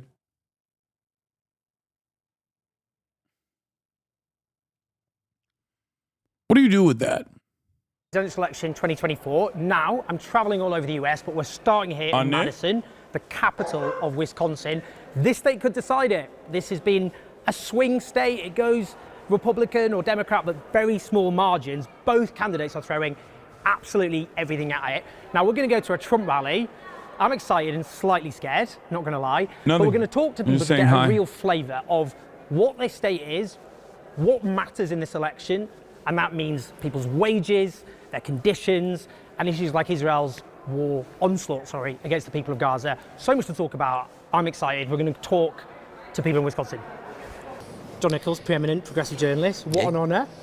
Co-wrote a book with Bernie Sanders. Truth. Where the hell are we right now? Where the hell we are. It's beautiful. Yes, we are in a very beautiful place. This is the state capital of Wisconsin, the ultimate battleground state, the most closely contested state in the U.S., usually. It's got 10 electoral votes. 10 electoral votes, and of the last 6 presidential elections, this state, which turns out about 3 million people for an election, or to vote in an election, of the last 6, 4 have been decided by under 25,000 votes. Whoa. So this is the place where, it literally comes down to, is there a small town someplace, that we should go to? And the candidates actually go. It's different than every place else. It's a state that has its own character in an awfully lot of ways. The thing about Wisconsin is it is a state that until about 125 years ago was, just pillaged by corporate capital, the bankers, everybody, the railroads. And to a greater extent than any other American state, with possible exception of North Dakota, it revolted. And in 1900, they elected a guy named Robert M. La Follette as governor. And he said, I'm going to break the machine. And what that meant was, I'm going to break the corporations. They're not going to tell us what to do anymore. And he created a movement here, a progressive populist movement that was for economic and social and racial justice before other places and before other people, that was anti-war, including anti-World War I, that was conservationist and environmentalist long before. This was the left. And La Follette ran for president in 1924, didn't win, but basically... Come on, we're standing next to him. Yeah, it's him. We're going to introduce him to you. Yeah. We're just talking about it behind. Yeah, I know. Well, I was going to introduce you to him at some point. Just basic social etiquette. So this is a special birthday party for a local progressive Democratic politician, Francesca Hong. I'm going to be interested, because these are all progressives. Are they going to be that happy about the choice ahead of them? Because a lot of progressives are disillusioned at the moment. Being a state representative in the state of Wisconsin is fucking absurd, but absolutely gratifying. Tell me why it's fucking absurd. Because we have had a gerrymandered state where Republicans in power have essentially tried to strip the rights and erode democracies across our state for the last 13 to 14 years. And since COVID, we've had a resurgence of folks who have been organizing, even actually well before COVID, but folks who have been organizing to try to defeat these Republicans and the rising fascism in our state, win back fair maps, and try to get a redistrict so we can have a legislature that's actually representative of the people. And this is what they're doing all over the country, isn't it? The Republicans are stitching up the electoral boundaries. Correct, because they want to maintain power, and then they want to make sure that they are complacent and never actually have to answer to the needs of the communities they're supposedly supposed to represent. Voting for Harris is one step. It's going to be one tool in a broader progressive movement to make sure that we don't have to choose between the lesser of two evils anymore. Because it does sound to a lot of people like lesser of two evils. It sounds like, Well, it is. Yeah. I mean, I'm not gonna sugarcoat that, but the fight against fascism is to love, care, and organize with your community, which is what's happening right now. And a lot of people look at Kamala Harris's position on Gaza and they think it's the same policy. Throw weapons at Israel and occasionally do sad face about all the Palestinians being slaughtered by American weapons. I mean, what would you say to that? Democrats make a lot of mistakes. It's not a mistake. Democrats have unforced errors, and Democrats will try to undermine one. Yeah, I mean, it's cold. It's not a fucking mistake. It's deliberate. It's by design. I think the actual counter to this is both parties are pro-genocide permanently. There's nothing you can do in terms of voting to change that behavior. It's not like an unforced error. I think it's crazy to say that, especially when Joe Biden has said time and time again that he is pro-genocide. Like, he just straight up is like, I'm a Zionist through and through. She's a DSA member. She knows better than this. Yeah, on but another, but they genocide, like genocide. That's not. She has been. She has. Oh no! I'm not saying Yeah. that isn't. I'm saying their stance is absolutely wrong right now. They should come out stronger. They have to. If Kamala Harris had come out staunchly opposed to genocide and saying, after I win, my transition team is going to work to end the genocide and put ahead an arms embargo and make sure that we hold Netanyahu accountable. Those are things that she could have said on the campaign trail, and she chose not to, and I think we would have seen much different margins right now. However... But she doesn't do that because she doesn't believe that, does she? I mean, AIPAC, the main pro-Israel lobby, she's been associated with them.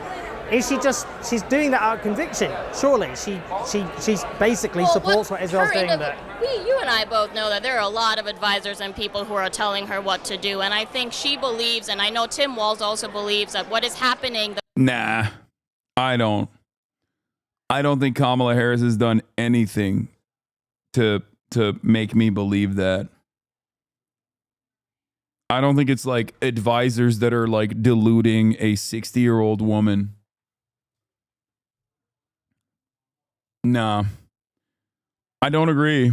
I think that people want to vote for Kamala Harris against Donald Trump.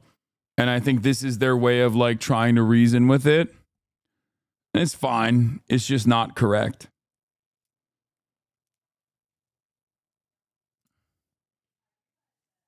Like, her advisors are also pro-Israel. As a matter of fact, there's probably some anti-Israel advisors as well. But I think that she is full tilt. Lyric say he would vote for Iraq over Trump. Yeah, a lot of people have that opinion. Austin is another person that has that opinion. And I don't think that, I think that like, I can't speak for Lyric, but for Austin, like, it's not even just Trump. Like, no matter who the Republican is, I'm pretty sure that Austin would probably vote for a ham sandwich over whoever the fuck the Republican is. You know what I mean? He's like a loyal partisan. The genocide in Gaza is completely unacceptable and must be stopped, and that we must preserve Palestinian life. We must value Palestinian life, and we have to work towards coexistence and peace and liberation, as well as self-determination for Palestinians. I mean, realistically, that's not going to happen under Kamala Harris. I mean, the problem is, I suppose, a lot of people think the Democrats' position is arm Israel, but just look a bit sad about it occasionally. But the net consequences. I would rather hold a Kamala Harris administration accountable. I would rather work to get her unseated. I would rather work to have a president that is going to value Palestinian life. I'm not going to have an opportunity to even do that with a Trump. I'm not going to be able to fight a Trump administration. What's the evidence that she values Palestinian life? We can get her there. We can't get her there. And also, she's made no assurances that we can get her there. And also, you know, the Democrats themselves are also actively doing the anti-speech restrictions themselves. Get her and hold her accountable there. I saw the last I checked, 750,000 uncommitted voters move. Yeah, I mean, much like Austin, I would also never vote for a Republican either, for the record. I will never vote for a Republican. My opinion on voting for a Democrat will shift depending on how close they are to a Republican. Officials to seriously recognize that democracy is still alive and well in our state when we can have movements like Uncommitted bring together over 750,000 voters. In Wisconsin, we had rural voters, urban voters, suburban voters all vote uninstructed. Almost 50,000 voters voted uninstructed. Biden won by 20,000. But she's not listening to that. Once she's in office, it will be easier to take down a Kamala Harris administration than a Trump administration when it comes to holding them accountable for war crimes. But the mechanism of after people have voted, because this is a moment when people have leverage. So why, after she's been safely voted into the White House, would she go, now I'll listen to you? Why would she do that? She has to get reelected herself. Well, she's not bothering. No one's out here going for, I'm going to be the one-term president. Biden didn't even want that. Why would she bother in the next election if she's not bothering in this one? She knows she's losing voters. She knows it's close because of this, so that she doesn't. She's not going to want a bloodbath every single year when it comes to her own people trying to vote for her.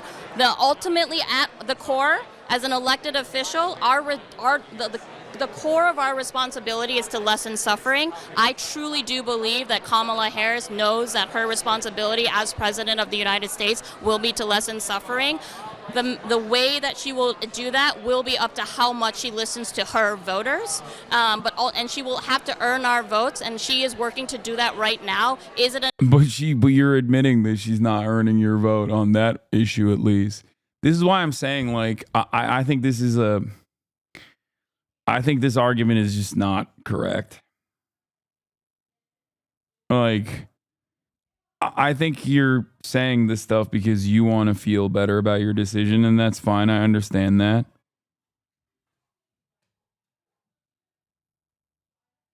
But I think that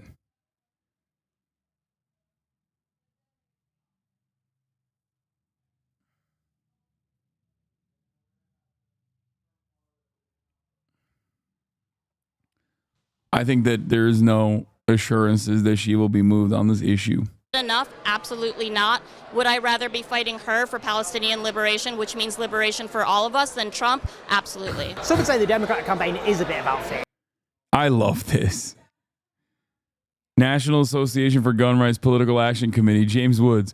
Vote for Lily Tang Williams. She has lived under communism and she understands what it does to nations it worms its way into.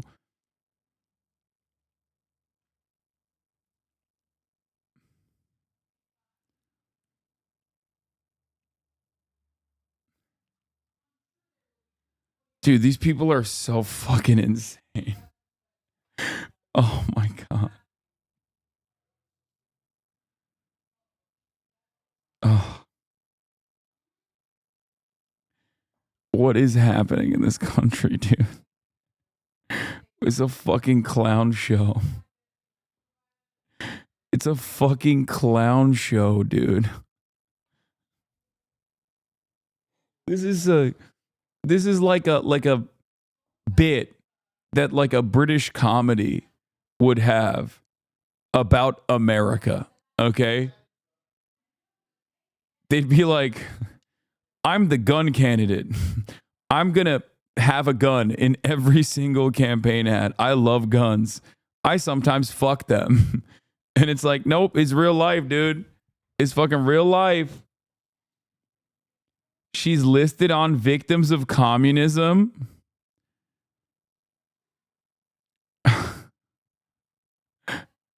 Lily Tang Williams is a survivor of Mao's communist regime in China. Her parents were from an illiterate working class family from China's western Sichuan province. Damn, why are you owning your parents? Also, wait, what do you mean? They were illiterate and they were like, we refuse to learn how to read and write? Like, what do you mean?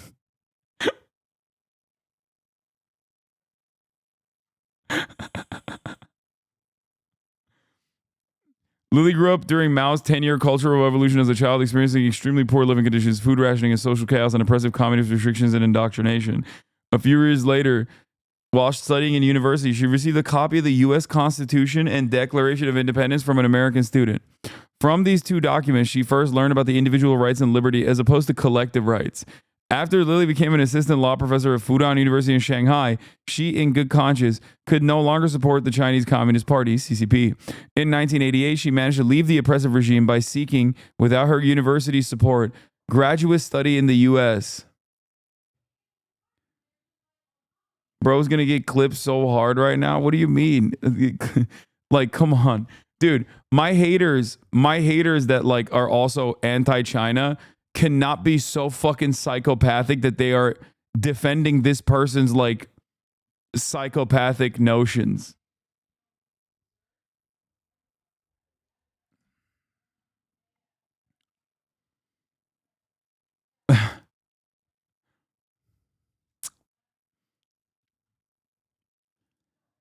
Soon after arriving in America, Lily met her future husband. They have been happily married for 33 years and have 3 adult children.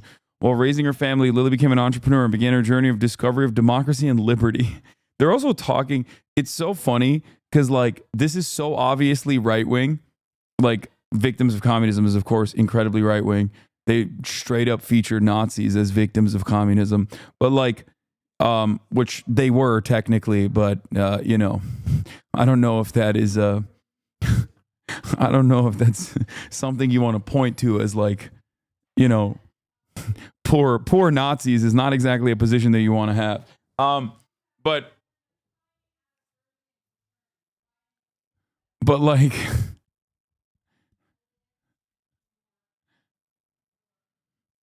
overall, oh, she manages rental properties with her husband who also works as a part-time as an expert witness on China-related cases, traveling the country as a professional speaker, sharing her story about the horrors of socialism. Yeah, the funniest part about this is, so whenever these like right-wing groups write about someone who's not white, they write about her like she is an animal. You know what I mean? Like they write about non-white people as though they are like primitive cultures. You know what I mean? And what I mean by this is this, okay? She discovered democracy and liberty. Like she's a savage who discovered fire. You know what I mean? Like, what are you, like, why do you let anybody talk about you like this? Like, do you have no fucking decency, no self-respect? Like, this is supposed to be pro you. And they're talking about you like you're a fucking wounded animal, dude.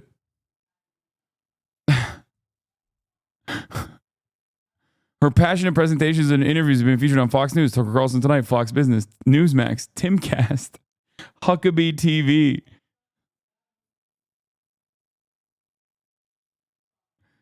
Okay, I'm done. What the fuck? Watch her campaign. I arrived in Austin. Live in a free country, born as Americans, and do not recognize their privileges. You are born American, a free country. You never suffered a starvation. And you need to go to other countries to find out why all the immigrants, millions of them, want to come here. America is last stand on earth for freedom. If we lose this country, the world will be a very dark place. Yeah, don't know how many kids of illiterate parents who became law professors in the United States. Yeah. That was funny. They were like born to illiterate parents who were peasants who fucking suck. She went to law school in China. They oppressed her into going to law school in China. I have 3 children in this country. I want to protect their American dream. So here I am, you know. I've noticed that every time you speak about America, your eyes fill with tears.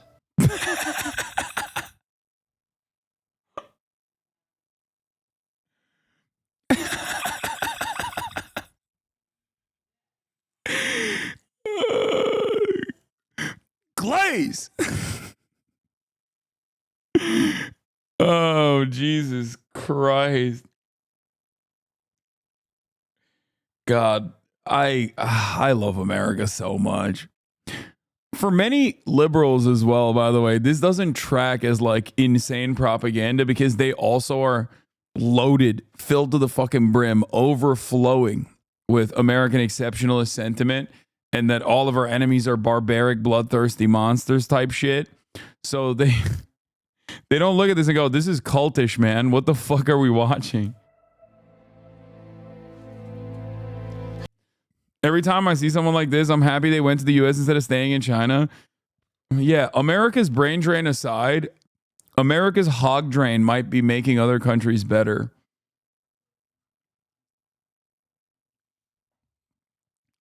Like, I think we're such a vector for the most conspiracy brain dipshits, the most insane fascists, that like it just kind of takes care of itself, the problem in all these other countries. Like, look at Canada. I'm not even joking. I think half the reason why Canada still has like some semblance of social safety nets is because all the dumbest fucking hogs come here and LARP as Americans.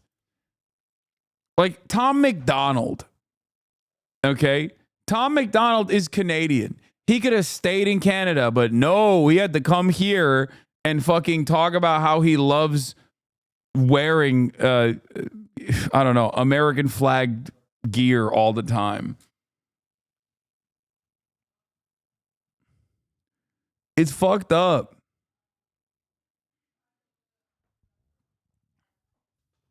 Steven Crowder, again, Canadian. Elon Musk could have stayed in fucking South Africa, but no, had to come here and be a dingus out here. Ted Cruz, another fucking Canadian. Jordan Peterson. Oh.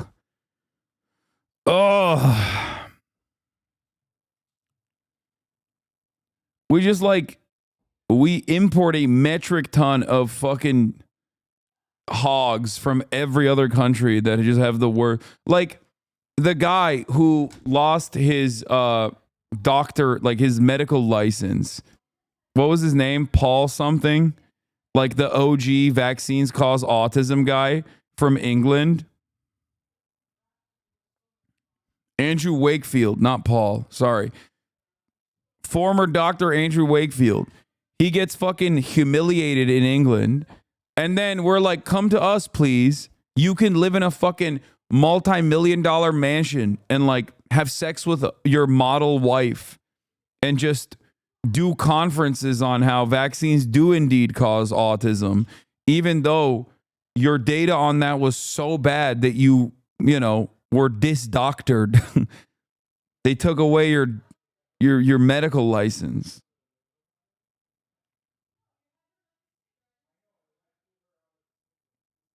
Ugh. I do love this country. No place to go. And I just hope people can hear my stories. For past 5 years, I've been telling the same saying. I have no political agenda here. No, none whatsoever. I have no political agenda.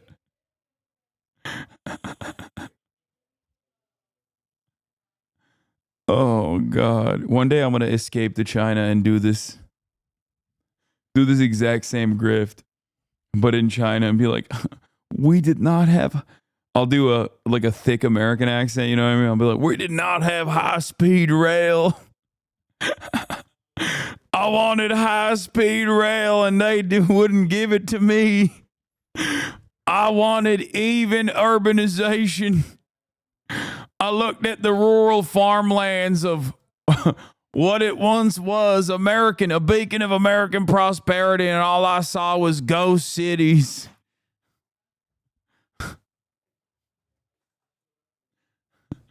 I yearned for freedom, and China offered it to me. Just want to live American dream. My children live American dream. Sorry about that.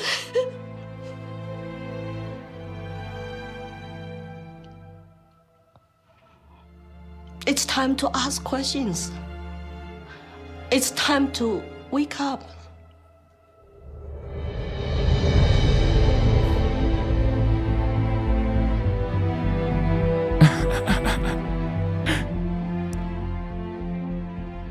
We've been brought together in this moment to face the urgent choice between dehumanization and rehumanization. What? I can't get over this fucking ad.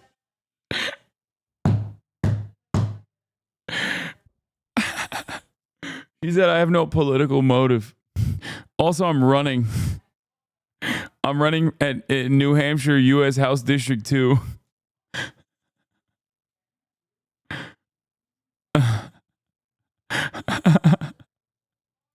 It's about, this guy sucks, he's dangerous, we need to stop him.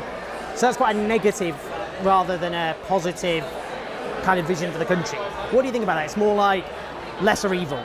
There's this new energy. Rehumanization? Yeah, they're going to make Chinese human again. Like, that's what they're saying. Because communism has made them less than human. It's cool. It's a cool thing to say. Within the party that it's not just fear motivated. People are excited. I mean, Are you excited? I'm super excited. Really? The fact that we are going to elect the first woman president, like that means a lot to me as a woman in the U.S. Like, I was absolutely devastated when Hillary Clinton lost. You know, it was I was still in high school, and I remember thinking, like, you know, as a young woman, like, there was no longer a limit on leadership for women.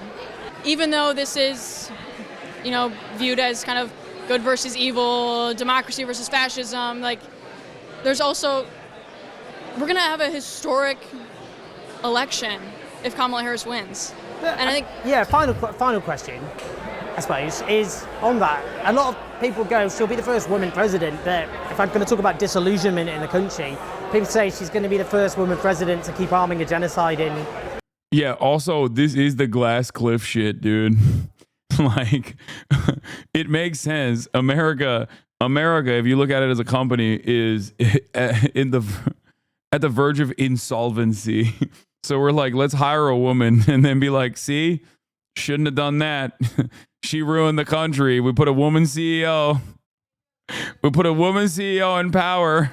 I think the difference between the two sides right now is that if one side is elected, we will not be able to protest the actions that they take in office. Are you able to protest right now? I mean, she's not protesting in general, but like, come on. This stuff is, on the Gaza front, this stuff is stupid, okay? You can say that about other shit maybe, but, you know, on the issue of like protesting for Palestinian emancipation, it's not like the, sorry, Democrats don't have a great track record there, you know?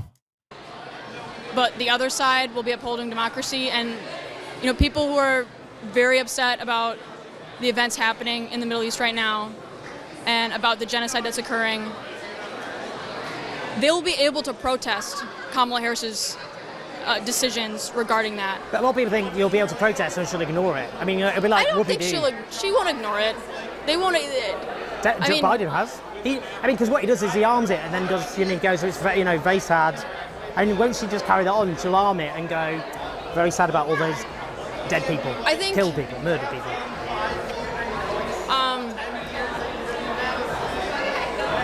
I guess I don't know what Kamala Harris will do, but I just know that, you know, on November 6th, if she is elected president, we will be able to protest. You know, people will be, but like, if Donald Trump's president, it doesn't even matter. If we're able to close the book on Trump, it will usher in a whole new generation of leadership. The soul of the Democrats then is won by people like people in this room. Yeah, I think so. Amazing. I felt hopeful at the end. Was that hope? It feels good to be on a bar again. Yeah! Hey, thank you all for coming out for Fran today. I just got back from doing doors in Baraboo with Karen DeSanto, one of the pickup seats that we need to get the majority. And I can tell you there's a good feel that's out there. Joe Biden has been stuck in kind of a 4 or 5 decade old view of what Israel was with very different leaders. And that's where he, I think, took most of the positions that were happening. Kamala Harris isn't from that same era. She's from the era I'm from and other people. And She's I think associated with AIPAC. She was there. She's literally 60 years old. Like, yes, she reads as much younger. Yes, her brain is not doo-doo in the way that Biden's is, but she definitely is from that era. Okay? That's kind of wild. I don't get that either. Our guest in 2017. But then you'd have to say 85% of Congress gets money probably from AIPAC, right? Yeah. Yeah. I think you can say that. And I think that definitely does play a role in our calculations.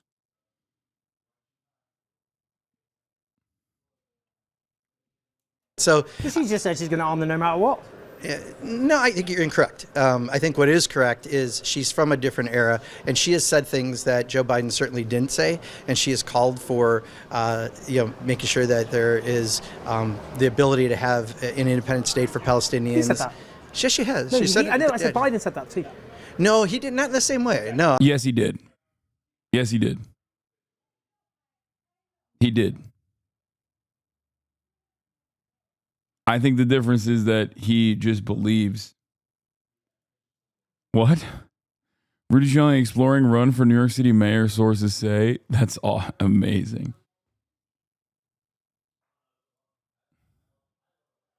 I mean, I hear him probably a little more than you do, and he has not said that in a significant way. In fact, the biggest... I read all his statements. He's probably said the two-state solution sort of stuff, but he hasn't gone... She's gone farther in the words. I can tell you this as someone who's one of the most active people I can tell you she's gone farther in the words. in Congress who cares about this issue. No, it's just she has said things that go significantly farther than where he's at. Is anyone where I No, she hasn't. No, but I don't know tangibly. She'll keep selling arms. She'll just do the same no, thing. you have no proof of that. She said nothing like that whatsoever. Yes, she so, did. Yes, she has. No, she hasn't. Yes, she has. What is happening here? What is this conversation? Yes, she has. Why are you just denying reality? Just say that this is an unchangeable position that is uniparty and fucking move on. I don't get why. Oh, see, liberals cope with reason. Republicans deny reality. Like, oh, well, she has said it. Okay. She has said it. Oh, well, everyone's AIPAC. It's true. I mean, he is denying reality too, actually. He's like hog levels. She said, no, she hasn't. No, that's a statement out of ignorance. That's not a That's not a statement statement of ignorance. She said. No, it is. It is. What statement has she said which suggests she'll stop she hasn't even arms? talked about that almost at all. Yes, she has. She said, I will. Okay, well, I think you're arm wrong. Israel no Okay. matter what. Well, Well, that's what you're she said. That's You're all. wrong. No, I'm telling you, you're wrong. Well, but give me a statement. Give me a statement. What has she said? She hasn't said much on it, period, because she's been running for a short amount of time. But you've decided what she said. That's not correct. She's running for president. She's under scrutiny. So on this issue. here's the answer. You're going to keep talking. I'll give you one last answer, and then we're done. Okay. All right. I think the promising part is that she is not from where Joe Biden is on this issue, and we have the ability to have her look at this, and I think she can see that Netanyahu is not operating in anyone's best interest. Okay. And I would argue selling any more offensive weapons is a bad idea, and I think that's the argument many of us are going to try to make should she win. Okay. But to put words in her mouth that she did not say, that you're only assuming are going to be her... He's not doing that. You're wrong. He's right. You're wrong. You are delusional. It's crazy. It's interesting that he's delusional in the same vein as like Trump supporters when they are deluded into thinking that like there is a different position here, actually, secretly. I think that comes from a place of, I think that certainly comes from a place of being like, I know that this shit sucks. So I'm just going to cope with it. I'm going to cope with it and assume that she means something different.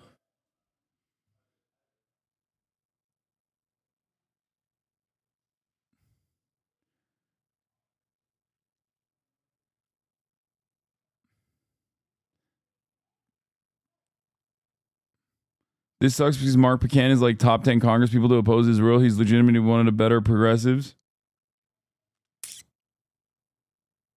Yeah.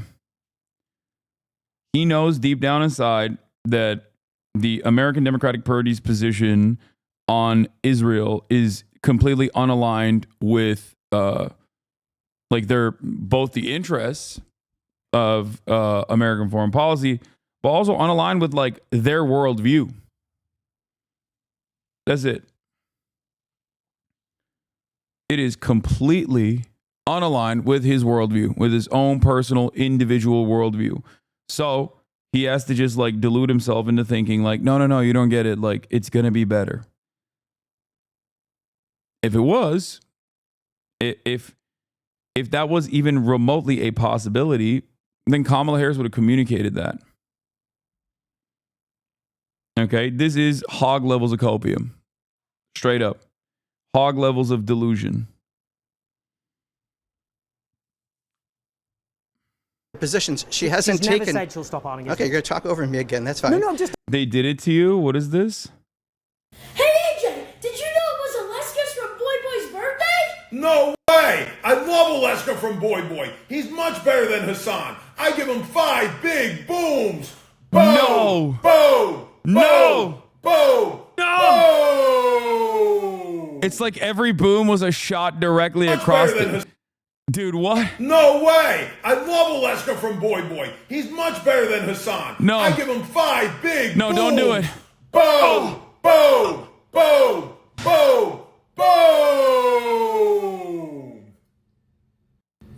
Hey AJ, did you know it was Aleskas from Boy Boy's birthday? No way! I love Aleska from Boy Boy. He's much better than Hasan. I give him 5 big booms. Boom! Boom! Boom! Boom! Boom! Hey AJ, did you know it was Aleskas from Boy Boy's birthday? No way! I love Aleska from Boy Boy. No! I love Aleskas.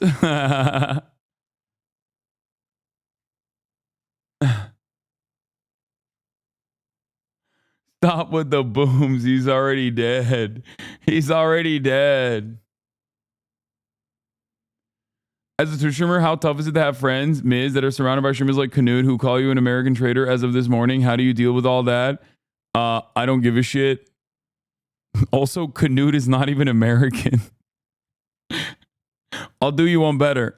I'll go and hang out with Canute himself. I don't give a fuck.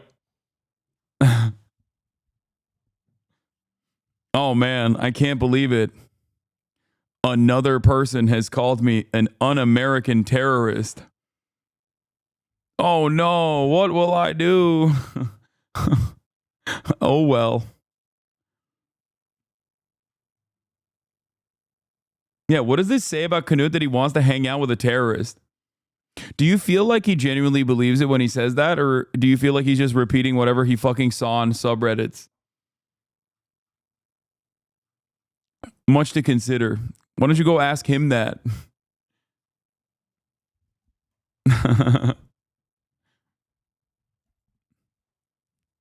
Same principle behind people being like, Hasan is a terrorist, promoting terrorist propaganda, which is why he must be banned from Twitch. It's like, excuse me, if that's a real principle that you hold, you should probably be trying to get me arrested.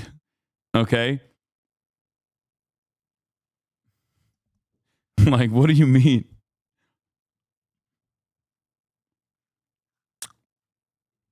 No, it's fine. But what I'm saying is she has not said things around this because I would know. I follow this issue very closely. So that's my job. I know. So is my job, you know. Except I actually get shit done and you kind of report about what happened. So I'm telling you, I'm a journalism major. I know what you're trying to do. But I do think that you're incorrect. You ask questions. But you are incorrect. No, I think you're and that she has not said. Yeah. But she has not said what you're saying she said. And I think we have to find out yet where she's going to be exactly on some of this. But she's not said she anything comes from a different era. Well, she has totally. Okay, well, yeah. Okay, I'm sorry. Right. I'm sorry you're upset about well, no, you're wrong. And as a journalism major, I'm offended that you are. Yeah, Mark Buchanan has been decent on military weapons. Progressive Dems between a rock and a hard place. Mark Buchanan balances opposition to the war and support for Biden. Like, it's just interesting because, like, he is better than the majority of Congress on this issue. But of course, he's just like, he's doing this shit, you know? This is also part of the reason why people just can't stand politicians. Myself included, really. It's just like, it's obvious. Even you don't believe what you're saying, dog. You just don't. You have your own personal opinions, and then you have the opinion that you must abide by within the party. Like, that's it. And it's weird that you're, you know, having this cognitive dissonance in display. Is the same thing with Bernie? No, I don't even think so. I think Bernie is like more honest about this shit. Bernie, I think, personally has a difference in opinion to someone like myself on the issue of Israel. But having said that, Bernie is like openly like, yeah, no. Bernie's like, yeah, they're doing genocide. Well, he won't say genocide, but they'll be like, they're in the tank for Netanyahu, Bibi Netanyahu, but there's a bunch of other stuff that Trump will be worse on.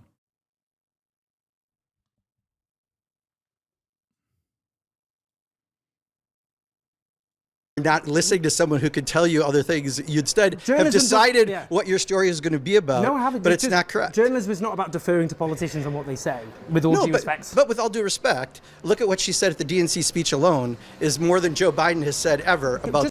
Did you see a shift in the strategy? Kamala mentions Gaza without a protester yelling about it. It took Trump going to Dearborn for her to start off her Michigan rally with Gaza. I'm literally going to suck down a fucking Glock. Oh my God, dude. I'm Brian Kill Me. Holy fuck. I don't want to. Oh my God, this shit is so fucking annoying. Oh my God.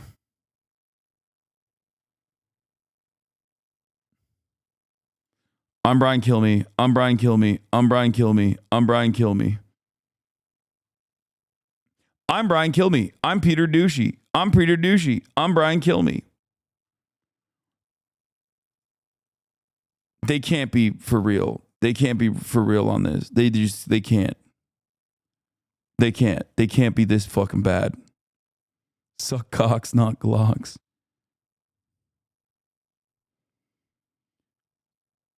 Oh my God. I jokingly said that the fucking pro-Palestinian demonstrators should say that they're voting for Trump and that they're Trump supporters in an effort to get the fucking Democrats to respond. A couple weeks ago, as a joke, I said, lol.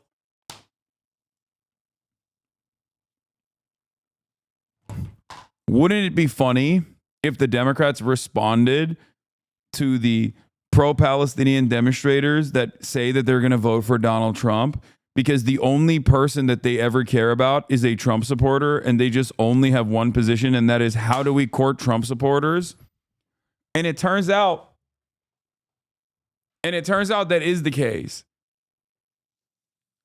It turns out that is the case. I was just jokingly saying that. And it turns out the Democrats were like, oh my God, they're pro-Trump. What the fuck? We love them now. If they had done this like, I don't know, 6 months ago, Kamala Harris probably be talking about dismantling the Zionist entity by now. Fucking 2 days out from an election.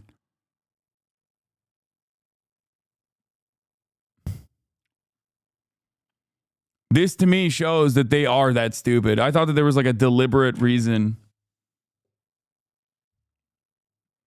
Remember when you said, how can you go to Michigan and not talk about Gaza when we first started campaigning? 2 days before the election, they noticed. Yeah, only after Trump went to Dearborn. Just tell me, look at what that's more than Biden. I'm not. That's been a few months ago, and I've been campaigning all day. You can actually look it up. It's pretty simple. You said look at what she said. I just told you. Look at what she said at the DNC convention. It goes farther than what Joe Biden said at any other time. I don't think that's true. With all due respect, I don't want to upset you anymore, but I don't think anything. I can tell you, for those of us who care about this issue in Congress, we have watched the language be different, and. I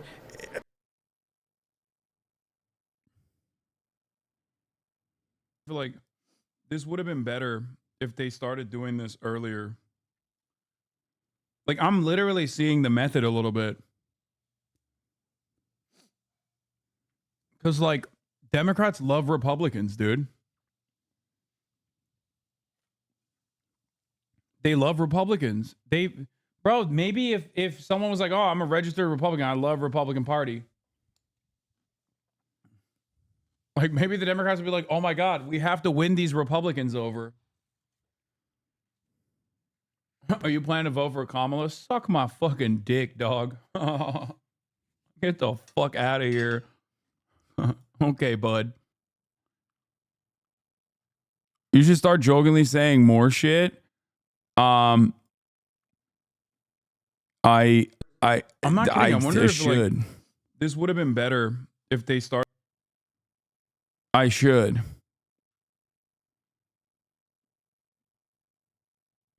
I don't get why you're arguing with this. We've watched her leave space. You are right that she has not indicated she will be better, but also she's avoided indicating either way as much as possible. What? No.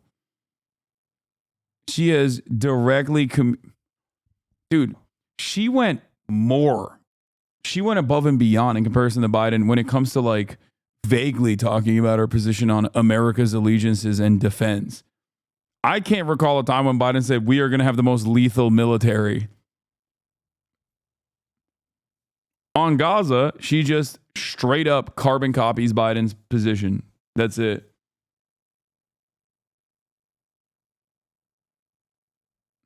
Yeah, also, Mark Pecan is wrong.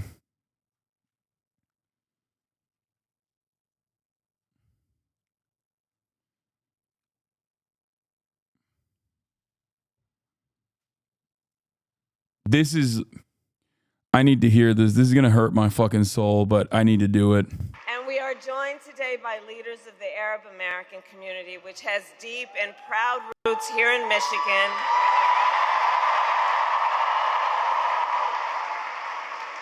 And I want to say, this year has been difficult, given the scale of death and destruction in Gaza, and given the civilian casualties and displacement in Lebanon. It is devastating. And as president, I will do everything in my power to end the war in Gaza.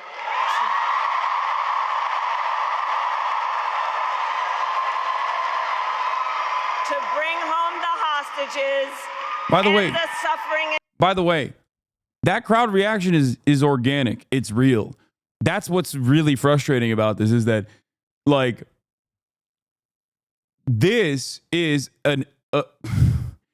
this is what she should have been saying since the moment that she became the candidate. Like, literally, this is what she should have said at the DNC. This is what she should have said the moment she became candidate, and maybe even gone further than this. No, like, I'm speaking now. No fucking, no, this is different than everything else that she said thus far. You are wrong. The reason why this message is so much better than every other time she's talked about it is because she's not contextualizing the death and destruction by saying Israel has a right to defend itself. Of course it's different.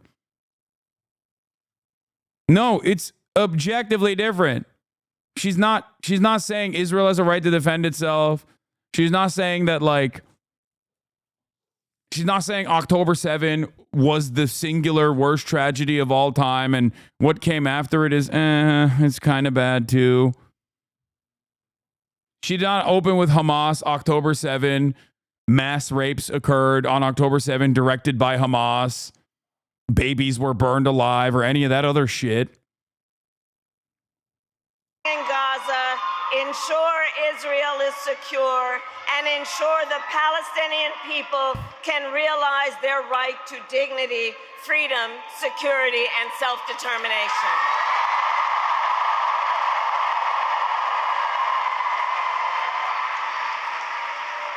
I perceive focusing on Israel's defense as a way to foreshadow distinction between defense and offense and using that as a red line. You are right. The line about tragedy was fucking abysmal. She still said ensure Israel's defense, but I mean, that's fine. That's nowhere near as bad as fucking framing the conversation about October 7 being the pivotal moment, which then justifies at least some of the atrocities that Israel has committed. But again, 2 days away, too little, too late. Or this is not me saying we can push her left, by the way. Make no mistake.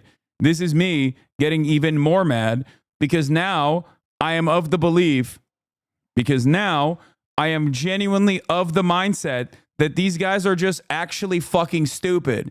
There was a moment where I was like, they're laying it on so thick with like Richie Torres being deployed to Michigan, and then fucking Bill Clinton being deployed to Michigan to be like, the Arabs are barbaric and they deserve to be killed and slaughtered, and Judea and Samaria belong to Israel. Am Israel, ha, like all that shit. Like I was like, oh, they're just like actually fucking cutting.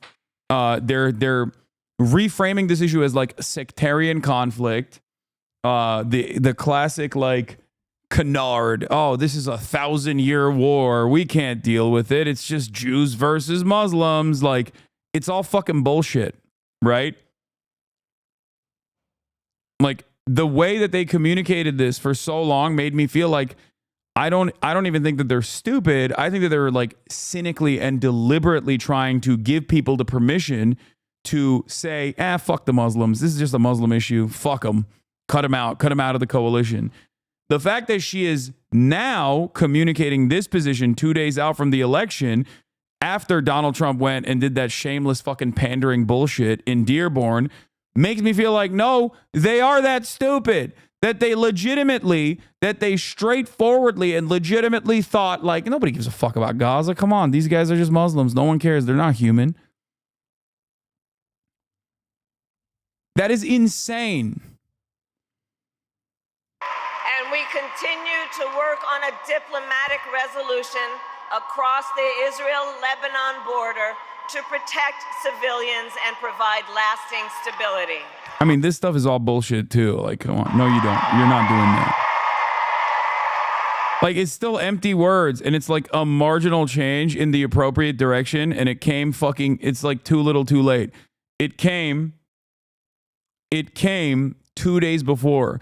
I make no mistake. I need you to understand something here. The fact that she could dignify voters with a lie that isn't even like framed well enough, but the mere fact, the actual fact that they were to even dignify the Michigan population with a fucking lie 2 days prior, only after Donald Trump was like, I love the Palestinians, like I'm eating Palestinian kebab. That blows my mind, dude. That means that they were actually stupid. That means that they literally did not think that this was a problem at all. Like, they didn't perceive this as a problem at all.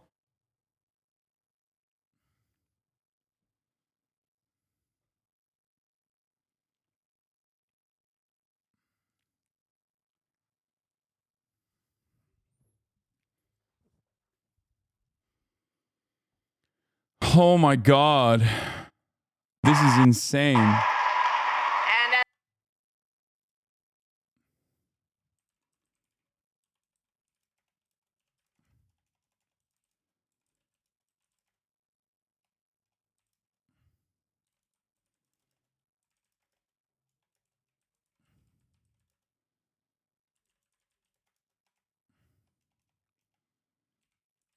It's Palestinian, Lebanese.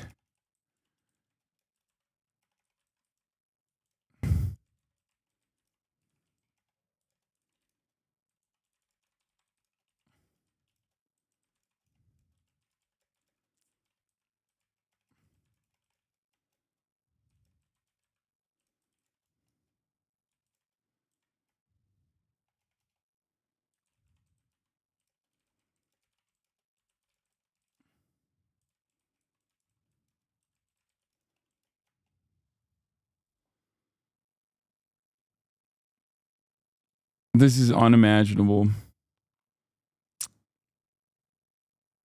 She could promise an arms embargo and most pro-Palestinian voters would be switched off to it and rightly not believe her because of what she said for the past 6 months.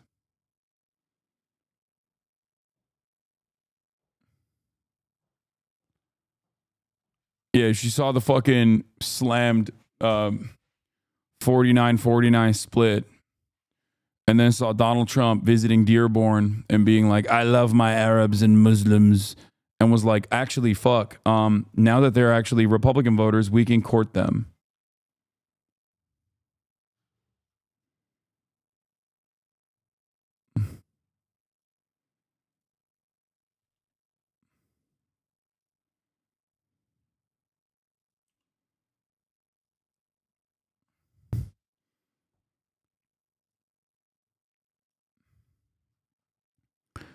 Why is Sarah speaking like this? Jeet here says, the New York Times reports the Trump campaign's research found that up for grabs voters were about 6 times as likely as other battleground state voters to be motivated by their views on Israel's war in Gaza. The worry is Harris started too late.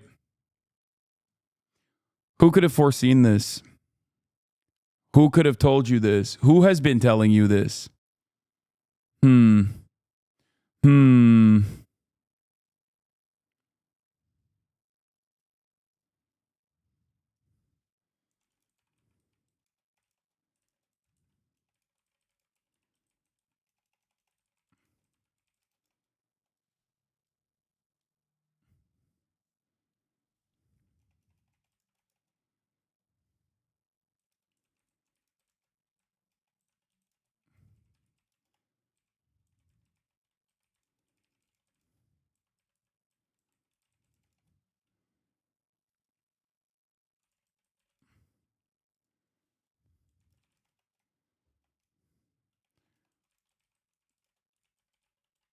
Morally correct.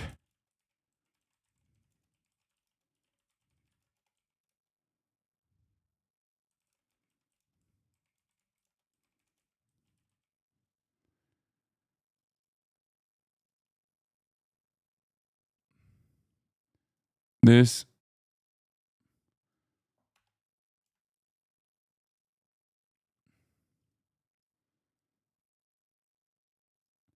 unbelievable.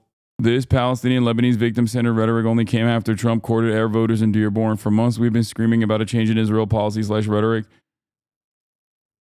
For months, we have been screaming about a change in Israel policy and rhetoric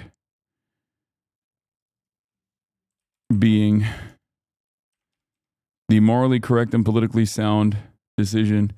Now it's likely too late.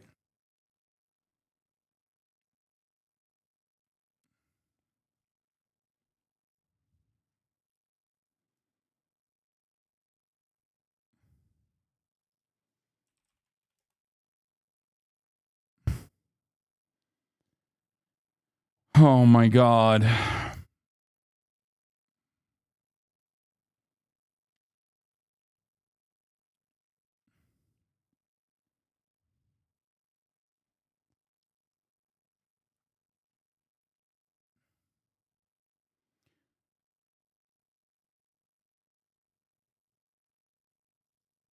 We've been screaming that a change in Israel is the morally correct and politically sound decision. Now it's likely too late.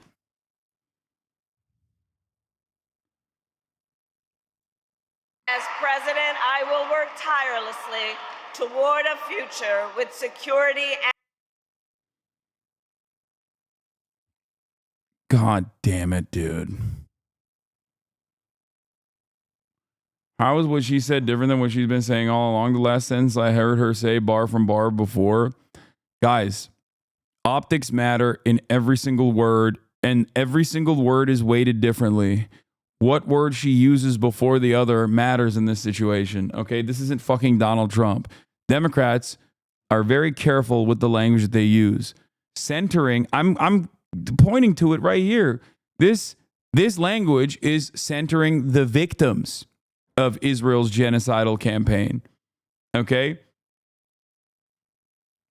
As opposed to centering Israel as a victim of Hamas, which is what she has done over and over again. She didn't start out with October 7. She didn't start out with like Israel has a right to defend itself. Like all this stuff is very important. The problem is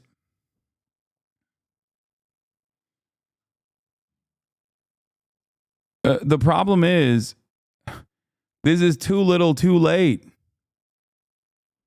And she didn't fucking say, she didn't say this as a response to a protest. She came out of the gates swinging with it. Millions of people have voted already.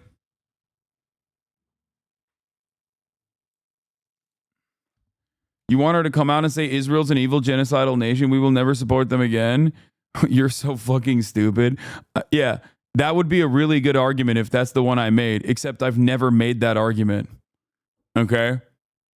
Like, yeah, that would be the correct position that Israel is doing genocide. It is objectively the correct thing. And that is how I foresee future history books writing the matter. And that is how I foresee you lying to your fucking children, if you ever have children in the future, being like, oh yeah, I was always against that shit. Okay? Having said that, for the time being, I understand that it's not something that she can say as an American president. That's not what I'm expecting of her. There are a million different ways in which she could massage an appropriate position that is not only morally correct, but also politically sound. But the goddamn Democrats never respond to anything until Republicans do something because they are also reactionary.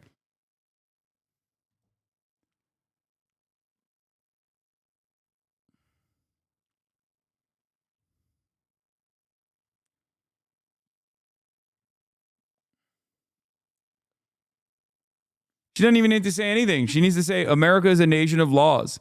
One of those laws is that we cannot give weapons and working towards a ceasefire is the correct position. Working towards a ceasefire is the correct position. The problem is America has a lot more fucking tools in the tool belt to push Israel into a ceasefire. America has made Israel do things that Israeli officials don't want to do time and time again historically. The difference in this circumstance is no one is even communicating that deliberately because they're scared shitless of coming across as hardliners on Israel's actions. There is no real work required in this process. All it is a phone call. The Biden admin was proposing to send only defensive weapons and not proposing. Yeah. Dog, the Biden admin doesn't need to do any of that. They need to have a phone call that's private with Benjamin Netanyahu where Biden says, no more weapons if you keep this shit up. It's over. As a matter of fact, they did just that in 2021. Biden called Benjamin Netanyahu and said, it's done. It's over. And it was the next day. It's that simple. Israel doesn't get to do anything without our go-ahead.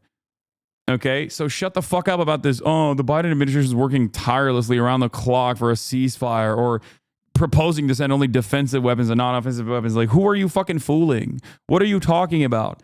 The dumbest fucking American, okay, who is illiterate still understands that what Biden is saying and what Biden is doing is at odds. Okay?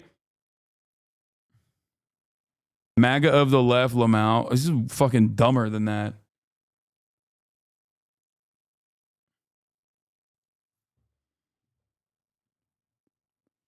Reagan did that. Biden himself did that. Also, not only did Biden himself do that, he literally did that this time around. Why the fuck did Israel not light up Iranian oil refineries? Why the fuck did Israel not light up Iranian nuclear facilities? Hello? How did that happen? You think Israel didn't want to do that? After Iran straight up penetrated its anti-defense systems, Israel's anti-defense systems, and actually struck multiple fucking targets, 2 air bases, and the fucking Mossad headquarters. They were able to hit inside of Tel Aviv. What are you talking about? You think Israel did not want to fucking fight back against that and greatly escalate? Well, that's exactly what they did say, but I know they aren't going to do that in an election year. They need to get elected and then pressure Netanyahu because Trump will be so much worse. Man, shut the fuck up. Wake up. Wake up. You're fucking delusional. No, they're doing it because they want it, okay? They're doing it because they like it. They're doing it because they agree with it.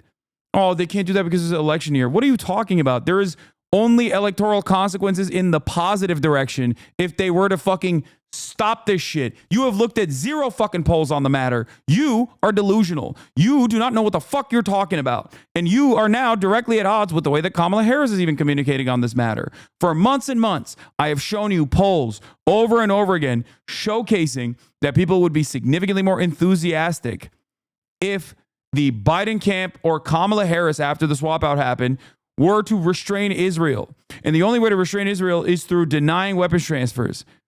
You're wrong. You're just objectively wrong. There is no data point to prove that you are right. You are no different in that regard from a MAGA Trump supporter. Okay? You know how Trump supporters will turn around and fucking act like, oh man, well, you don't understand, like, the elections are stolen. And it's like, well, where's the evidence for that? You know? And then they're like, oh, I don't know. They just are. You know, illegals are doing that. You're behaving like that. You're straight up behaving like that. Blue MAGA ass motherfucker in here. Jesus Christ.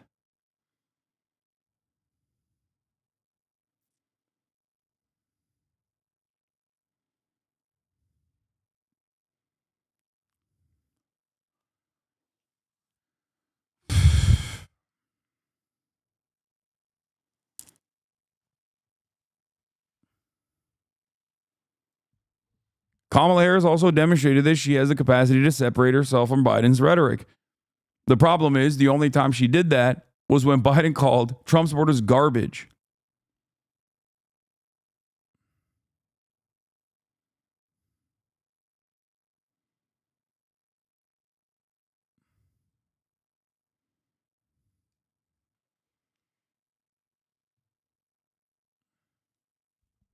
Too late as far as mattering to Gaza-centered voters. That's what I'm saying. Yes. Or too late to see like a noticeable bump. Too late to see a noticeable bump in terms of her election day voters. I'm not MAGA. I'm a realist. It's a complex issue. They need the right voters in the right states to win. I know it sucks, but nobody likes to see how the sausage is made. No, dude, this is copium. Okay? The I'm a realist position is copium. Do you understand? You're just coping. Because if you were a realist, you would have looked at a single fucking poll. There is not one poll that says you are right. Every single poll conducted on this matter says I am right. Every single one. And you can even arrive at this conclusion by just looking at the reality on the ground, okay? There are 0 Democratic Party voters or likely Democratic Party voters or independents or undecideds that are going, I want more dead children in Gaza. I want more dead children in Lebanon with my tax dollars. There are, however, plenty of people who go, I don't like that. I would be significantly more enthusiastic to vote for any administration that puts an end to this. That's part of the reason why a lot of people even fantasize and hallucinate that Trump would be better on Gaza. And that's why Trump is defeating Kamala Harris by like 30 fucking points on this issue. Because everyone correctly understands that the responsible party in the genocide that is occurring is the Democratic Party. Okay? They are correctly interpreting that the Democrats are responsible for it, but they're incorrectly assuming that Trump will be different. Because the Democrats have not said anything but lies on this issue. Okay? I really, really, really hope you understand that you, like, saying that you are a realist on the matter is actually so removed from reality, specifically because all polling on the matter for months have consistently shown that overwhelming majorities of Americans, both the Democratic Party is like 80%. 80% of Democrats want a ceasefire and weapons transfers to halt to Israel. Okay? Like 70 or 60% of independents want it, and even 54% of Republicans want this to happen. Okay? To play devil's advocate, Palestine is a colonizer state as well as Israel. Wait, what? What are you? Okay, sure. To play devil's advocate, Palestine is also doing a genocide in Israel. Okay, cool, man. You can't play devil's advocate, but just like making some shit up.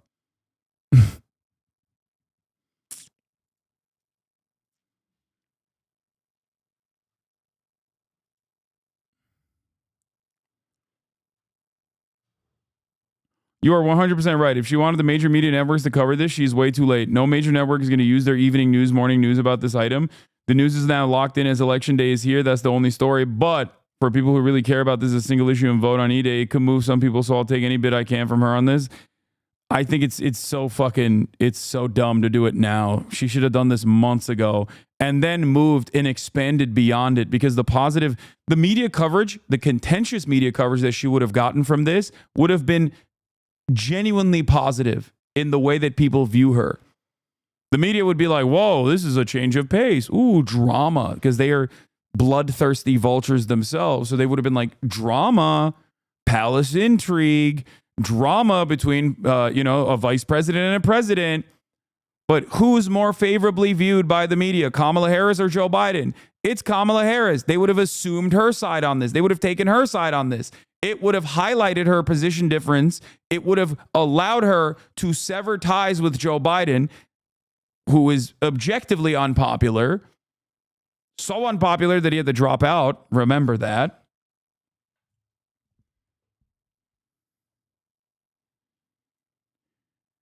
Oh.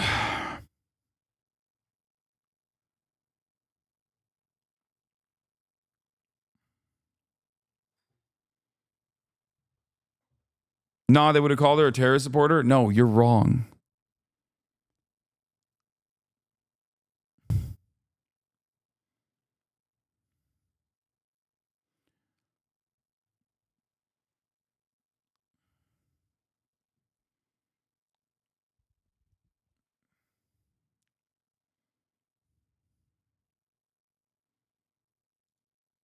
CNN is covering it only with an update. Harris kicks off final Michigan rally with pledge to do everything in my power to end the war in Gaza. That's a position that, by the way, Donald Trump has falsely adopted for the longest fucking time. He's like, I'm going to end the war. I'm going to end the war. I'm going to end the war. I'm going to finish the job. I'm going to finish the job. I'm going to let Israel finish the job. I'm going to end the war.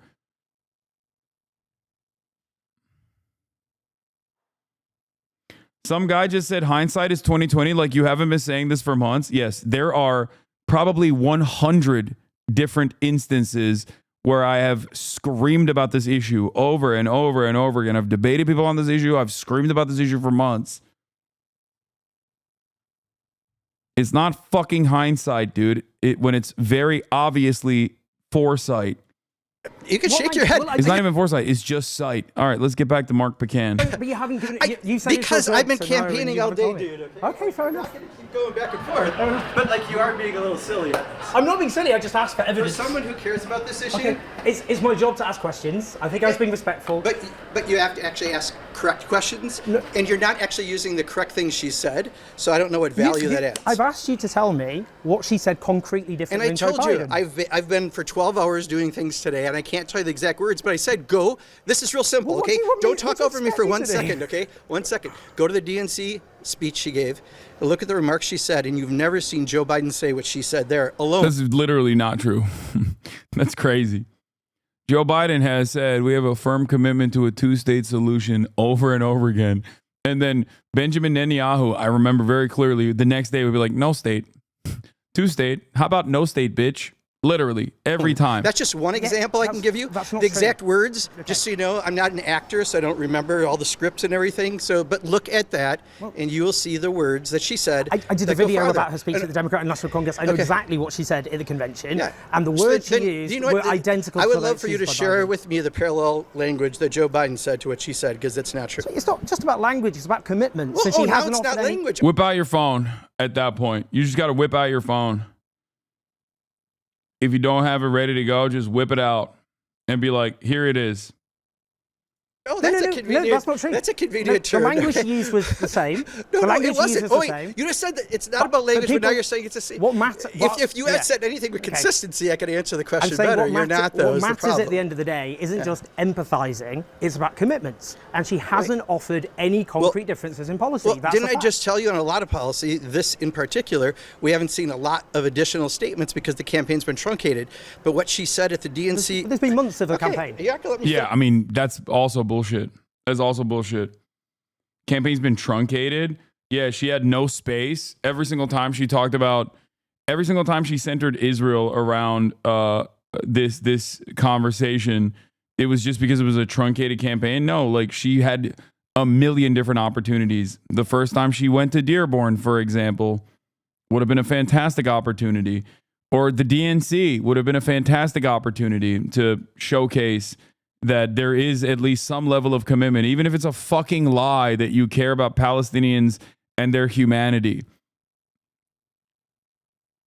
Like, even if it's a lie, I can't believe at this point I've moved beyond telling Democrats or criticizing Democrats for lying on the campaign to asking them to fucking lie. Finish any questions so the interview's over. I've asked you the same question. Okay, it's all right, dude. All right, okay. You don't really want to do an interview, that's fine. I don't agree with that, but that's fine. Well, I actually really want you to do. Okay, that's up to you. I don't really care about the interview. A politician in Britain would never do that, but that's fine. All right, take care.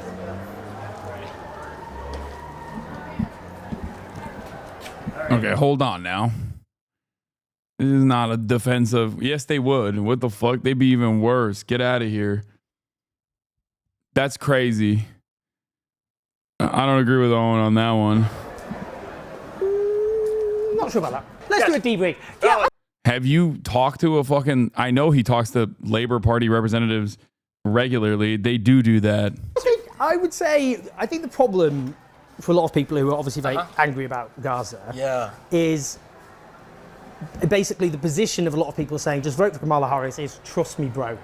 That's the problem. I think there's a little bit of that. At this point, I think Harris has said very little about it. You know what I mean? It doesn't come up in her speech. It's not like a central theme of hers as a candidate. which I happen to think is a mistake. And you can disagree and may disagree. Harris's statements have, I think, been appreciably more sympathetic to the cause of the Palestinian people. That does not mean that she has said concrete things that that people should take away as assurances. What is the basis in actual reality, not hope, that Kamala Harris would be significantly different on this issue? I think that's, I would tell you that I don't know. So, I'm in my natural habitat, a Trump rally in Milwaukee. I am losing my Trump rally virginity. I'm a little bit nervous, not gonna lie. I wanna know what makes people here tick.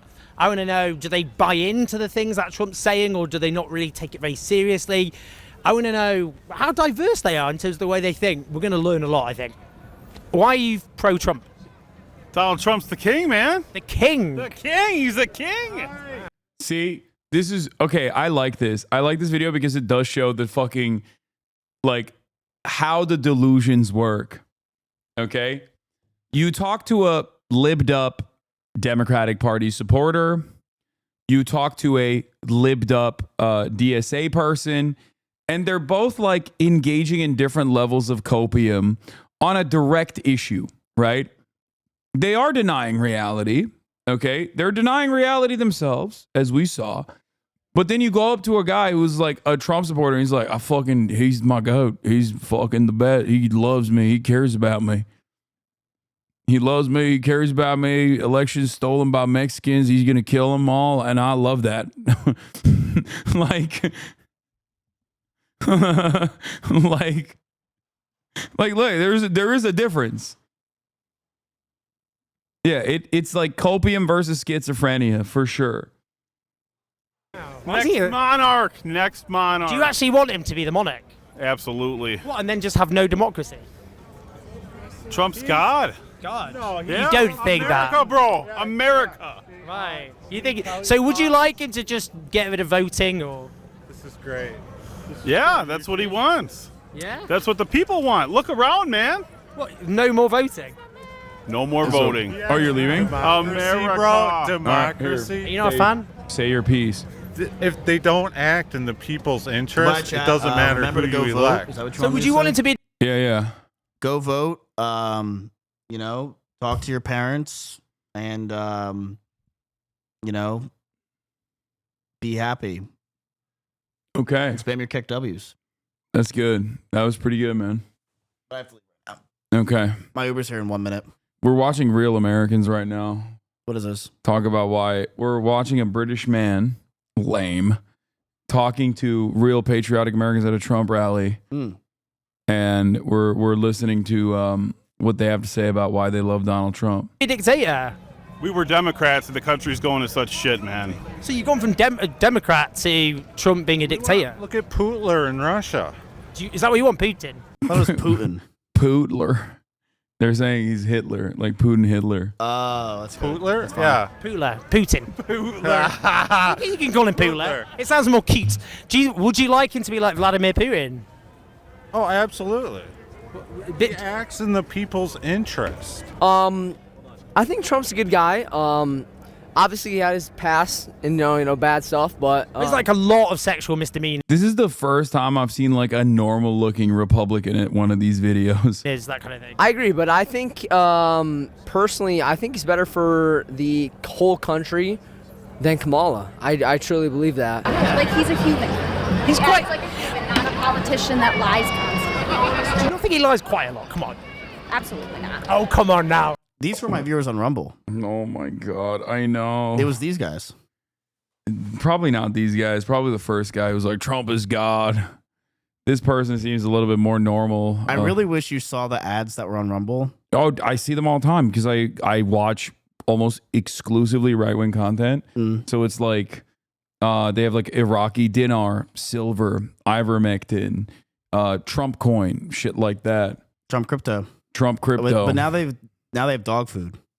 That's awesome. That's their big thing now. They're trying to sell dog food. Yeah. Michael Pillow. Don't know what that Pillow. is. My Pillow. What's that? You've never seen that? I thought you were gonna say something else. No, My Pillow. I don't know what that is. That's another thing. They sell gold.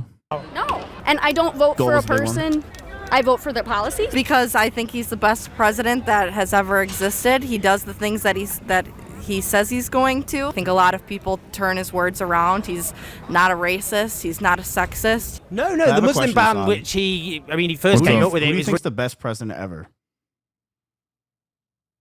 In America, one of the best ones, probably FDR, and he did a fuck ton that was not great either. Why was he the best? New Deal. Like, everything that you take for granted in terms of, like, you've traveled outside of the United States of America. When you, and I grew up in Turkey, so I know this from personal experience, like, there is an imbalance of like infrastructure. Whereas most places you go to in the United States of America, you got like decent access to roads, like decent infrastructure, like electricity. A lot of that is now going to shit in America, but like the like base level of infrastructure is solid in the United States of America. And I think that was part of the reason why America was so prosperous for a very long time. And all of that could be attributed to FDR and the New Deal. It was a complete revitalization of the United States of America.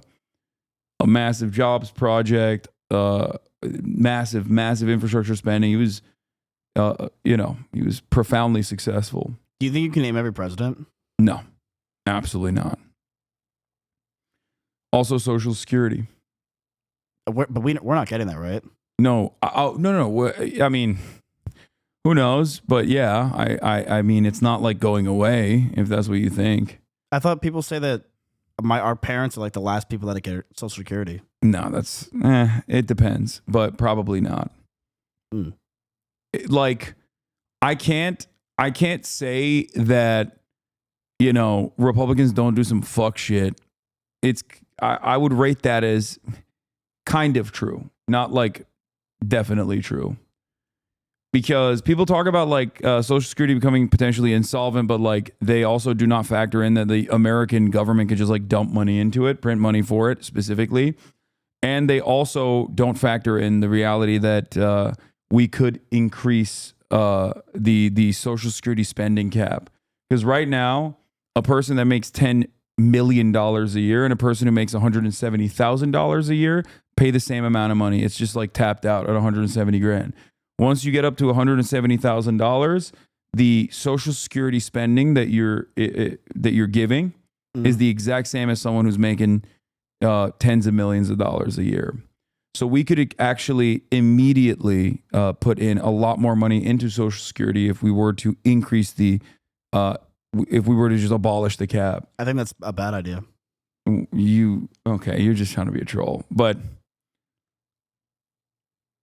do you understand what I mean? No, I get it. You could just print more money. Overall, you can also just like print more money as well. So like the idea that Social Security is going to go insolvent is I think a silly thing that Republicans say, specifically because they do want to destroy Social Security. I never knew. Yeah. Any other questions? No.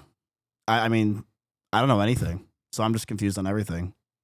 Yeah, I understand that. Many Americans are. That's why I'm here. That's why I do what I do. That and because I love terrorism.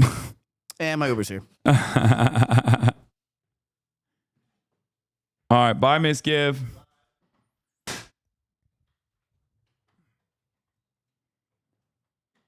You will only get about 85% of it, but Bernie has the bill to fix it, but it did not pass.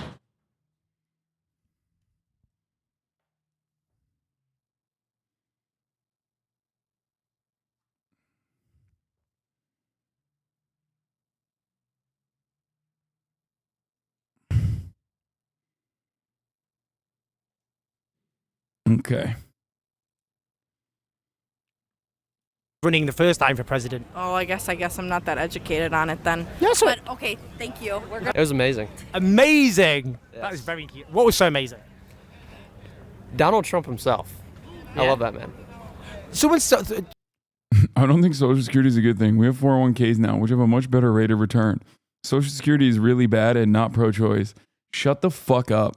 We're no longer running top of the hour ad breaks. If you want to fucking debate me at the top of the hour, you should come up with a convincing thing for me to read that also ends with you urging people to subscribe to continue supporting this channel for $6 or for free with a Twitch Prime, or maybe even by getting gifted a sub. There are many emotes that you can use all around the platform. And also beyond that, you will, if I do decide to run ads in the future, you'll be able to avoid those ads in the future.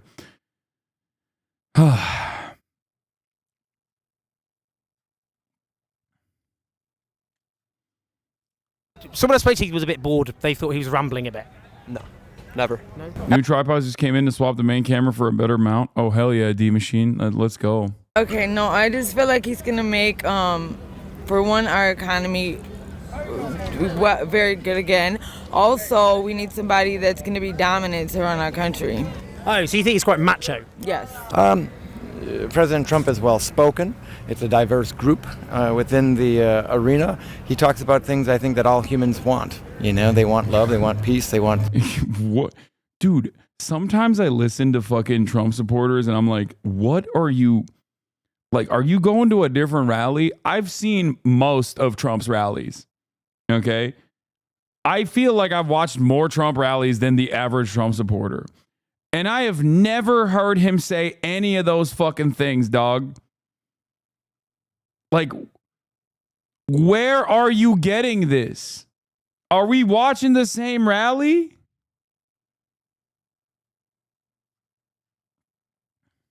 Evil Gavin Newsom? Okay, Gavin Newsom is evil Gavin Newsom.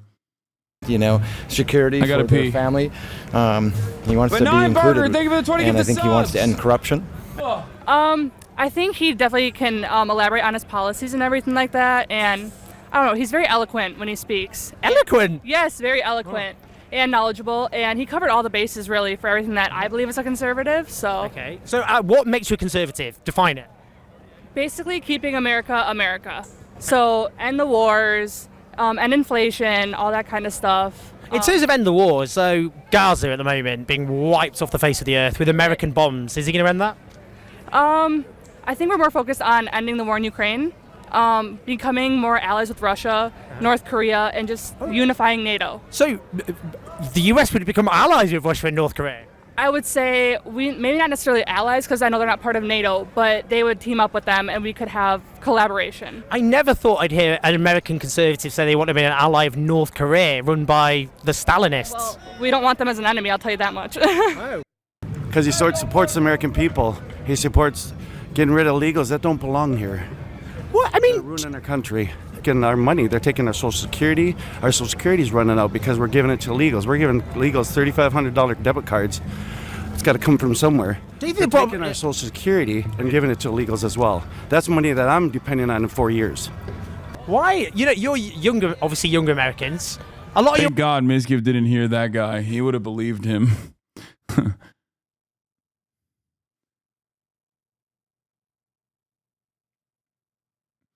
Maylin, thank you for the 10 community gift to subs, by the way. Go back. There was a NATO voter.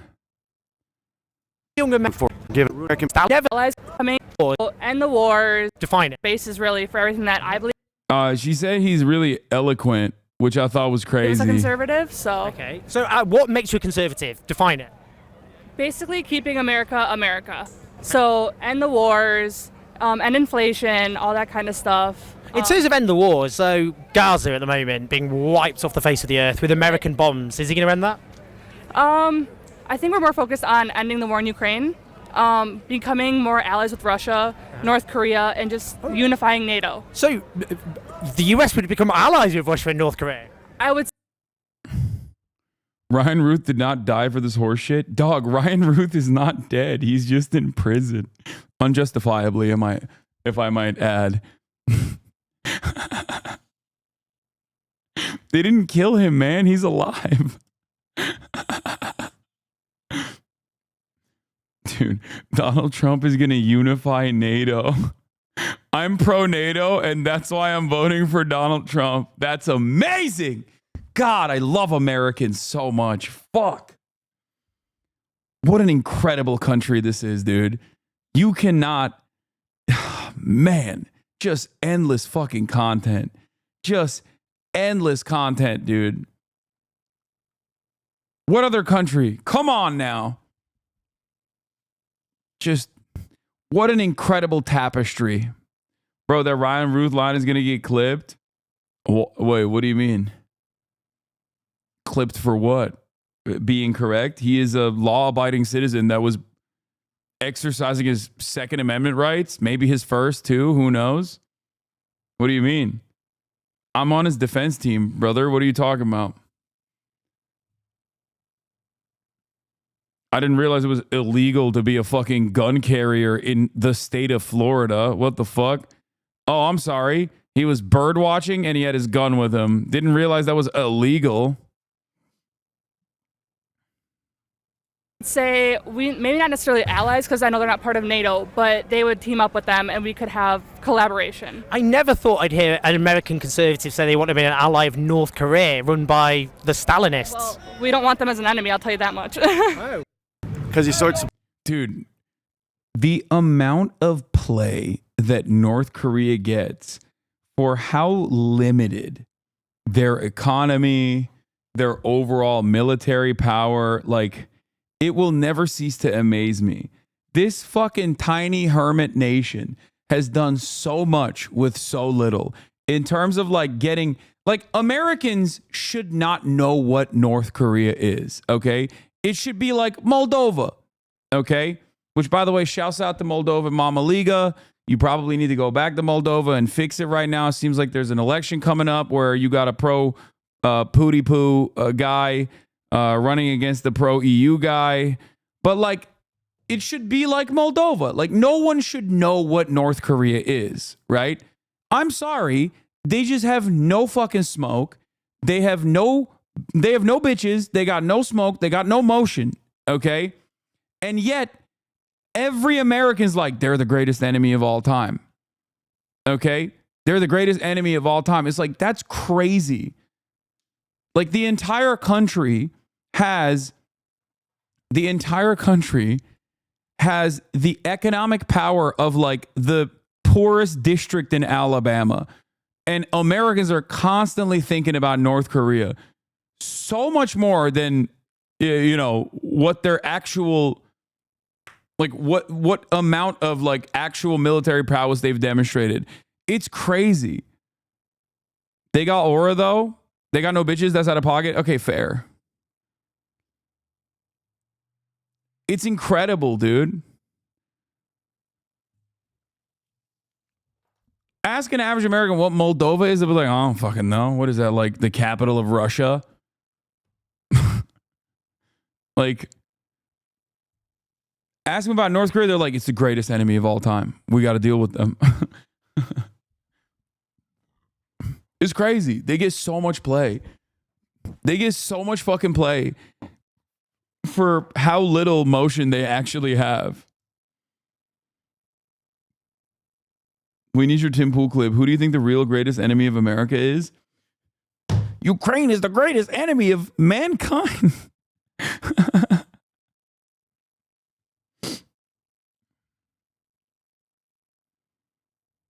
Supports the American people. He supports getting rid of illegals that don't belong here. What? I mean, they're ruining our country. Getting our money. They're taking our Social Security. Our Social Security's running out because we're giving it to illegals. We're giving illegals $3,500 debit cards. It's got to come from you're taking our Social Security and giving it to illegals as well. That's money that I'm depending on in 4 years. Why? You know, you're younger, obviously younger Americans. A lot of younger Americans they're going to vote Democrat. Why do you think you're kind of different from the younger Americans? I think it's part to do that I didn't go to college. I'm not getting brainwashed by the institution. Oh my God, bro. What are we doing? Bro, open up the schools, open up the trade schools, make college free, please. Like, send his ass to a place where he can make a meaningful living. Oh my God. Oh my God, bro. We are done. We are straight up destroying the next generation. We are destroying the next generation. America's for-profit attitude, America's constant profit-seeking means and mechanisms have absolutely destroyed our fucking future. Holy shit.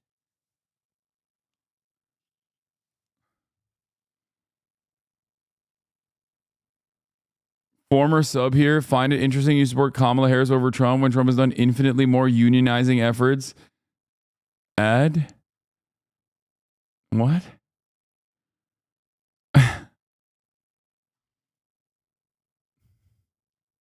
I mean, stuff like, for example, when he says about immigrants eating pets. Yeah. Do you think they're not eating pets, though, are they? No, actually, some of them were actually. If you go to Haiti, Haiti practices voodoo, and they actually do use pets in certain sacrifices and certain ceremonies. It's just there's no evidence in the United States immigrants are eating pets. That's actually not true. There is. What? Yeah. Okay, I don't think there is. I mean, there's police report. I mean, you can hear the actual call saying, hey, there's people who grabbed the geese right from the... Geese on pets, come on. Oh, well, pets, that's true. It was using animals, not pets. The last thing I want to ask you, because I know it's cold, you want to go home. Also, that was fake too. This is a Marianne voter. That's why he was talking about love. He's like, I'm voting for Trump because he loves crystals. He's going to legalize crystals. Crystal meth, that is. It's about Israel and Gaza at the moment, because a lot of people think, come on, supporting this, the hideous onslaught against the people of Gaza, that has to end. What do you think about that? I think it's very simple. If you don't understand the full problem, yeah. Can you believe these people are eating animals? Man, it's really fucked up. Goes back hundreds of years, thousands really. But if you don't understand, you can understand this one piece. If all the Jews put their weapons down right now and said, all right, that's it, I'm getting rid of my guns, you'd have millions of dead Jews. If all the people in Palestine and all of them put their weapons down, you'd have peace. Well, in the West Bank, Fatah, the ruling faction, did do that. They said, that's it, we accept peace. And then Israel just carried on colonizing the West Bank and killing large numbers of Palestinians. If you go back to the fact that there was peace, up until they decided to come in, kidnap children. But that's not true. 240 Palestinians were killed in the West Bank before 7th of October. We gotta go. Oh, our Uber's here. All right, no worries. Take care. See you in a bit. Israel is a strong nation in and of itself, and I personally believe, they've been a persecuted people for thousands of years. They have a right to defend themselves. Bro, I swear to God, these people don't give a fuck about anti-Semitism. These are the people that literally fucking are the groypers, okay? But holy shit, the moment that Israel comes into question, they become like SPLC, ADL fucking understanders. They're like, well, there's a lot of dog whistles out there, okay? I should know. I've been using them in my online forums. Like, they literally only care about anti-Semitism if they can cynically use it to defend Israel. It's so insane. It is so insane. You are all utterly detached from reality. You make people in Britain seem engaged with the world. Oh my God. Oh my God, you're right. This guy just fucking destroyed us in America. Oh no. Oh no, it's not wrong. Oh my God, the country that did Brexit. Okay, but it's content. Also, you guys literally follow our lines. So yeah, have fun with the Reform Party, bitch. Not here in Liverpool. It's like England is literally following America's notes. Oh, it's so bad. Everything is so bad. Holy shit. The new Labour Party is so ass. Also, England created Israel, so you're responsible for that. That was a Glaswegian accent. Liverpool? Liverpool. I'm not a Tory. I'm a Scouser lad. I'm not a Tory. I'm from Liverpool. Come on. You got to give that to me. That was pretty good. That was not Glaswegian.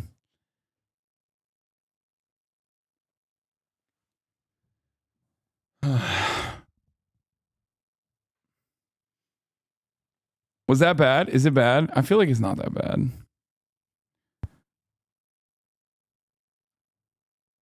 Well, I mean, yeah, you're absolutely right. Jewish people have been persecuted for so long and deserve security.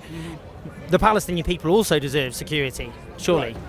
I mean, I do believe that they have a right to also be a nation, but they've been back and forth with the, That's pretty cool that his position is identical to Kamala Harris.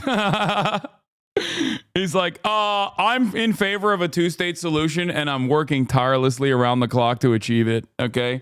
Just like Kamala Harris and Joe Biden are. You didn't even do a real accent? That was like some Game of Thrones voice? That's quite literally what the Scouser accent sounds like. Israel for a while now. I mean, they haven't been able to coexist with them. Well, it's just because they were kicked out of their land. So they did. I mean, if you were kicked out of your land, you probably wouldn't be very happy about it. Like age range, there's a lot of Republicans like this out there. And as far as I have seen so far, by the way, even including, but not limited to Jewish campaign staffers like the one guy from the Ron DeSantis campaign, they are all Nazis. Okay? Remember the guy that got fired from the Ron DeSantis campaign for doing Nazi meme edits to Ron DeSantis's campaign material? That guy was Jewish. Every single Republican staffer under the age of 25 is just straight up a groiper. Straight up. Isn't that crazy? Like, how do you become a Jewish groiper, dude? I mean, I guess someone should ask Benjamin Netanyahu's son, Yair Netanyahu, because he also is a Jewish groiper. But it's like weird. It's so weird. Names one guy must mean they all are. No, I'm saying that, yes, every single person who is a Republican staffer under the age of 25 is like unimaginably groiped up. Yes, absolutely. Abso-fucking-lutely. I mean, if you want I'm to just talk giving about, you one very prominent example of it. like back in, They're all in fucking group chats with JD Vance. What does that word mean? Groipers are, oh God. If you don't know what it is, it's probably better that you don't know, but it's like an extremely online way of referring to dudes who spend all their fucking time in 4chan poll, which is a Nazi infested online forum where you can have some semblance of anonymity. And, well, I guess now you don't really need to be on 4chan poll. I think you could just be on Twitter pretty openly, or inside of Destiny's community pretty openly. But yeah, that's what we call groipers, named after like a specific type of like Pepe the Frog.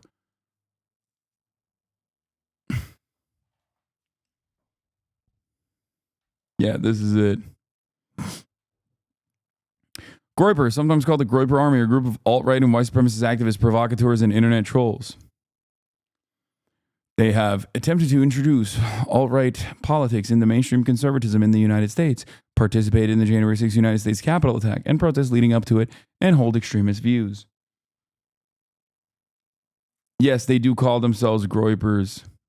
Divorcelli will take you out to get chicken and waffles if you're one of them. Yeah. If you're the top dog, if you're the number one groiper.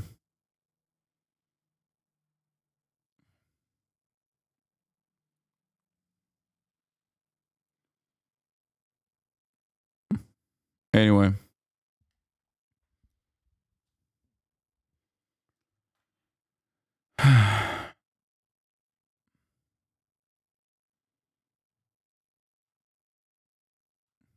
I wish I could unlearn this. Well, now you did. Now you learned it. in the 1980s, 1990s, when they were doing the bus bombings, going into Israel.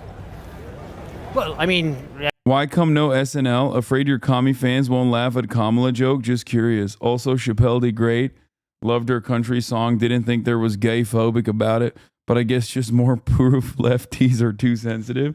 I like that.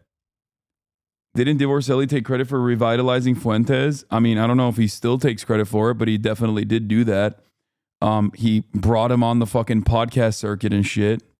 as his friend, as his little Nazi friend. I like that there are chatters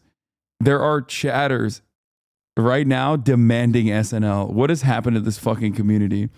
Yeah, he banned his community members for calling Fuentes a Nazi. Directly argued against them for being like, no, that's a Nazi, man. That's like an actual neo-Nazi. And he was like, I wouldn't call him a Nazi. I mean, we could say, 15,000 Palestinians were killed in 1948, and then were repeatedly killed in other huge military onslaughts and attacks by Israel. Right. I'm not really sure how to respond to that. Yeah, I wouldn't justify ever terrorism or attacks on civilians, but the vast majority of civilians have been killed by the Israeli state.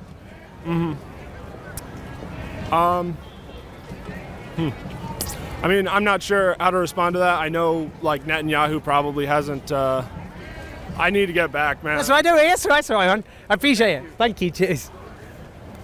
This is Trump. He ran out of dialogue options. Trump and Vance I painted on single grains of rice. So you have? Yes. Wow. How long did that take you? That's 4 hours last night for Vance and 4 or 5 hours for Trump.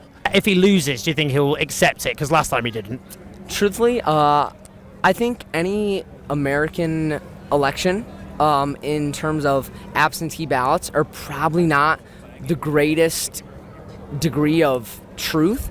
I think if he does lose, he might not accept it, which I think is not correct. Someone said, bro is micro dick riding.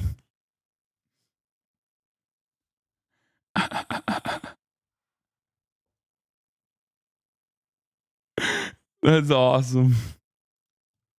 If he loses, do you think he's going to accept the result?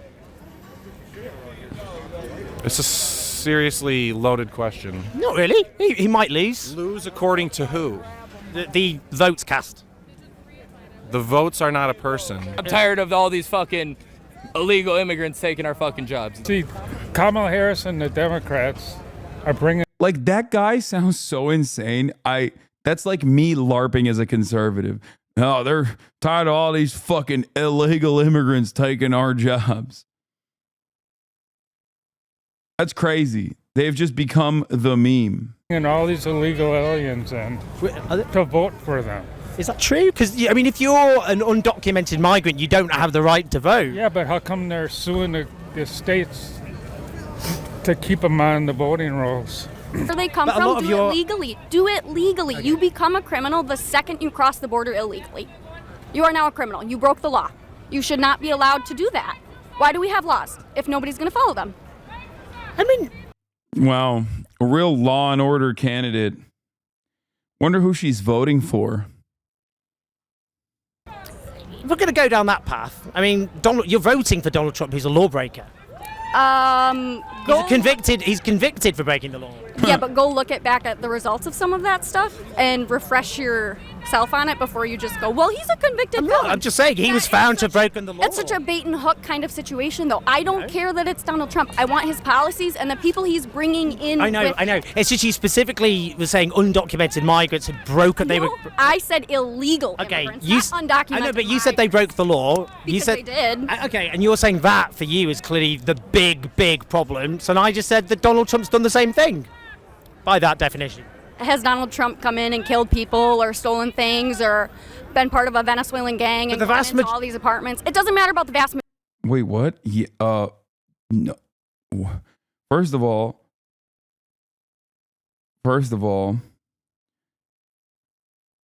Donald Trump has broken the law, yes, many times over.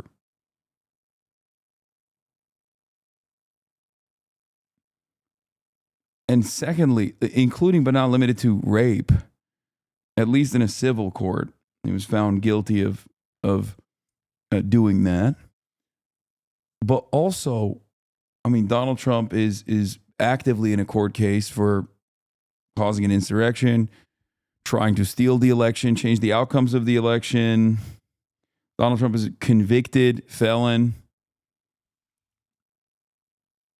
He has killed plenty of people as the American president. That much I don't think they give a shit about. Meanwhile, the people that she's talking about, the overwhelming majority of them have done none of the things that she is attributing to them in terms of the crimes that they've committed. Majority. One is too many. One is too many. One is too Isn't that many. mostly Americans killing other Americans with guns? Because of your gun laws. But how many people die in car accidents every year? Should we ban cars? How's the election going? Election's going fantastic. We're actually up in all 7 swing states. It's going to be a fantastic landslide, let me tell you. I believe we're at the early stages of World War III. So yeah, I mean, I think it's the most pressing issue. We need to stop that, though, don't we? Nuclear superpowers who aren't communicating with each other, as they once did, you know, on diplomacy.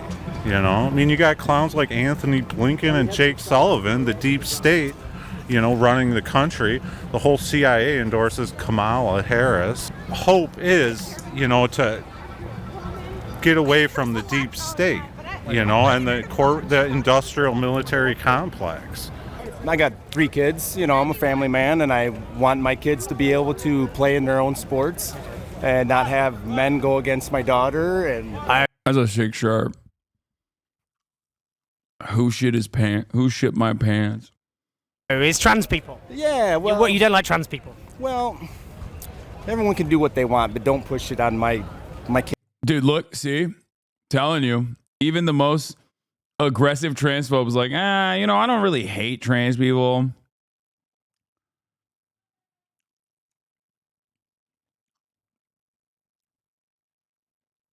Telling you, man. Telling you, these fucking Republicans are dumb as shit for constantly running trans panic shit. They're just like, I don't care. If they want to do trans stuff, it's fine. I just don't like it being pushed on my children. Kids, you know. Do you think they really are? I mean, a lot of younger people have trans friends. Not where I live. No? No.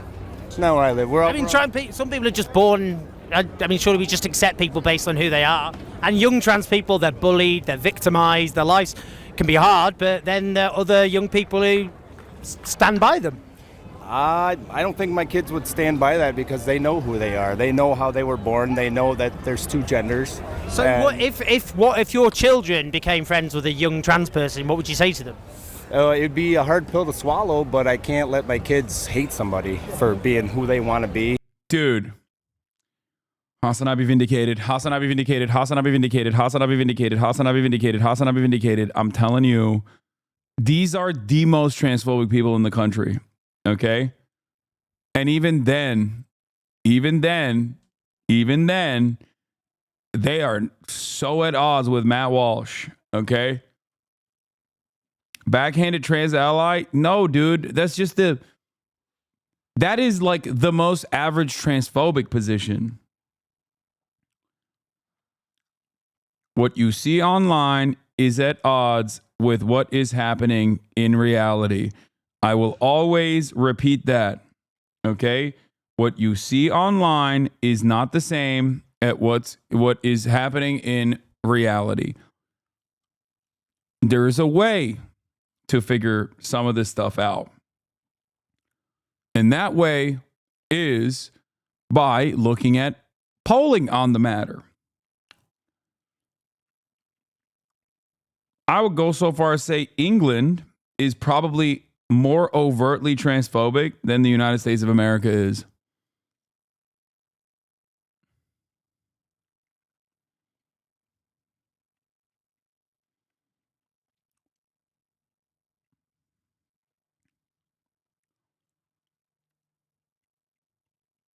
Yeah. But at the same token, I don't think it's morally right.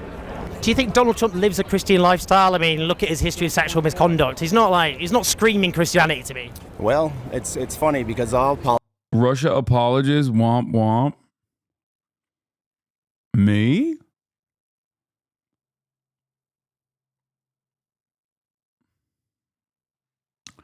This is not the most transphobic type of guy. No.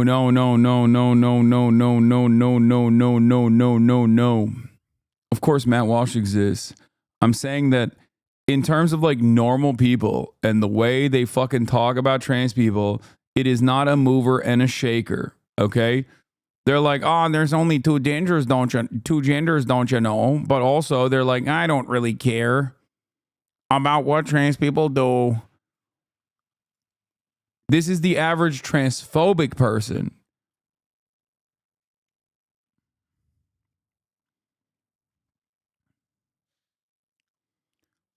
It is directly at odds with the way that the Republican Party communicates on this issue. All right. Transphobes in real life do not base their life off of that. Exactly. Bro will catch the fucking bait every day and ignore actual questions. What is the actual question? Read my message, jerk. Hasanabi must be confused. Trump ain't no felon. Nah, he didn't do that shit. He's been exonerated. So I got this weird idea in my head. Is it Israel only wanting Jews in Israel the same way certain individuals only wanted people with blonde and blue-eyed people in his country? What? Are you asking if Zionism is fascistic in the same way that Nazism is? The answer is yes. But Trump is also a convicted felon. I don't know why you're saying he's not.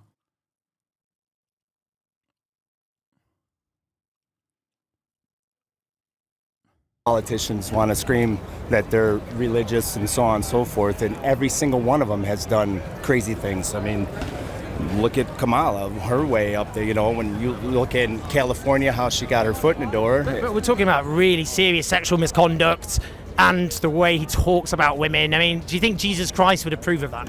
Well, you know, we all look for forgiveness. I mean, that's what the good Lord has preached, you know. People have made mistakes. A lot of people do. Not everyone's perfect. Do you think he sought redemption, forgiveness? Yeah, most definitely. I think so. I've never heard him apologize for that stuff. Well, his actions speak louder than words, though. I mean, he's what he's doing for the next generations, for the future of America. How does that make up for sexual misconduct? Why is the Brit dressed like he's going hiking? He's in Hogland, man. You never know. I don't see, this has all been lies made up by the media, though, this sexual misconduct. They've all been divorced. They've all been married. So you don't believe the women who come forward to talk about their experiences? No, I don't believe any of it. Right. Because people only do that when they feel it's time to attack someone when they want to run for political But what he said, office. for example, grab women by the pussy. Well, that's locker room talk. You've never talked that kind of nonsense to your friends, you know? No. Never? Well, sorry. I mean, I'm a man, so, you know. He's like, sorry, you haven't lived. It's so much more fun when you talk like that. Oh, yeah. But you said you were Christian, and you talked about how God disapproves of trans people, and then you're saying it's locker room talk about grabbing women by their genitalia. But he didn't actually do it, though. It's just talk. Well, you know, he's accused of doing that. Well, there's people that have been accused of all kinds of things. I know, but he said it on camera. He said it on a recording. That's what he did. Yeah, a locker room recording behind his back when he's talking to the guys. Yes. All right. You know, people say stuff that they don't necessarily mean, and it gets taken out of context many times. You know, and it's a crazy world we live in. Everyone's looking to attack somebody for some reason. I don't know why. Just lastly, is this very Christian either? I mean, just No, kind not of. at all. No. Not at all. Oh, it's just you talked about. Okay, so it seems a bit like Christianity for when it's not accepting trans people, but that's it. I didn't purchase the shirt. I got it from my sister-in-law. Great. Oh, so then it's fine. If your sister-in-law got you a pentagram on a fucking t-shirt, would you wear it? Is the question I would ask him to just see. Great purchase. He's been known to crap his pants. Blimey, I didn't even know where to go with that. I think Donald Trump, in terms of Christianity, given his history, I mean, does he scream Christian devout person? I mean, not to me, but that's not personally the reason why I'm voting for him. I'm voting for him because of his foreign policy and because of just the way the economy has been with him. You know, I'm going into sales, car sales specifically, and he's gonna fix the automotive industry, I believe. Is Kamala Harris a communist? Yes. What makes her a communist? She seems to enjoy being a chameleon. The way to get to communism is. Damn, brother, you folded so quick. Brother is paper, dude. Folded like a napkin. God damn. It's like, what makes her a communist? She's a chameleon. What the fuck? Dude, at least learn a couple talking points, man. God damn. The third Kelsey brother? Don't you dare disrespect the Kelseys like that. Socialism. Okay. And she's a huge advocate for socialism and What to is- the point of communism, but she never comes out fully to say she's for communism. But I like that he just came out with it and then is just like, he's like fantasizing about a totally separate reality. Like, yeah, she's always talking about how she's pro-socialism, but actually the reality is she's pro-communism. She's just too afraid to admit it. Let's just make up more shit. Fuck it. YOLO. Yeah. But her What is socialism? Socialism, it's basically where the rich get richer and the poor get poorer. That is not what I was expecting. I mean, people would say that's capitalism. Under capitalism, you've got the rich. They make money from working people and they struggle as a result. That's capitalism? No. Nope. It's a free market. A free market is capitalism. And socialism's the rich getting richer and the poor getting poorer? Yep, because of dictator. Bro, open the schools. Except this is what they teach in the schools too. So honestly, close the schools. Close it. I'm back to child left behind. I'm back to believing that we need to close the schools, actually. Never mind. We were wrong to open them because this is what they're teaching the children. At what point does this become ableism? We are way past that point, brother. Okay. Dictatorships because of the government control. It's a large government, basically. Woo! Well, that was quite the experience. What I would say is this is the American manifestation of a phenomenon sweeping the Western world and beyond, and it is a far-right authoritarian movement which draws on different wells of support. Some from the disenchanted, some who are just the racists and paranoid and all the rest of it, but they could win. You laugh, but this man can tell you the best tasting 3 crayon combo. True. And they're a different movement than last time. They're more extreme, they're more angry, and more vengeful. How that plays out if they win or if they lose, that's what we're going to find out. But I would say, and this is the danger, they're more enthusiastic about their candidate than on the Democratic side. And Kamala Harris could still win, but that still has implications for what happens next. Now, we've gone to this great state of Wisconsin. Next, Michigan, North Carolina, Pennsylvania, states which help determine the result of. Are you worried about election day results and the potential violence? Yes. June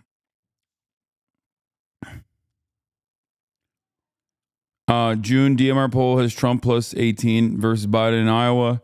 Steve Kornacki. July 29th, Iowa's 6-week abortion ban goes into effect with intense controversy and news coverage. September 22nd, DMR shows 59 to 37% opposition to the new abortion law, 69% among women. Also shows Trump lead over Harris at just 47-43.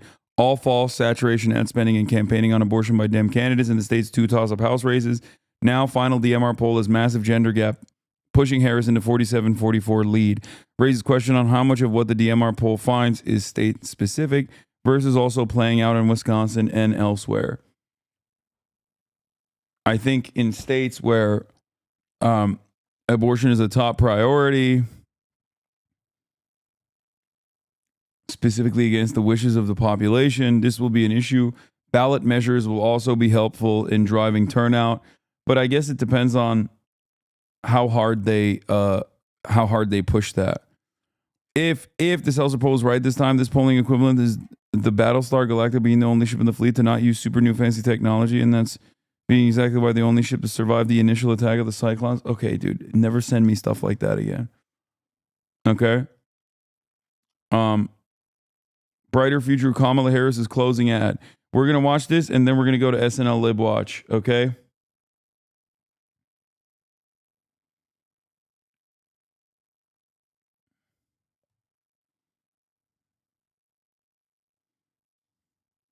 How you doing? Good. And bring everybody back together. And that's exactly how I feel. That's what I'm doing, man. Okay, you So, have to stay in touch with me, okay? I would I'm love very to. serious about that. Love to. Okay. Throughout this campaign, I've seen the best of America, and I've seen what is holding you back and weighing. And I've seen the worst of America. And the worst of America is the Republican Party. And then they start showing like the dumbest fucking hogs. You down. High costs, fundamental rights taken away, and politics that have driven fear and division. You deserve better. As president, I'll bring a new generation of leadership.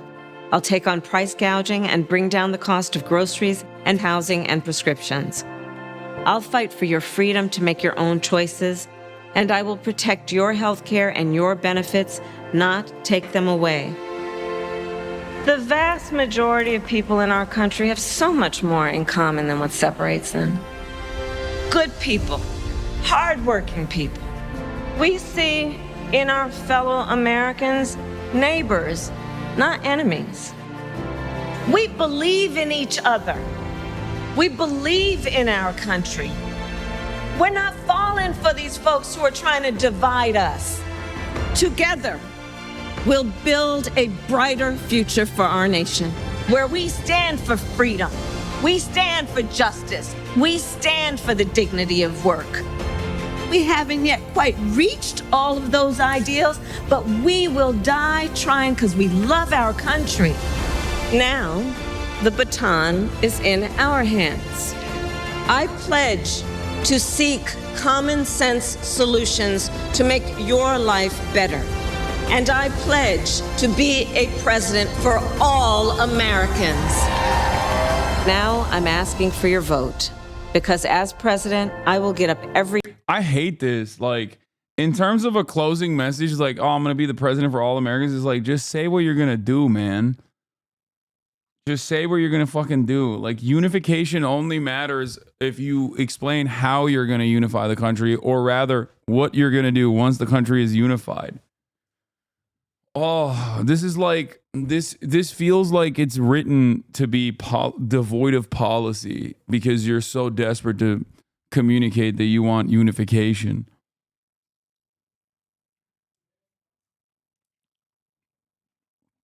One of the most prescient narratives throughout Kamala Harris's otherwise truncated campaign has been that people don't know who she is and people don't know what she stands for. What that means is people don't know what her policies are, what she's going to do. And she has just looked at all of that and been like, honestly, you're right. Yes. That's all she said. Dog, you are being harsh. It's been 90 days. That's crazy. Yeah, and it's weird because every single day I've gone live and communicated what she should have said in every single instance instead of what she has said. So, you know, you could do that. Every day and fight for the American people. I'm Kamala Harris, and I approve this message. Hi, good afternoon, everyone. Okay, well, we're back. All right, we're going to skip this. Wait, on Gaza? Back in Michigan, and started the day in a really wonderful, joyful way. And yesterday, of course, we were in 5 states, and today I will be spending the rest of the day here on the ground in Michigan talking with voters and reminding them of the stakes and reminding them of the power they possess to actually determine the outcome of this election and the direction of our country. What is happening? So I'm very much looking forward to today and the next Frames are dropping. 48 hours.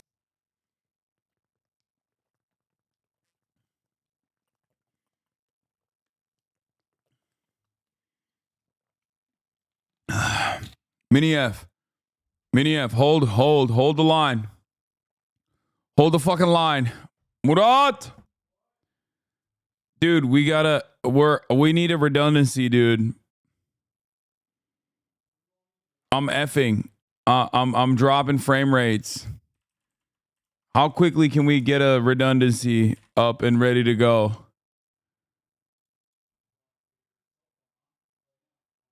No, not with a cell phone. I'm saying, like, okay, we're back. Holy fuck. If this shit happens during election, I'm gonna fucking Brian kill me, dude. What is Miz doing to your Wi-Fi? Downloading pornographic material, duh. No, dude, he's not even here. He left. Todd, any questions? Vice President, do you have any closing argument for Arab American voters and voters in the Muslim community as to why they should vote for you in this election? Sure, absolutely. Well, first of all, I'm honored to have the support of many Arab American leaders who represent the interests and the concerns. What the fuck? This feels like a photo catfish would use and I would believe them. Am I ovulating? Sorry. Damn, dude. Y'all need to chill out.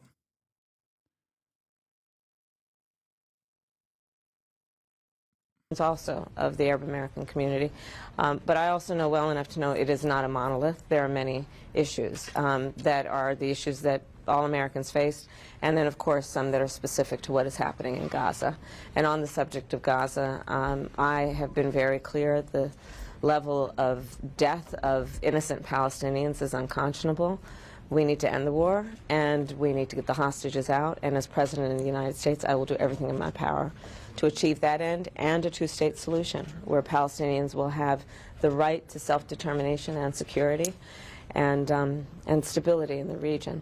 But again, the issues are as varied as they are for any voter. It includes that, but it is also about bringing down the cost of living. It is about supporting small businesses in the community. It is about bringing down the cost of housing, groceries, extending the child tax credit. These are issues that resonate in that community as well as every other community. And I will continue to speak to members of that community. And you know what's really funny?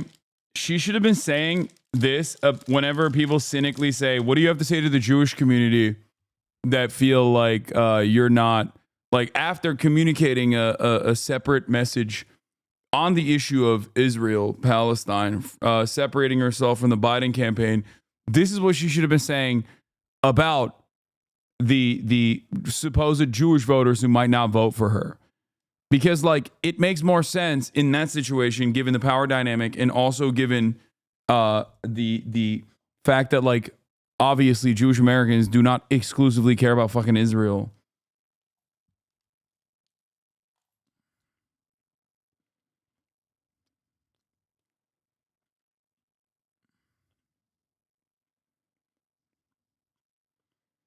So she cooked on the Jewish vote now? Isn't that GG's? No, fuck no. What are you talking about? Cooked on the Jewish vote? No. That's the bullshit that Democrats fucking lied to you about. Oh, if Kamala Harris like convincingly speaks on the humanity of the victims of Israel, then they'll then all the Jewish Americans will go, oh my God, she's an anti-Semite and not vote for her. Of course that's not the case. Whether 2 days out or 200 days out, it doesn't matter. Of course that was never going to happen. That was just a lie that stupid Democratic media people told Democrats to try and justify why Kamala Harris had the exact same unpopular position as Joe Biden on the issue. And to ask for their vote, which I hope I earn. Alex? Thank you. Alex? Alex, too. I'm Lauren. Sorry. You have There we to say go. the last name of someone else. Oh, keep going. You know, it is 48 hours out. Everyone's a little tired. Who was with us last night? You're right. Few sleep deprived. Please. Simply, how are you feeling and have you submitted your ballot? I am feeling great. I am looking forward to these next 48 hours to continue to talk with the voters and talk about the stakes and talk about the future of our country, which I think is bright when we are working with the same spirit of building community, building coalitions, and building the strength of our economy and our country. I actually just filled out my mail-in ballot, so I have voted. Darlene. Who'd you vote for? She's riding with Biden. Madam Vice President, have you returned the ballot to California, and how did you vote on Prop 36? So my ballot is on its way to California, and I'm going to trust the system that it will arrive there. And I am not going to talk about the vote on that because, honestly, it's the Sunday before the election, and I don't intend to create an endorsement one way or another around it. So, but I did vote. Nandita. Thank you. Madam Vice President, Donald Trump prematurely claimed victory in 2020. Just his comments in the past few days seem to suggest, that he's thinking about it. How will you and your campaign respond if he does the same thing again? So here we are on the Sunday before the election, and I would ask, in particular, people who have not yet voted, to not fall for his tactic, which I think includes suggesting to people that if they vote, their vote won't matter. suggesting to people that somehow the integrity of our voting system is not intact so that they don't vote. And again, I think that it is a tactic. It is meant to distract from the fact that we have and support free and fair elections in our country. We did in 2020. Someone who's brave enough needs to go up to her and be like, Kamala Harris, Madam Vice President, what is your answer to this? Oh my God, I will vote. I will vote for Donald Trump. Oh my God, I will vote. I will vote. I will vote for Donald Trump. The people go out to vote, no fear, no more. Vote for Trump. Let's go. Vote for Trump. If you wanna keep America great, vote for Trump. Let's do it. My vote for Trump. My vote for Trump. Oh my God, Chad's going crazy. We had to do a vote for Trump break, you know?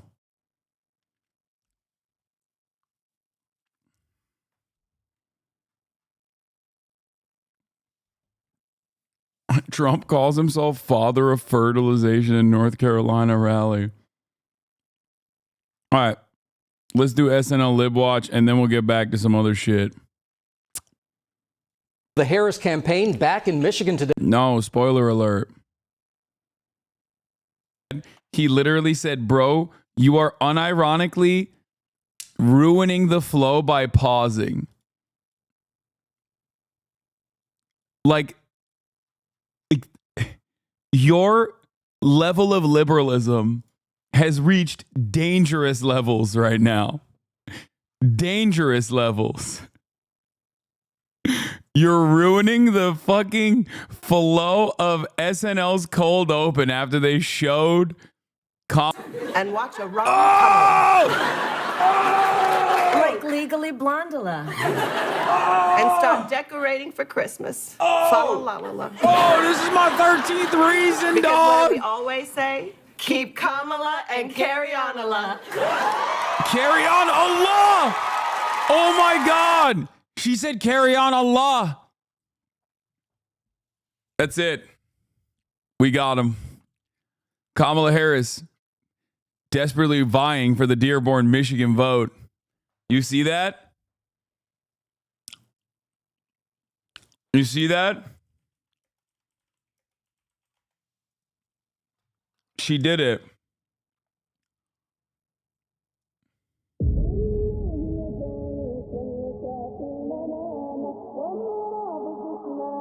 She came in and she said, Kamala.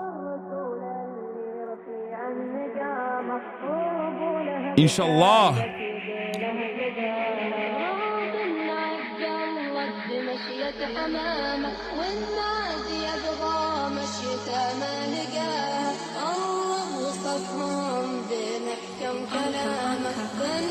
It's happening.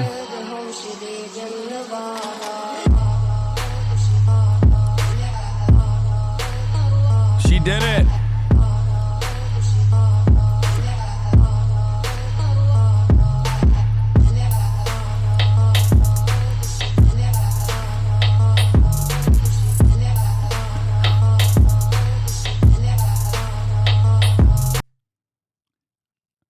Are you cornpilled into thinking Kamala's winning Iowa after this? No. Yeah. Dude, fucking dumbass Islamophobes about to be like, Hasan showing terrorism propaganda again.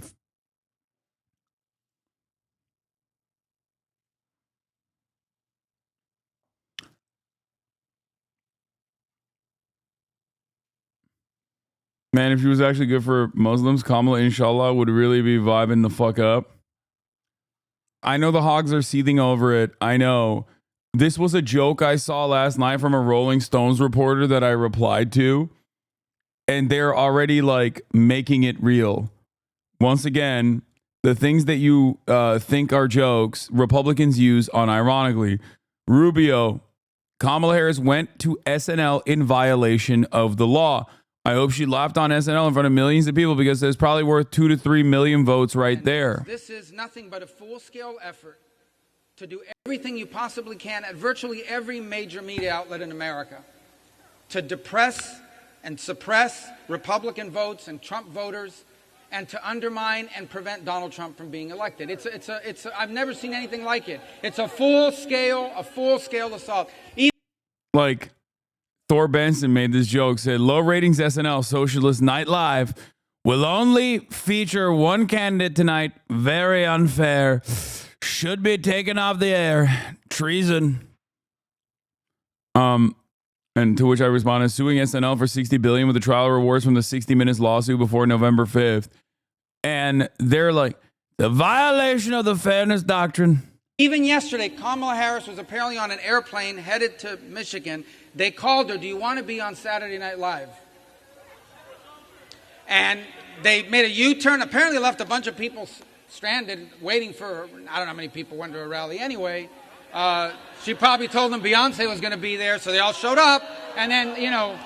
Stop. No, you can't do that. Little Rubio, you can't do that, brother. That's like, leave that to Trump. God, you are so uncharismatic. I mean, he's less charismatic than like the average Republican, which is really fucked up to say because the average Republican is already a charisma suck. So for him trying to like attempt the joke, like, I bet they had Beyonce. I bet she said Beyonce would be there. It's like, dude, no, don't do that. Did a U-turn and went to Saturday Night Live, by the way, in violation of the law.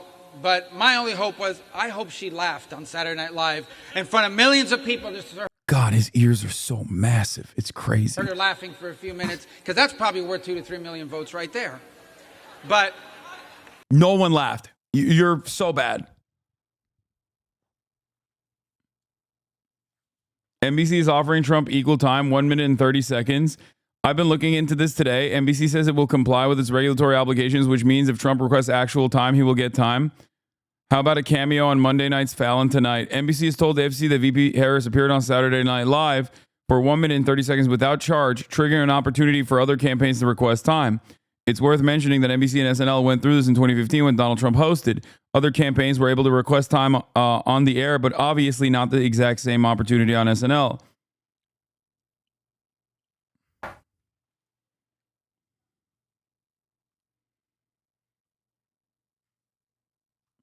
Bro can hear you. I know he can. That's why I said it. So he can hear me. Georgia trial, which would be televised, would be fucking Keno. Peak content. Oh my God. Oh, I'm melting thinking about it. God, the Democrats are so fucking lame, though. They'd be like, oh, well, now that he's not running for president, we're just going to not prosecute him. I feel like they would just like drop all that shit. Oh my God. I hope that happens. Holy fuck. That was so good. Like actually so good. It's kind of shocking how good that was. Straight up, I'll admit it. That was a banger. That was one of the funniest SNL sketches I have watched in recent history. Who knew having a famous comedian writer come back to host would make the show good?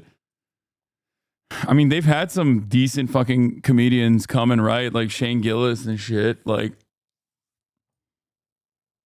bro, let's not call it Epstein Island. Harvey Epstein with the Working Families Party. Running for city council. Oh no.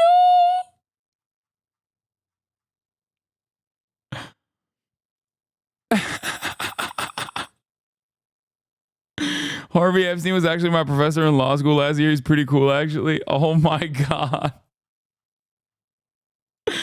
Oh, okay. The banger after banger. Oh no. The Harris camp. The fact that it's a real. Oh my God. The fucking fact that it's a real person running for on the Working Families ticket too. Oh no. Oh my God, that was incredible. Even the last line when he's like, and I'm certainly not a person that is an amalgamation of these two people. Please do not say this. Oh, that. Come on. Marky Mark is having a meltdown on Fox. Wait, about what? Are you guys leaving?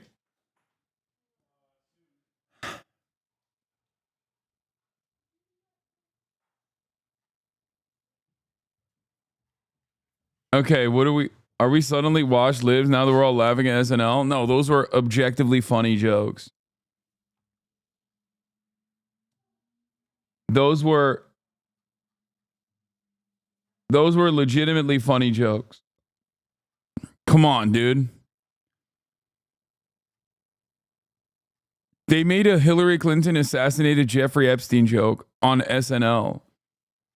Are you fucking kidding me? I'm not watching Marky Mark. With Leica. Brother, do you think I'm Russian? Like, do you think... Did your wires get crossed on the on the racism side? Like, what do you mean, my people? I'm Turkish, dude. What the fuck are you talking about? Do you think I was a part of do you think Turkey was a part of the USSR? Watching an SNL skit and getting serious about it is also, yes, very funny. Made in history.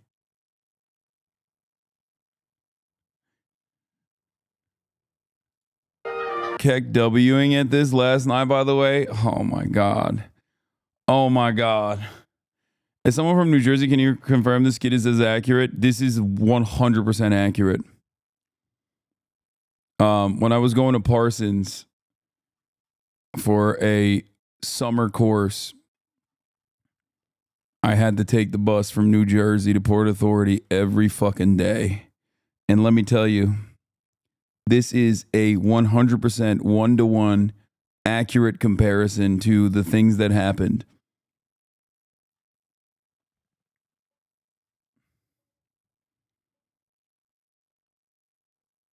They used up all the funny on the other bits? Yeah.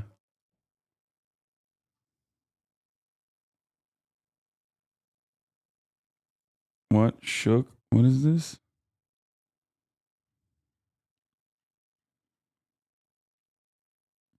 Kamala SNL, Peanut Squirrel. This has to be a joke. How does this line up so perfectly?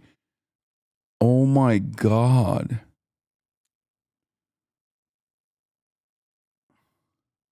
We are a nation divided, folks. We are a nation divided. Yeah, for people going, what's Peanut Squirrel? This is literally like blowing the brains of conservative Twitter and like conservative orbit. Like, it has made its way to fucking TMZ. Some guy had a pet squirrel and then fucking... I think the cops took the squirrel away from him and then they euthanized the squirrel. Did Asman do a video on the squirrel? Shut the fuck up. No. Stop. Asman Gold did a video on the peanut. I'm Googling it. I don't believe you. That sounds like a bit. That sounds like a bit. He's that tapped in. Oh my God. Peanut the squirrel situation is sad. Asmongold, Peanut the this squirrel is killed by despicable. Democrats. Yeah, for sure. Peanut the squirrel, beloved pet and internet sensation, euthanized after being seized by the New York State.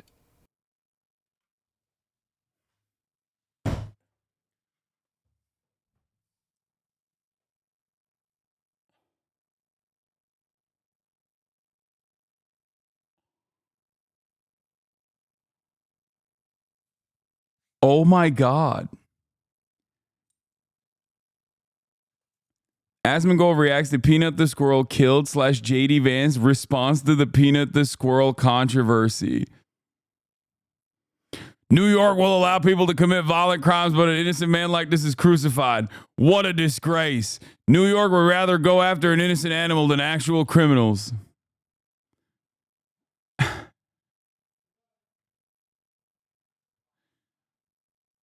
This is literally the first time I'm hearing about this. Okay, yeah, full story. He had an illegal pet squirrel he just took from the wild, as well as a raccoon, and posted it online with dipshits. Someone tipped off the officials. They went to confiscate. And when they did, the squirrel bit. They had to kill the squirrel and the raccoon because he bit, and he needed to be tested for rabies because New York currently has a problem with rabid raccoons. Now conservatives are acting like it's a government overreach on your pets.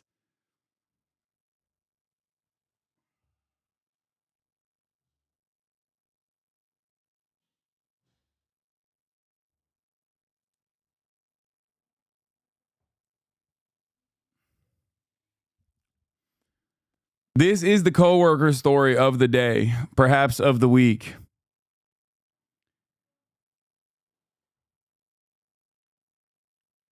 Moist Peanut the squirrel situation is sad.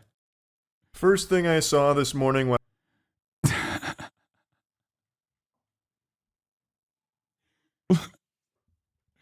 I think it's funny that like everything has to be political. Okay? Like everything has to be political. You can't just look at a situation and be like, yeah, it's kind of fucked up that the state just like took this dude's squirrel. He wasn't hurting nobody. Like, it's like the Democrats killed the squirrel. And then JD Vance is doing a fucking statement on it. About Peanut the squirrel. We were on the way down here from Cincinnati. I'm dude, put me down like Peanut the squirrel, dude. Holy shit. What is the state of affairs in this fucking goddamn nation? What the fuck is going on, dude? Like, I can't believe I'm saying the like, oh, you got to make everything political. But like, this is one of those situations where it's like, how is this on partisan lines? And of course, predictably, Ro Khanna has also commented on it because why the fuck not?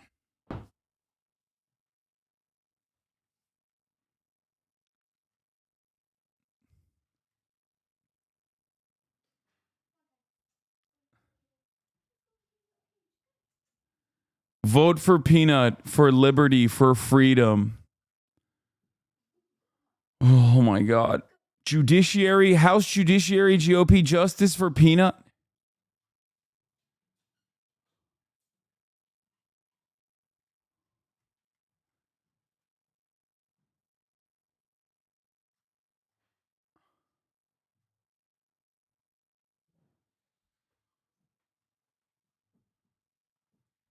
Yeah, wild card Ro Khanna had to make a statement clarifying his position.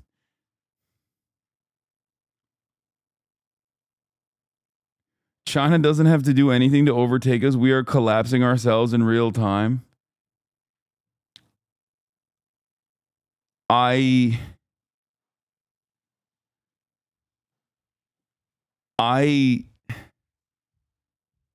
don't know what to say anymore.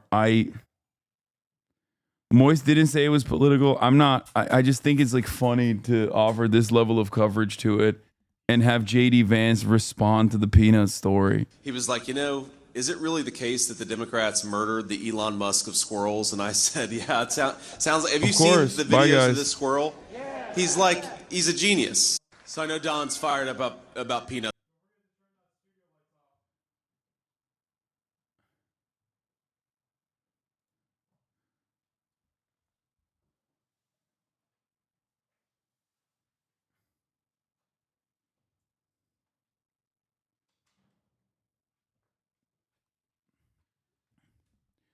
I want to remind everyone that there is an ongoing act of genocide in Gaza that the entirety of the American Congress is fully on board with. And not only that, but the American Police Department executes 10,000 animals, pets, cats, dogs, mostly dogs, a year. Annually, the American police departments all across the nation are responsible for the execution of 10,000 fucking dogs a year. What is happening right now?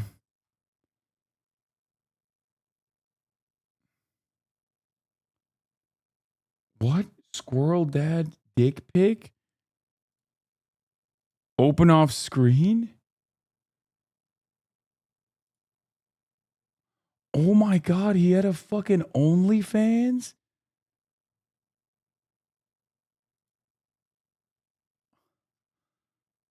This story's only getting fucking crazier and crazier. What the fuck?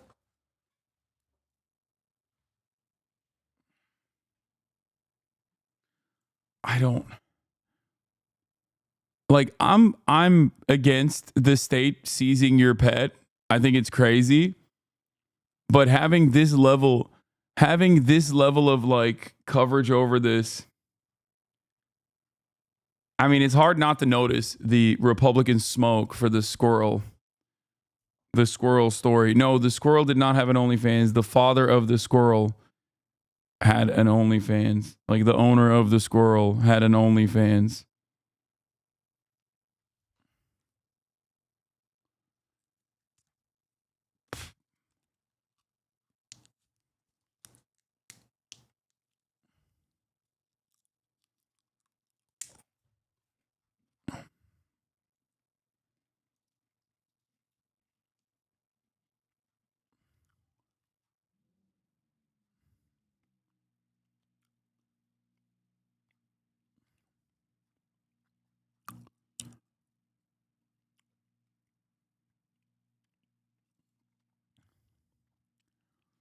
Because Peanut is so incontrovertibly good, his killing is a Christ-like sacrifice.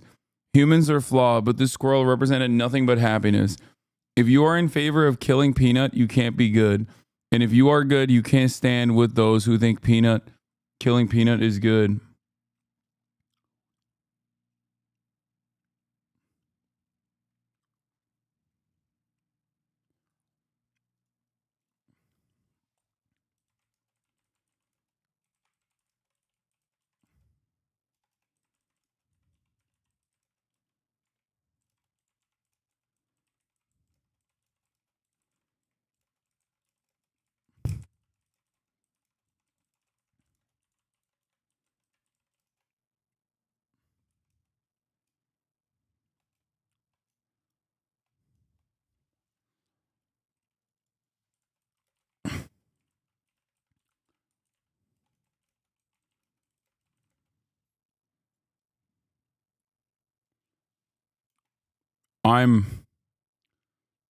What is going on? How did this turn into a conservative issue? I don't really know.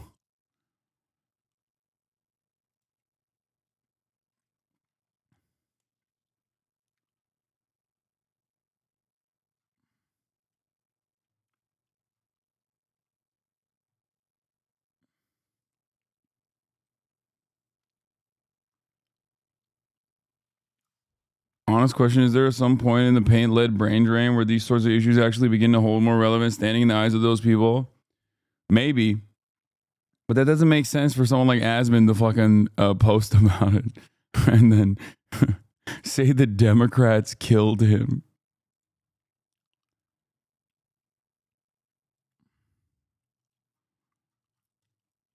Chad Benson, the army is raised and now it's time to get revenge for Peanut the squirrel. Hashtag Peanut the squirrel. Hashtag Peanut. Dog, you're posting hashtags on Twitter in 2024. You're so cooked.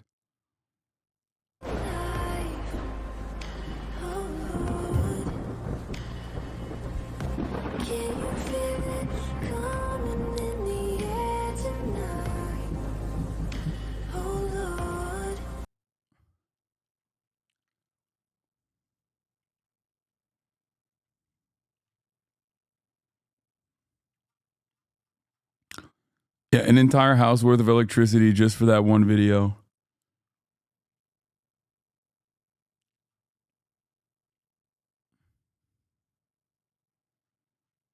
I don't know what to say anymore. I think they done did it. They done did it for me.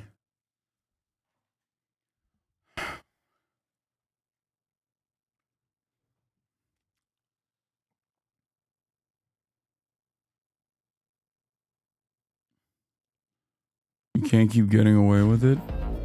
Oh, I saw this already. I see all the fucking Hasanabi thirst traps, and when I see a Hasanabi thirst talk, I like it. Okay. Ben Garrison Peanut. In the closing days of the election, more than ever, I have no absolutely idea what they're talking about. Ben Garrison, avenge me.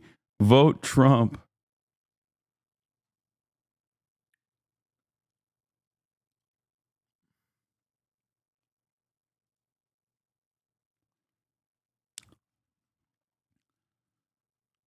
The squirrel isn't just a squirrel. Peanut is for everyone who has ever feared that someone more powerful than you could walk into your home and take something that you absolutely cherish away from you for absolutely no good reason with no good recourse.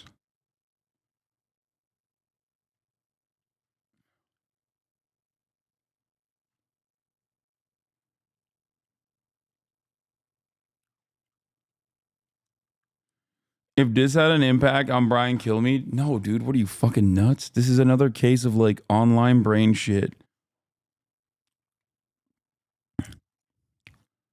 Yeah, dude. Go talk to like an Iowa voter about fucking Peanut, dude. Well, Iowa's +3 for Kamala now, so they probably don't know. They were too busy watching SNL last night, libbing up.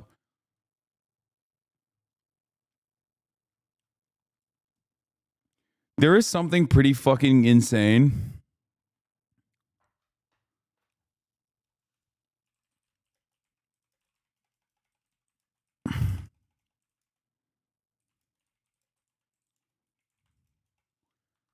about people who are advocating to do to real human beings what was done to Peanut. Like literally, like that's one of the major policies of the Trump campaign is forcible deportations of 20 million people that they claim 20 million of them live on US soil. And they're just over here fucking losing their minds over a peanut. I actually don't. I don't know what the fuck's going on. I'm a single issue voter in PA and my focus is squirrel rights. I will not be voting for Kamala anymore.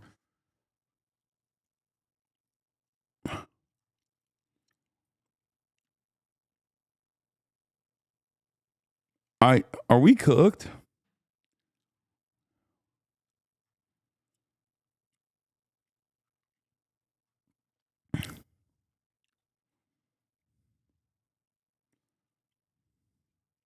Peanut is all over the mainstream media. It's bigger than you think. I think that this is like TMZ shit. Shade Room, TMZ, Adam22, Asmongold, maybe Moist Critical. These are the outlets that are covering the Peanut story. I'm pretty sure everyone else is like deadlocked into fucking, you know, the election.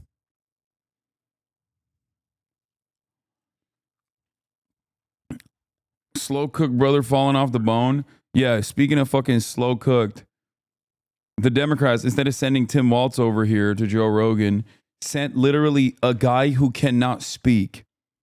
The Democrats were like, let's have a guy who famously is incapable of speech go on a 3-hour podcast. And of course, the limited amount of speech capabilities he had, he afforded to speaking about immigration. You know, it's a significant issue. And if I thought there was any kinds of issues, and I've been very vigilant throughout, I've been actively involved in those kinds of things, and I've never witnessed those kinds of a thing. But what do you mean by issues? Like what kind of issues you're talking about? You talking about people letting people in order to get votes? Well, it's not. There's not that level kinds. I don't think there's that level kinds of organization. But there is an organization that's moving these people to swing states. There's a significant number of these people that are illegal immigrants. Yeah, it's called Governor Greg Abbott. Your governor. Oh my God. Joe Rogan finally met his intellectual match, a stroke victim. He's going to fucking destroy him in the marketplace of ideas, you know? See, yeah, they're going ban for ban, but instead of ban for ban, they're going CTE for CTE. that have made their way to swing states. And then there's been calls for amnesty. There's been calls for allowing these people to have a pathway to citizenship. This conversation is so fucking stupid because, like, number one, yeah, if you don't want immigrants that are coming into the United States of America to not have, like, democratic leanings, okay, documented or undocumented, don't be fucking racist towards them. That's number one. Number two, undocumented migrants are not able to vote regardless of the amnesty measures that are being pushed for. And last but not least, there is obviously no indication that they are going to vote for the Democratic Party, considering the fact that the demographics or destiny guys have recognized very quickly that, like, there's a major swing in Hispanic voters towards Donald Trump. So how the fuck does that work? This shit is all idiotic. It's pure fantasy. Okay?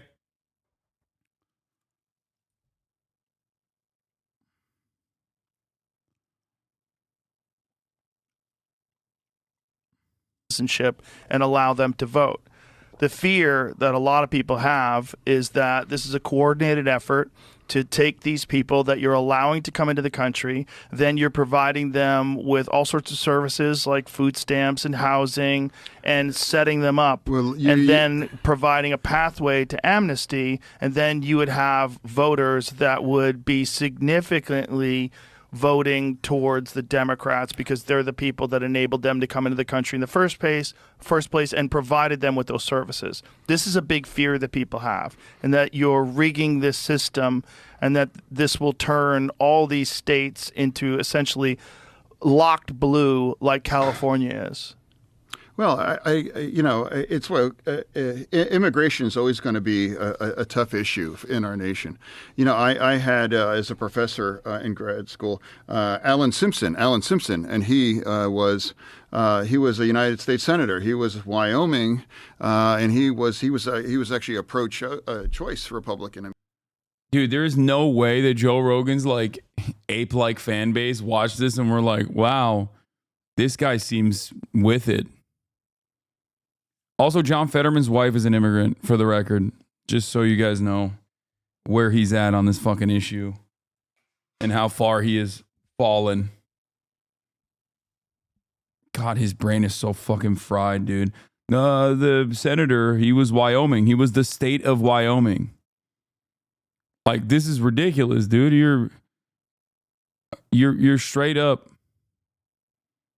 Ex-wife, no. Oh, did they break up? I mean, how rare that would be. Well, it doesn't exist now. And he said, you are never going to have any meaningful immigration kinds of legislation. He's like, because both sides, that's useful for them, and it's going to be back and forth.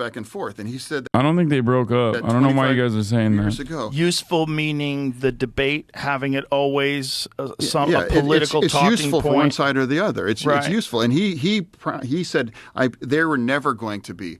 And he said that in 1999. Mhm. And I voted for the border deal, and that went down. And that's, I mean, he said that 25 years ago, and that was absolutely true now, that they had an opportunity to do a comprehensive border, bipartisan, and that went down because... Dude, if I'm the Democratic Party and I hear that we are sending this fucking baboon over to Joe Rogan, I'm literally jailing every person in the decision-making process down to the fucking intern, okay? I'm chaining them into the fucking basement until the election is over, okay? I might not even release them after the election is over. This is insane. What an insane, dumb fucking decision. Just send Bernie or Tim Walz. What the fuck is wrong with you guys? Why are you so stupid? Who is making these decisions? This is like basically sending Joe Biden to talk to Joe Rogan. Okay? What the fuck is happening? What the fuck is going on, dude?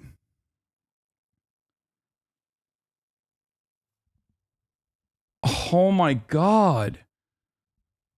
Why is he talking like that? He had a fucking massive stroke. And it's a stroke that made him more right-wing, too. When you said they sent someone incapable of speaking, I thought you actually meant Biden first. No, it's him. Trump, he declared that's a bad deal after it was negotiated with the other side. But didn't that deal also involve amnesty? And didn't that deal also involve a significant number of illegal aliens being allowed into the country every year? I think it was 2 million people. So it was still the same sort of situation, and their fear. If Trump can talk this incoherently, why not Featherman? Are we doing this? Are we really doing this right now? This is the exact same principle that liberals had. Really? You think Trump and Fetterman track in the same way? Trump rambles. This is true. Okay? He calls it weaving. And it's ridiculous. And he rambles and says like insane shit. John Fetterman, optically speaking, is infinitely worse than Donald Trump. You are doing this thing where you are denying reality in front of you, okay? You are denying the reality that you can see, and other people hear you say that and they go, oh, that's an insane person. No different than when like Trump supporters say Trump is hot, okay? Like when some psychopathic Trump supporters are running around being like, that's right, I wish he'd grab my pussy. I fucking think he's so hot, he's so powerful, he's so strong. Everybody looks at them and goes, that's insane. You're an insane person. Why are you saying that? Okay?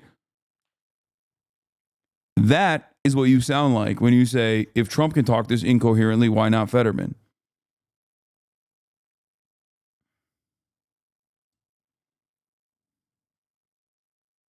Is exactly what I talked about, that these people will be moved to swing states, and that will be used to essentially rig those states and turn them blue forever.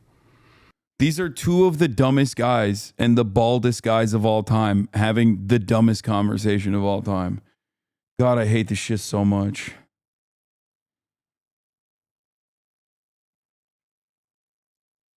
Okay, we're going to talk about... And let's bring in this week we know co-anchor the and winner on election night. Probably not, but here it is. ABC News Chief Washington correspondent Jonathan Karl and our Deputy Political Director Avery Harper. Good morning to both of you. It's great to have you.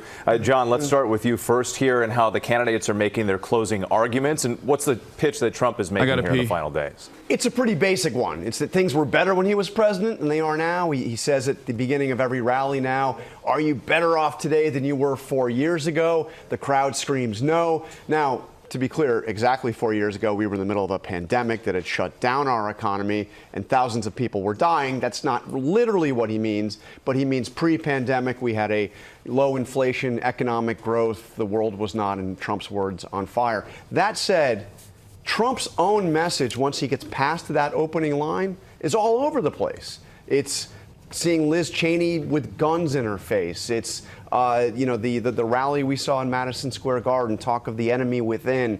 He's nowhere near as disciplined as his campaign would like to see him be. And the dark rhetoric certainly has come out As more. it could possibly be. Yes. Yeah, and Avery, what are we hearing from the Harris team? Well, the Harris campaign is trying to put forth a unifying message.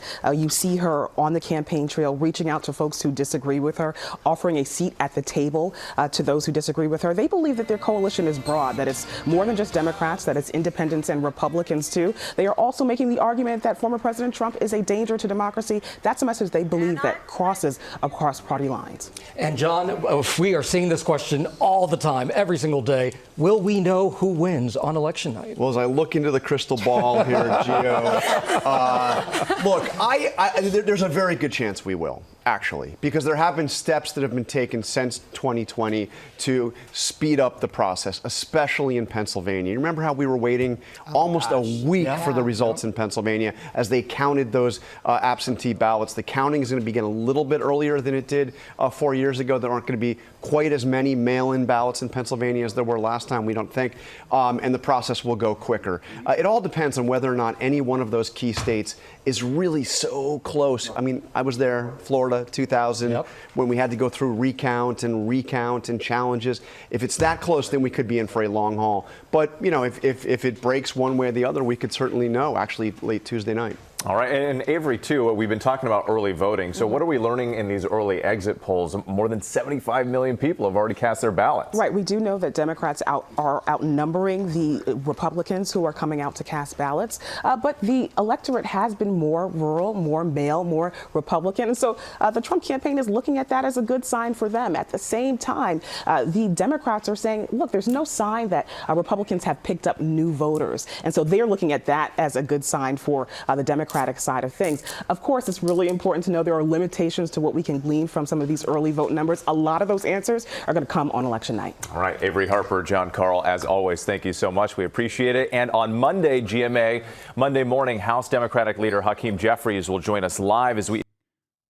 You're going to go over the Epstein tapes? So I watched the Epstein tapes and it was confusing because I couldn't tell if it was like actually Jeffrey Epstein talking, and I couldn't tell if it was actually like why he kept referring to Michael Wolff here.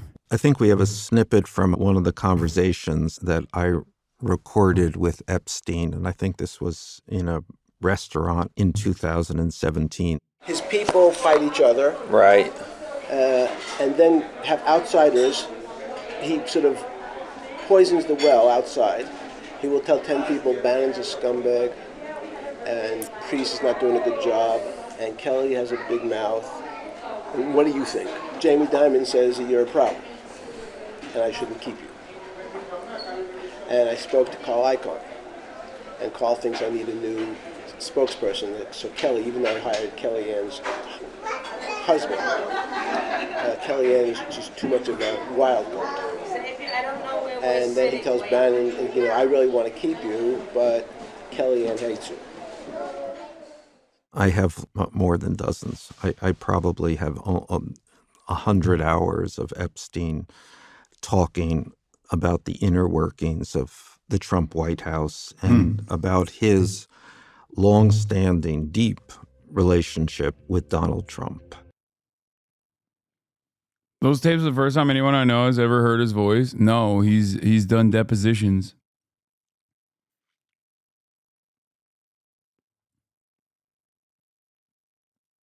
Still feel like a 27. You don't feel like you're... I got stuck in a time loop at 27. 27 is a good time. But you said earlier, you said something about, you architected your life to be wealthy. Yeah, I mean, it does sound like him, but I was a little confused about what was going on with this article. Listen to Jeffrey Epstein on I think we have a snippet from. You keep telling he will tell 10 people Bannon's a scumbag, Priebus is not doing a good job, Kellyanne is a big mouth. What do you think?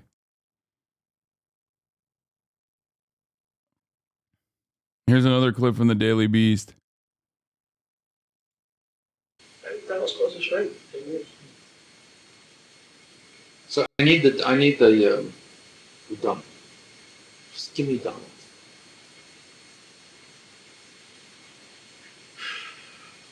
First, it's fun. So you probably know he had a scalp reduction because he had the same male pattern movement that we all have. He had his scalp moved from hysterical. Donald's office, as you know, he made that. He used to be on the phone as a fake PR person. I also found it funny. I was sitting there listening to the guys from the Post talk, and Donald would say, he's a great guy. I loved working with him.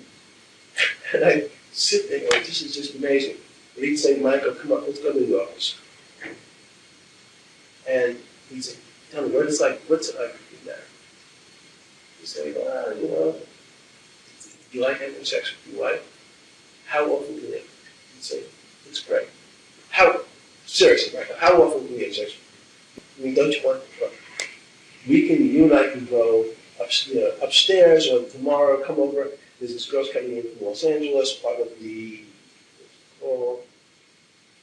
Hawaiian. All we can hope for this is that it has the same effect on the election the Comey letter did for Hillary. No one is fucking covering this at all.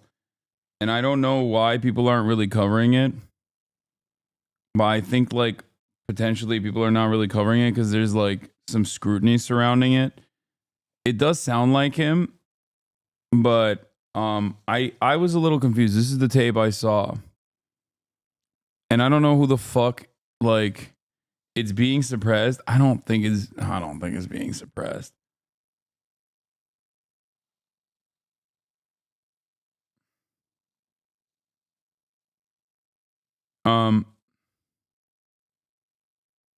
They're not covering it because fucking Bill Clinton is in Kamala's campaign. I mean, I think that's a problem. But also, he could just be lying. You know what I mean? Jeffrey Epstein could just be lying to make it seem like he has access to Donald Trump. Does that make sense? Like to boost his own self-importance. This is a recording of the podcast dude talking with Epstein while Epstein remembers Trump telling him stories about fucking his friends' wives. Yeah. And when he says Michael, I assume he's talking about Michael Cohen and not Trump. Tropic cuts. Orange. So come over with your car. You're gonna have a great time. I promise you, Michael. You know, it's just me and you. You're gonna have a great time. What? Are you delusional, Hasan? What? Why? What did I just say? Be up here at 3 o'clock. We can go upstairs. You're so sus. Are you guys okay? Or are you just like schizo brainwormed to an unimaginable degree? Yeah, part of my job is to question the fucking... That's obviously him covering up for Trump is sussy. Bro. Oh. Oh my fucking God, dude. Ay, ay, ay. People are so fucking stupid. You're talking to someone who once got blacklisted from YouTube because I uploaded a 8-hour deep dive into Jeffrey Epstein's life and all of his background. Like all 8 hours of it. I uploaded to my YouTube channel and YouTube blacklisted me. Like completely. Okay?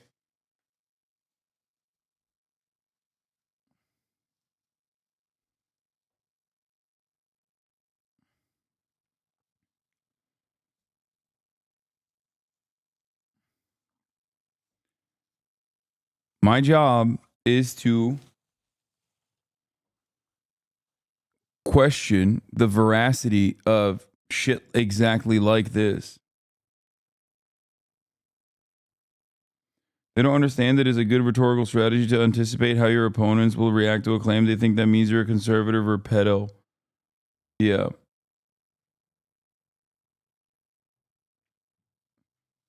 Like, there's never a moment where I do not fucking question the motivations of every single journalist when they release a story like this, because this is like a bombshell.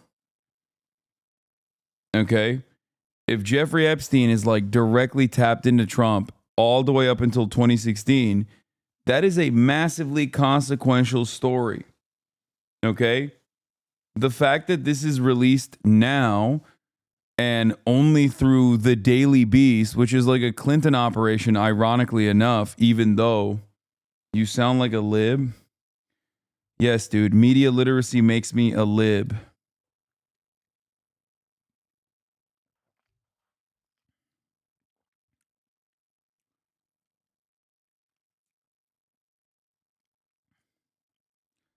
I question the motives of Michael Wolff for keeping this information up until this very moment. I question why Jeffrey Epstein would potentially say how close he is to Donald Trump. Okay? Because it could just be that he is fucking lying about, like, or greatly increasing his connection to Donald Trump. I know for a fact that Donald Trump, Jeffrey Epstein, and Ghislaine Maxwell, okay, were obviously connected to one another. Jeffrey Epstein used Mar-a-Lago to find new victims. Okay? Virginia Joffrey used to work for Mar-a-Lago.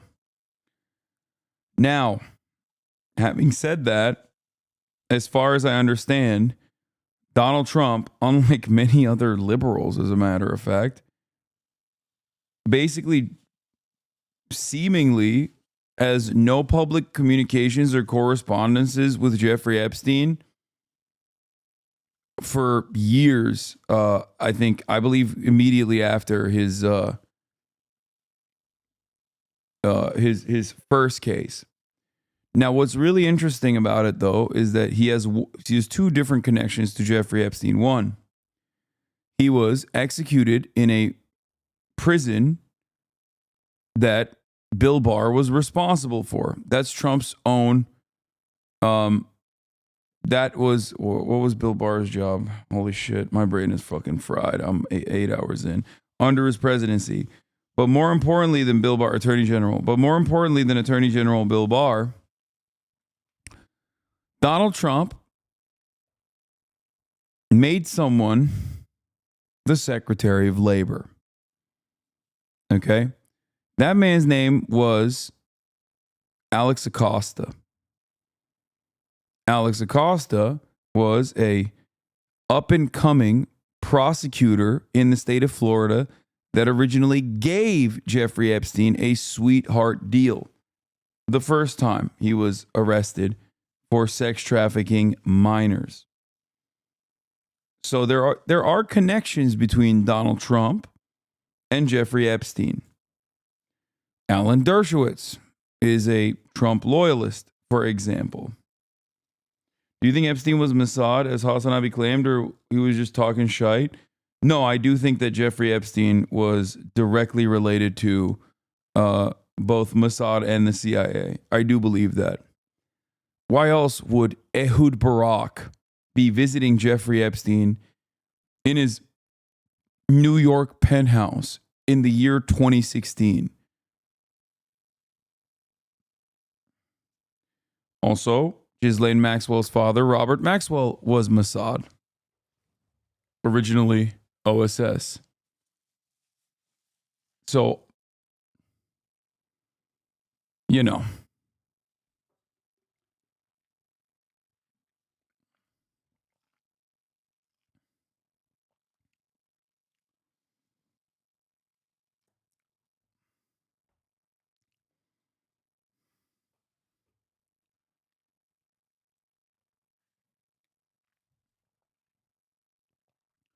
What is a sweetheart deal? A sweetheart deal is when someone commits a heinous crime, but they get like an unimaginable lack of restriction in terms of their detainment. Jeffrey Epstein, as a sex trafficker of minors, was able to literally be released from prison. Like, he would only spend the night in prison. Like, that's unheard of. That's not a thing that happens.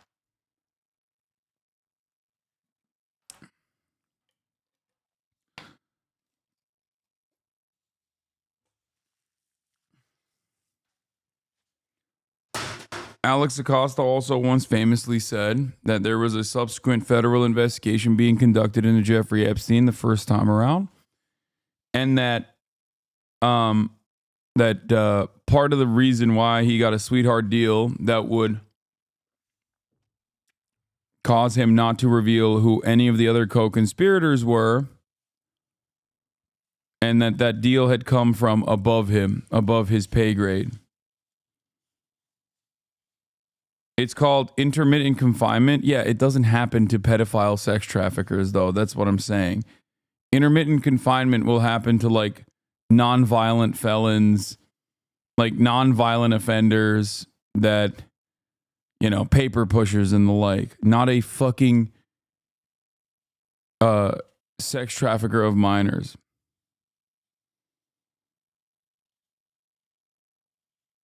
Anyway.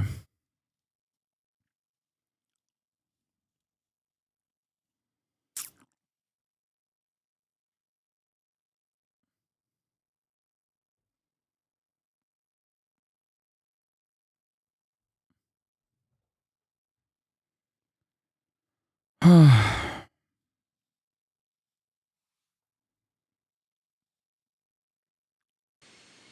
whole time, Victoria's been on the phone, listening. He set it up because he wants a story. So he has you on, because as the boy conversation. And there's like weird interference in this part of the tape.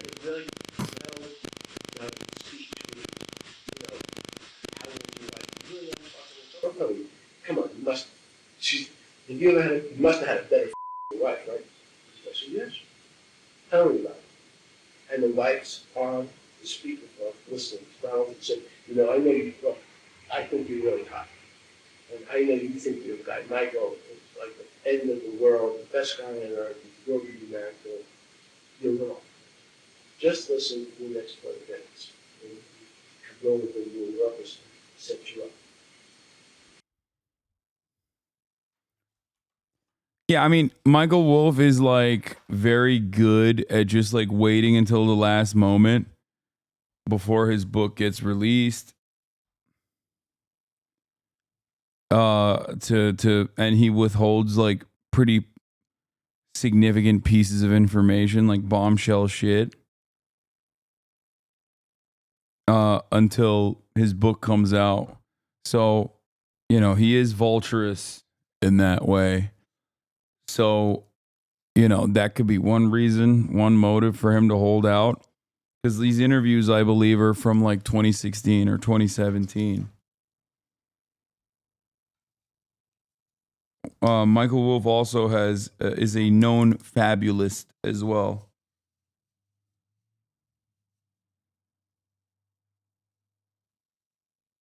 The tapes are from 2017.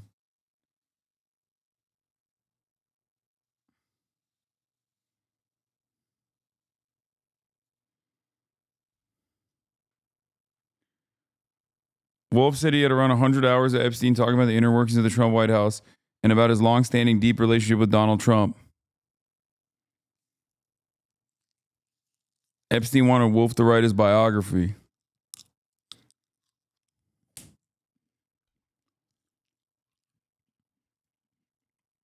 Caroline Leavitt, National Press Sec for Trump, responded to Wolff's claims. Michael Wolff is a disgraced writer who routinely fabricates lies in order to sell fiction books because he clearly has no morals or ethics. He waited until days before the election to make outlandish false smears in an effort to engage in blatant election interference on behalf of Kamala Harris. Yeah.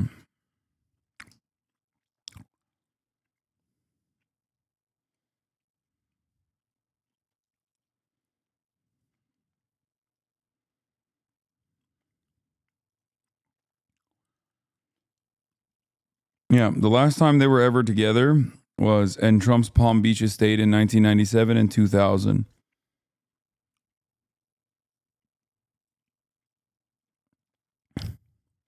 A Trump campaign source claimed to the Beast that it is widely known that Trump severed ties with Epstein after allegations of sex trafficking were leveled against his once close friend. The tapes are real. According to the majority report, Michael Wolff has a history of withholding crazy information until the book is written or some other way to maximize profits. Pretty insane to keep this info this long hidden. The first news from 2017 after inauguration. You also hear how every pundit on Fox's for hire, personally the billionaires Kellyanne and Bannon was still on air. Yeah. So I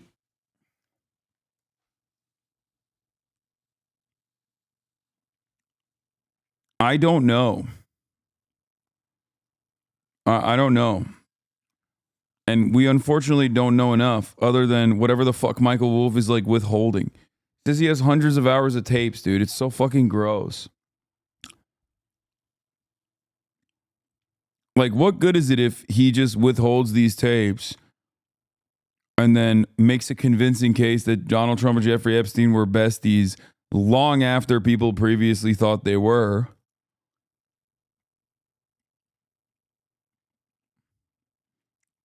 Like, after Trump becomes president, let's say. Tapes since the start? Yes, dude. He's had these tapes apparently since 2017. He interviewed him in 2017.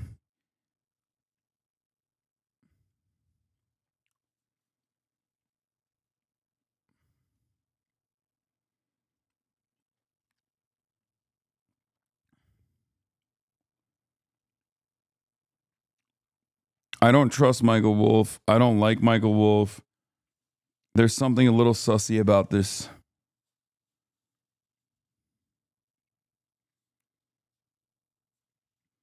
Why can't they just subpoena him? Why would they subpoena Michael Wolff, dude? If Jeffrey Epstein's a state asset, why the fuck would the state want to subpoena Michael Wolff to like reveal these potential connections?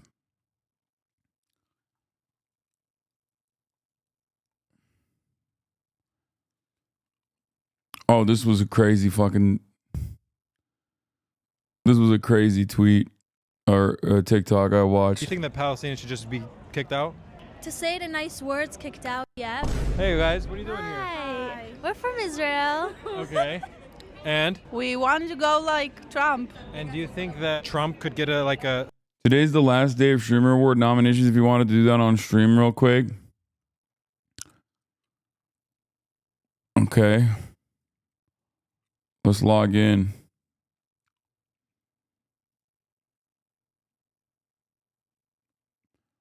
Oh, dude, I can't do this. I don't know. I can't. I'm too tired. Nominate me for best streamer, please.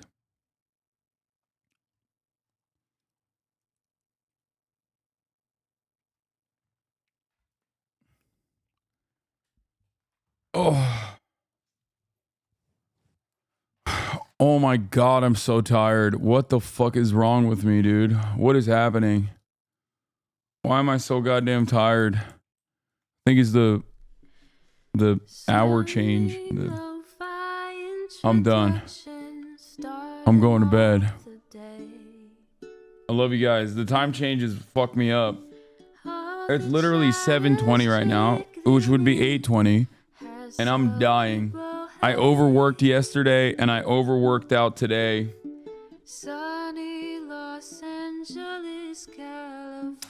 We got a long day ahead tomorrow. Anyway, love you all. I will see you tomorrow. And bye-bye. Peace.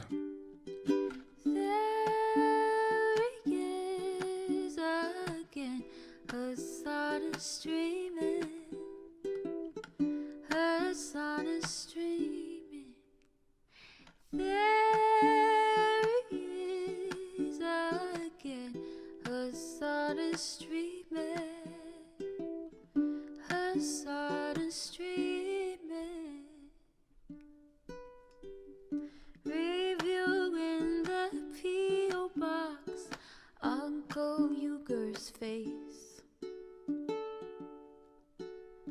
Sudden Discord agitprop. Great names take embrace. Tiny Bernie Sanders, LGBTQ Air Force. The whole left at your fingertips, Ane at your door. H3 crowded debate, the Young Turks online show. 3 full fucking years of this, plenty more to go.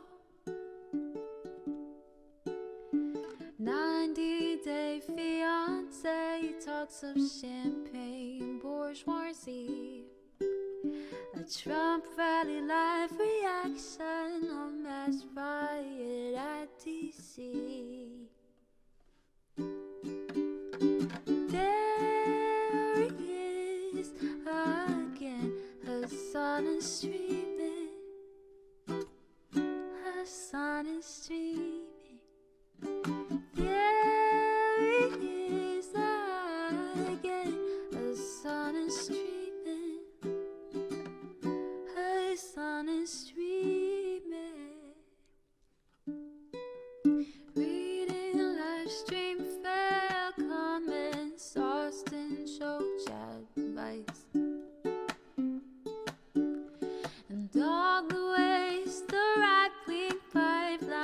suck you in a line. JCS react, Lord frame gets broken, cover blown. A full-blown mass pandemic, monster streaming at your home. Total radicalization coming out to find. The system you were taught to trust in was broken the whole time. All these daily streams, whether big or whether small, have helped me and so many find the meaning through it all. There he is again, Hasan is streaming, Hasan is streaming. There he is again, Hasan is streaming, Hasan is streaming.